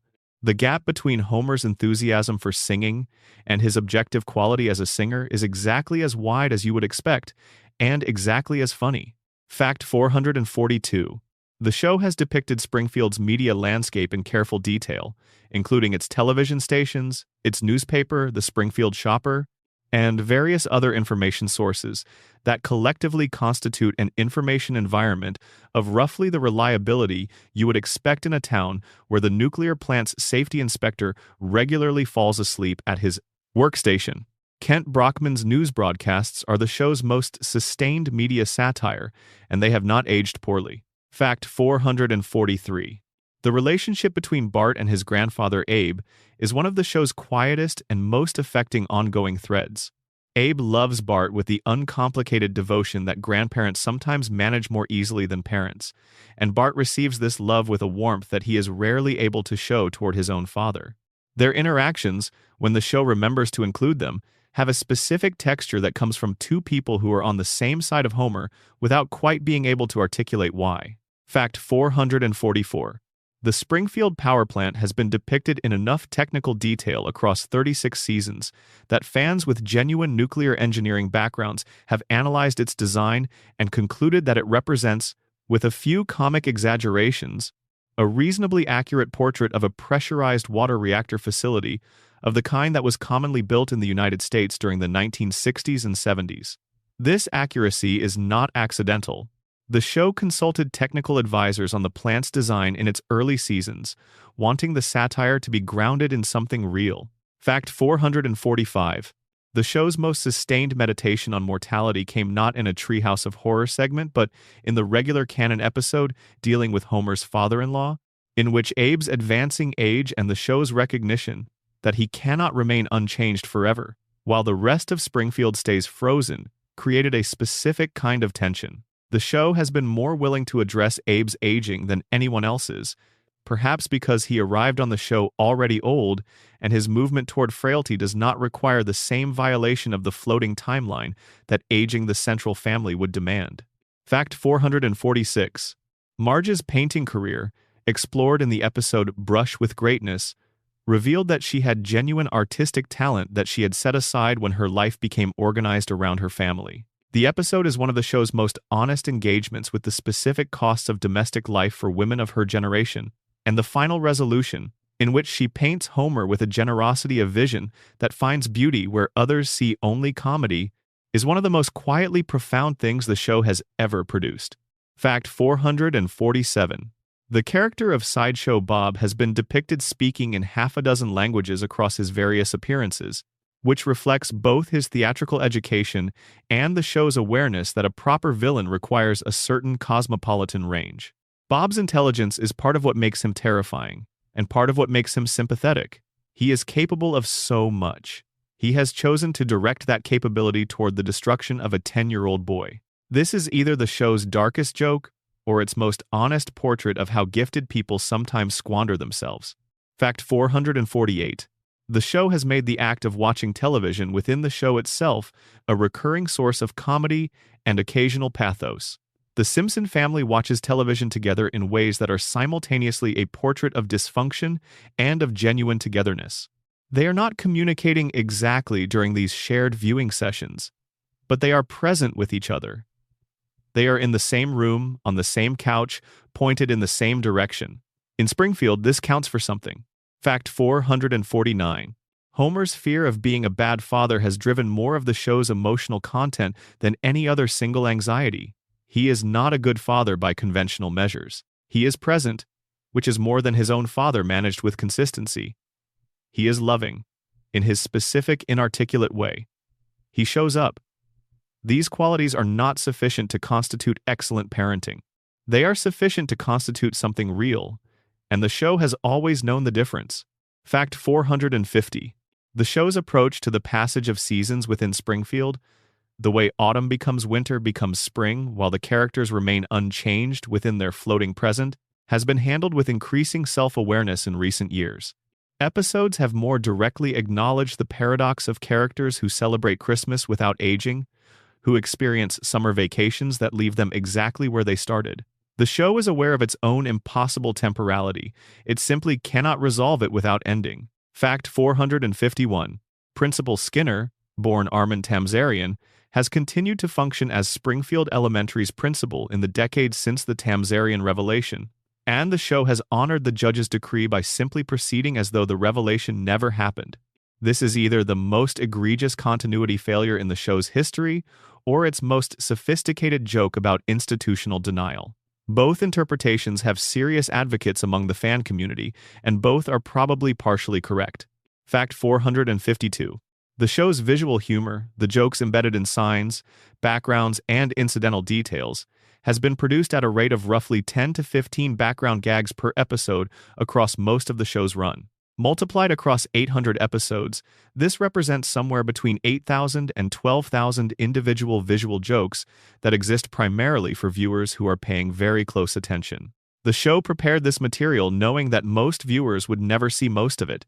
The preparation happened anyway. Fact 453. Springfield has been visited by at least a dozen different presidents in various episodes, either in person or through various media. The show's relationship with presidential authority has ranged from reverential in the early seasons to increasingly satirical in later ones, tracking a broader cultural shift in American attitudes toward executive power across the show's lifetime. The presidency means something different in Springfield today than it did in 1990, and the show has registered this shift. Fact 454. The Springfield Retirement Castle has its own newsletter, its own activities program, and its own internal social hierarchy, all of which have been depicted in enough detail across various episodes to constitute a fairly complete portrait of life in a mid-tier American care facility.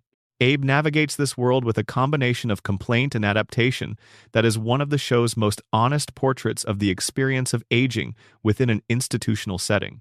Fact 455.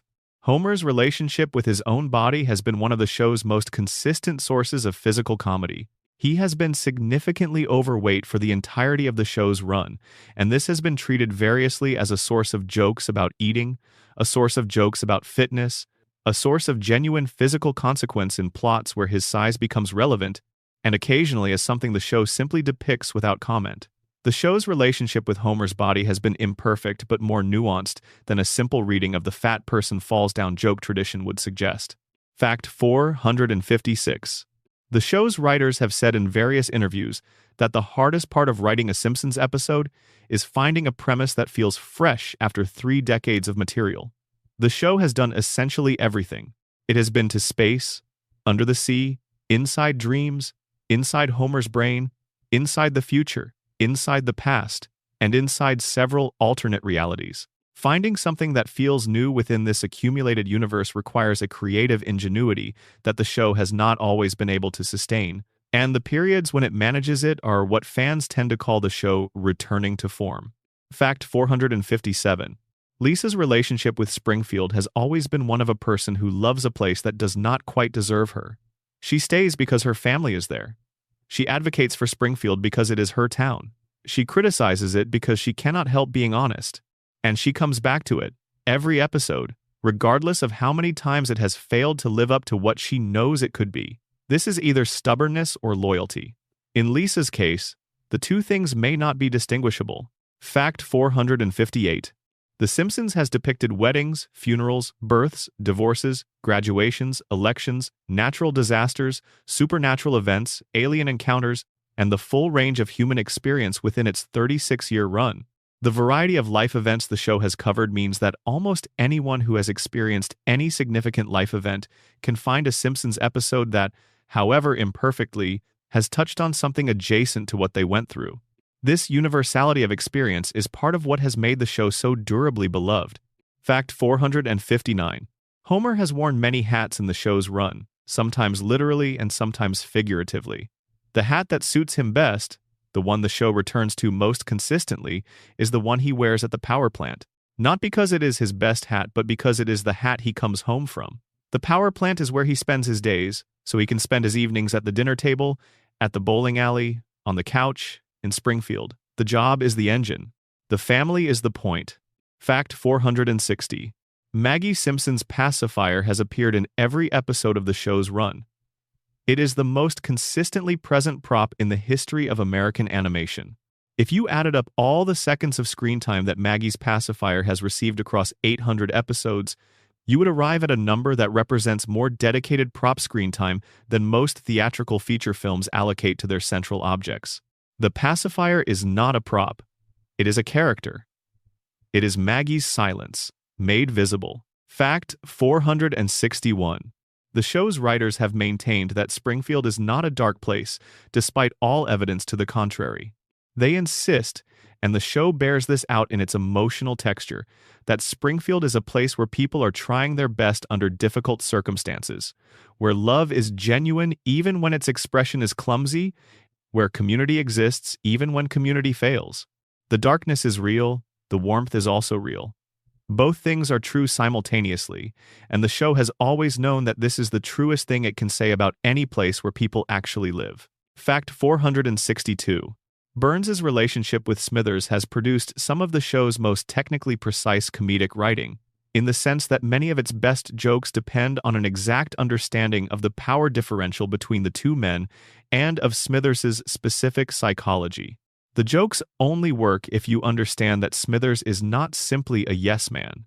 He is a devoted person, operating within a power structure that has shaped his devotion into something it was perhaps not always intended to be. This is more complex ground than most animated comedies attempt to stand on. Fact 463. The show's relationship with Springfield's various ethnic communities has evolved significantly across its run, generally toward greater nuance and care than the earlier seasons managed. The show began in an era of American television when representation was discussed less and practiced even less, and some of its early choices reflect that era. Its later choices, particularly in the wake of the Apu conversation, reflect a genuine attempt to do better. Whether that attempt has been entirely successful is a question the show's own writers would probably answer with appropriate humility. Fact 464. Homer and Ned Flanders' relationship is one of the show's most enduring comic engines, and it works because neither man is the villain of the dynamic. Ned is not insufferably virtuous. Homer is not simply cruel. They are two men whose fundamental incompatibilities make coexistence a daily act of low-grade comedy and low-grade tolerance, and the moments where genuine affection breaks through, where Homer does something for Ned that costs him something, and where Ned receives it with a grace that is both touching and slightly pitiful, are among the show's most human. Fact 465. The show has produced more than 40 distinct musical numbers across its regular episode run, excluding the Treehouse of Horror specials and the movie. These musical numbers vary in style, from jazz to country to rock to Broadway-style show tunes to folk to classical parody, and they have been produced with a musical ambition that reflects the show's understanding that a musical number in a comedy needs to be genuinely good music as well as genuinely good comedy. The best of them accomplish both. Fact 466. Springfield's relationship with fame has been one of the show's most consistently explored themes. The town becomes briefly famous, usually for the wrong reasons, and then resets to obscurity.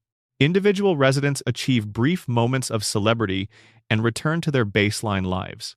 The show treats fame as a condition rather than an achievement, something that happens to people and then stops happening, leaving them more or less where they started. This is a fairly honest account of how most encounters with public attention actually proceed. Fact 467. The show's most recent seasons have made more extensive use of serialized storytelling across episodes than the earlier seasons did, reflecting broader changes in television culture toward longer-form narratives.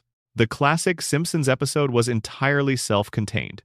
Newer episodes more frequently reference events from previous ones and build character developments across multiple installments. Whether this represents an improvement or a departure from the show's essential nature is a question the fan community has not resolved and probably won't. Fact 468. Homer's love of beer and his love of donuts are the two most iconic food relationships in the show's history. But the show has also depicted him with a genuine enthusiasm for a much wider range of food.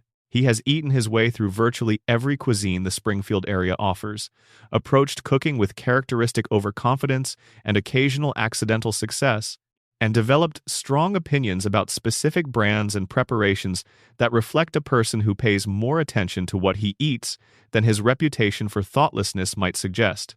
Fact 469.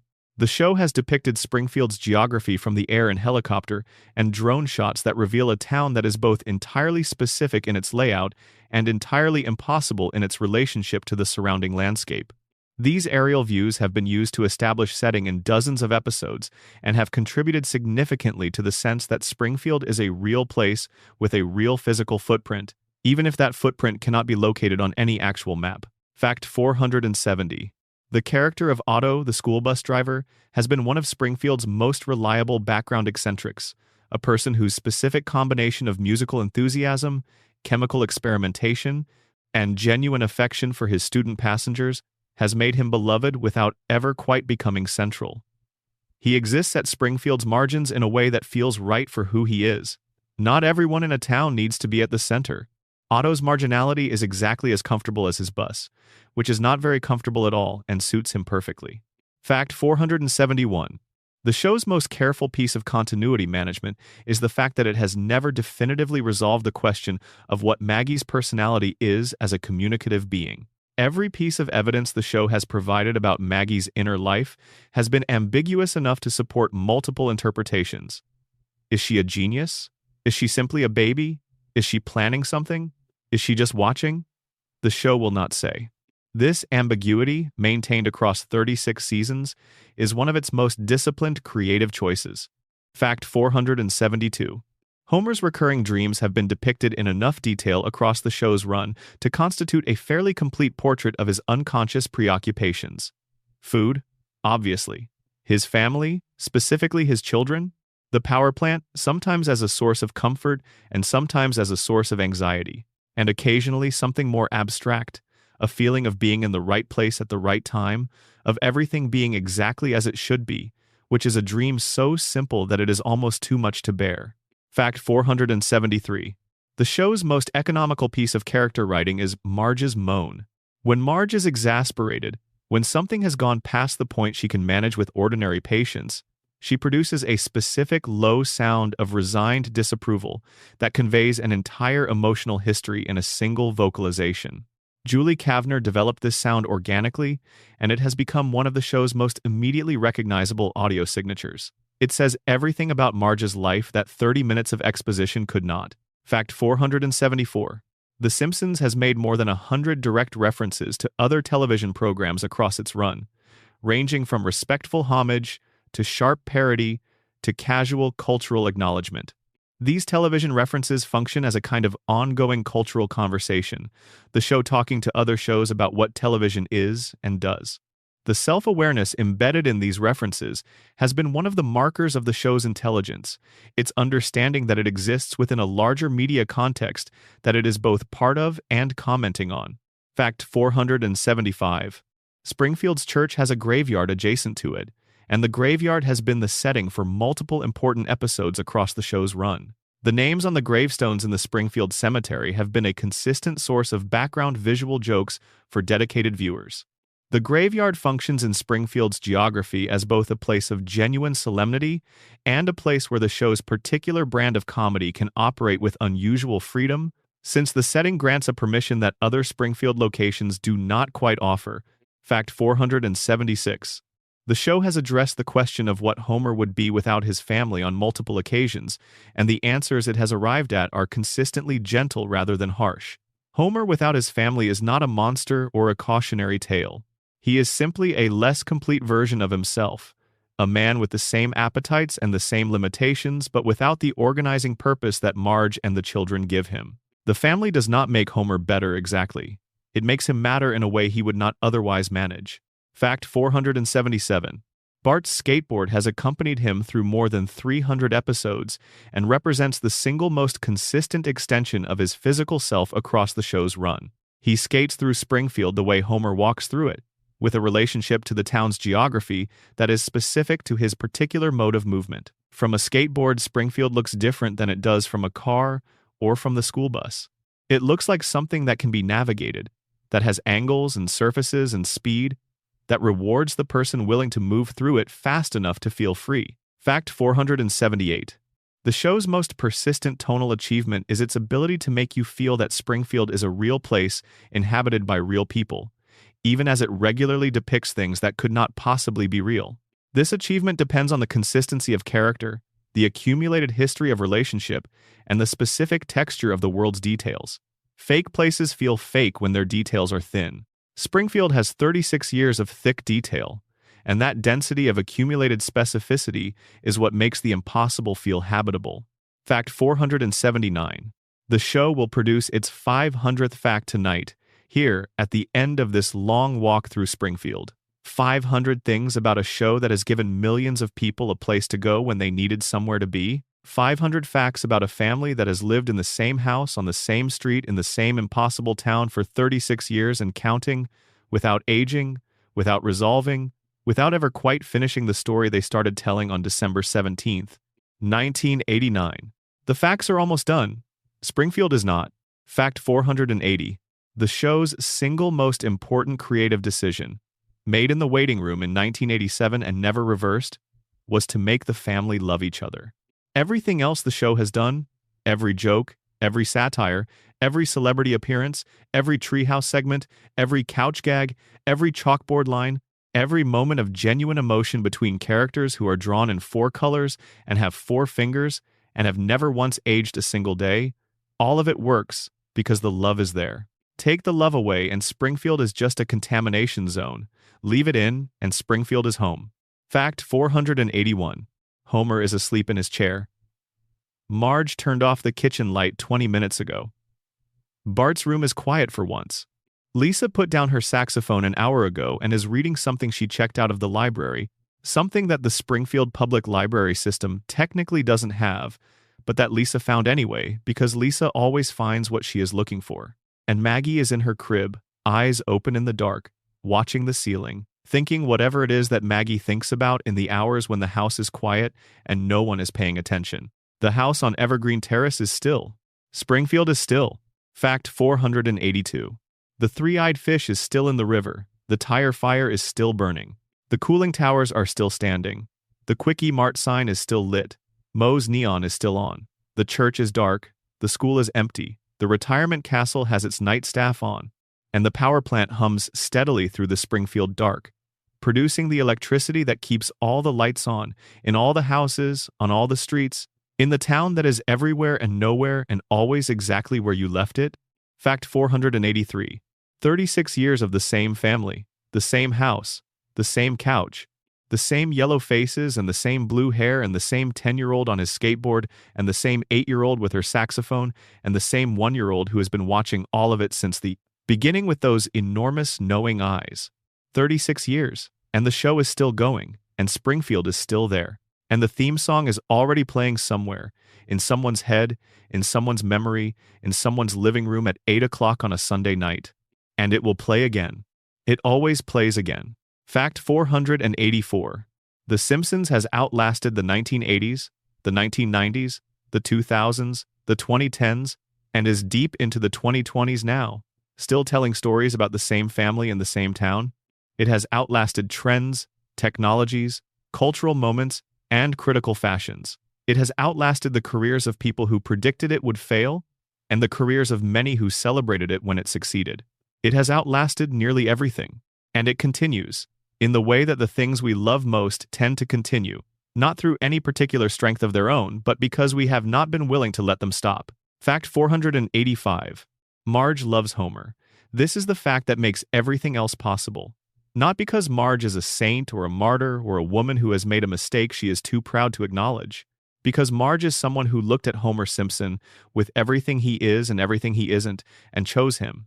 She chose him in high school, and she chose him when Bart was born, and she chose him when Lisa needed more than he knew how to give, and she chose him when Maggie came along, and she has chosen him quietly, daily, without announcement, in every episode since the show began. Love in Springfield looks like Marge. Fact 486. Bart is 10 years old and he is the funniest character on the show, which is saying something given the competition. His specific brand of comedy, rooted in physical confidence and verbal irreverence, and a complete inability to resist the impulse to do the thing he has just been told not to do, has not aged in 36 years because it is not a product of its time. It is a product of being 10 years old, which is a condition as permanent as Springfield itself. Fact 487. Lisa is 8 years old and she is the soul of the show, not its heart, which belongs to Homer and Marge's marriage, and not its energy, which belongs to Bart, but its soul. She is the part of Springfield that asks the questions that need asking and refuses the answers that don't deserve acceptance, and keeps playing her saxophone into the night because the music is the only language Springfield hasn't found a way to make smaller. Fact 488. Maggie is 1 year old. She has been 1 year old for 36 years. And in that time, behind her pacifier and her enormous eyes, she has watched everything. She has seen her father fall and get up. She has seen her mother hold everything together. She has seen her sister fight and her brother run and Springfield rise and fall and rise again. She has seen all of it, and she has said nothing. And whatever she is waiting to say, whenever she decides to say it, it will have been worth the wait. Fact 489.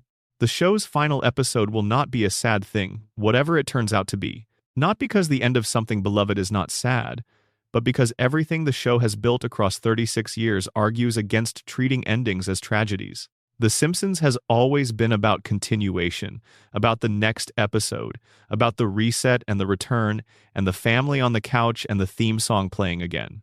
When the final episode comes, it will be one more episode. And then Springfield will simply continue in the minds of everyone who ever loved it, for as long as anyone remembers what it felt like to watch it for the first time. Fact 490.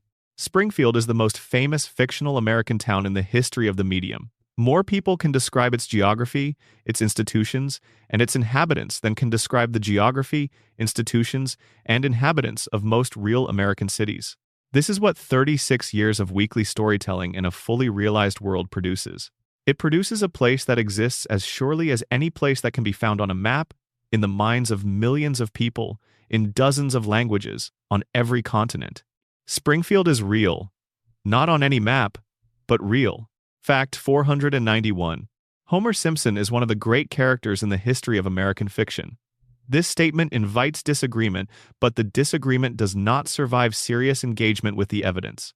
A character who has sustained audience investment across 36 years of weekly storytelling, who has generated an emotional response in every episode ranging from laughter to genuine feeling, who has become a shorthand for an entire category of human experience, whose name is recognized by people who have never watched a complete episode of the show he appears in. This is not a television character. This is a figure who has entered the culture in the way that only the most successful creations of the human imagination ever do. Fact 492. The couch gag has appeared in every episode of the show's run and will appear in every episode until the final one. It is the most repeated visual sequence in the history of television. More people have seen Homer and Marge and Bart and Lisa and Maggie running for the couch than have seen almost any other moving image in human history. The couch gag is simultaneously a joke and a ritual and a promise. Every episode, the family makes it to the couch. Every episode, the story can begin. This is what the show offers, every time, without exception. The family arrives, the story begins. You are home. Fact 493. The Springfield skyline, with its power plant cooling towers rising against whatever sky the episode requires, has been the establishing shot of more than 800 episodes. It is one of the most recognizable fictional skylines in visual culture. The towers have become the symbol of Springfield the same way the Eiffel Tower symbolizes Paris, or the Empire State Building symbolizes New York. They are the thing you see that tells you where you are. And where you are, when you see those towers, is home. Dysfunctional, radioactive, beloved home. Fact 494. The show has never found a reason to stop. Not the ratings pressure of its post-Golden Age years, not the departure of beloved cast members, not the critical consensus that it passed its peak more than 2 decades ago, not the changing television landscape, not anything. It has continued because the people who make it continue to care about it, because the network continues to see value in it, and because somewhere out there, every week, there are people who want to spend 22 minutes in Springfield. And as long as that is true, the show will find a way to continue. Fact 495. The most important room in Springfield is not the power plant control room, though that is where the most consequential decisions get made. It is not the courtroom, though that is where Springfield's version of justice gets dispensed. It is not the church, though that is where the town attempts to locate its better nature. The most important room in Springfield is the Simpsons living room. The one with the couch, the one with the television, the one where the family comes together every episode after everything that has happened and sits down. That room is where the show lives. That room is where Springfield makes sense. Fact 496. The theme song will play one more time. It plays every week, at the beginning of every episode, for every viewer who has ever sat down with this family on this couch in this town. It played the first time 36 years ago, and it will play again this Sunday, and the Sunday after that, and the Sunday after that, for as long as there are Sundays and there is Springfield, which may turn out to be a very long time indeed. Fact 497. Bart is still riding his skateboard. He is always riding his skateboard somewhere.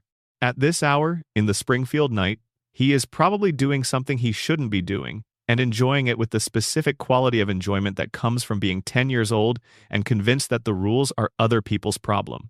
He will be home for dinner. He is always home for dinner.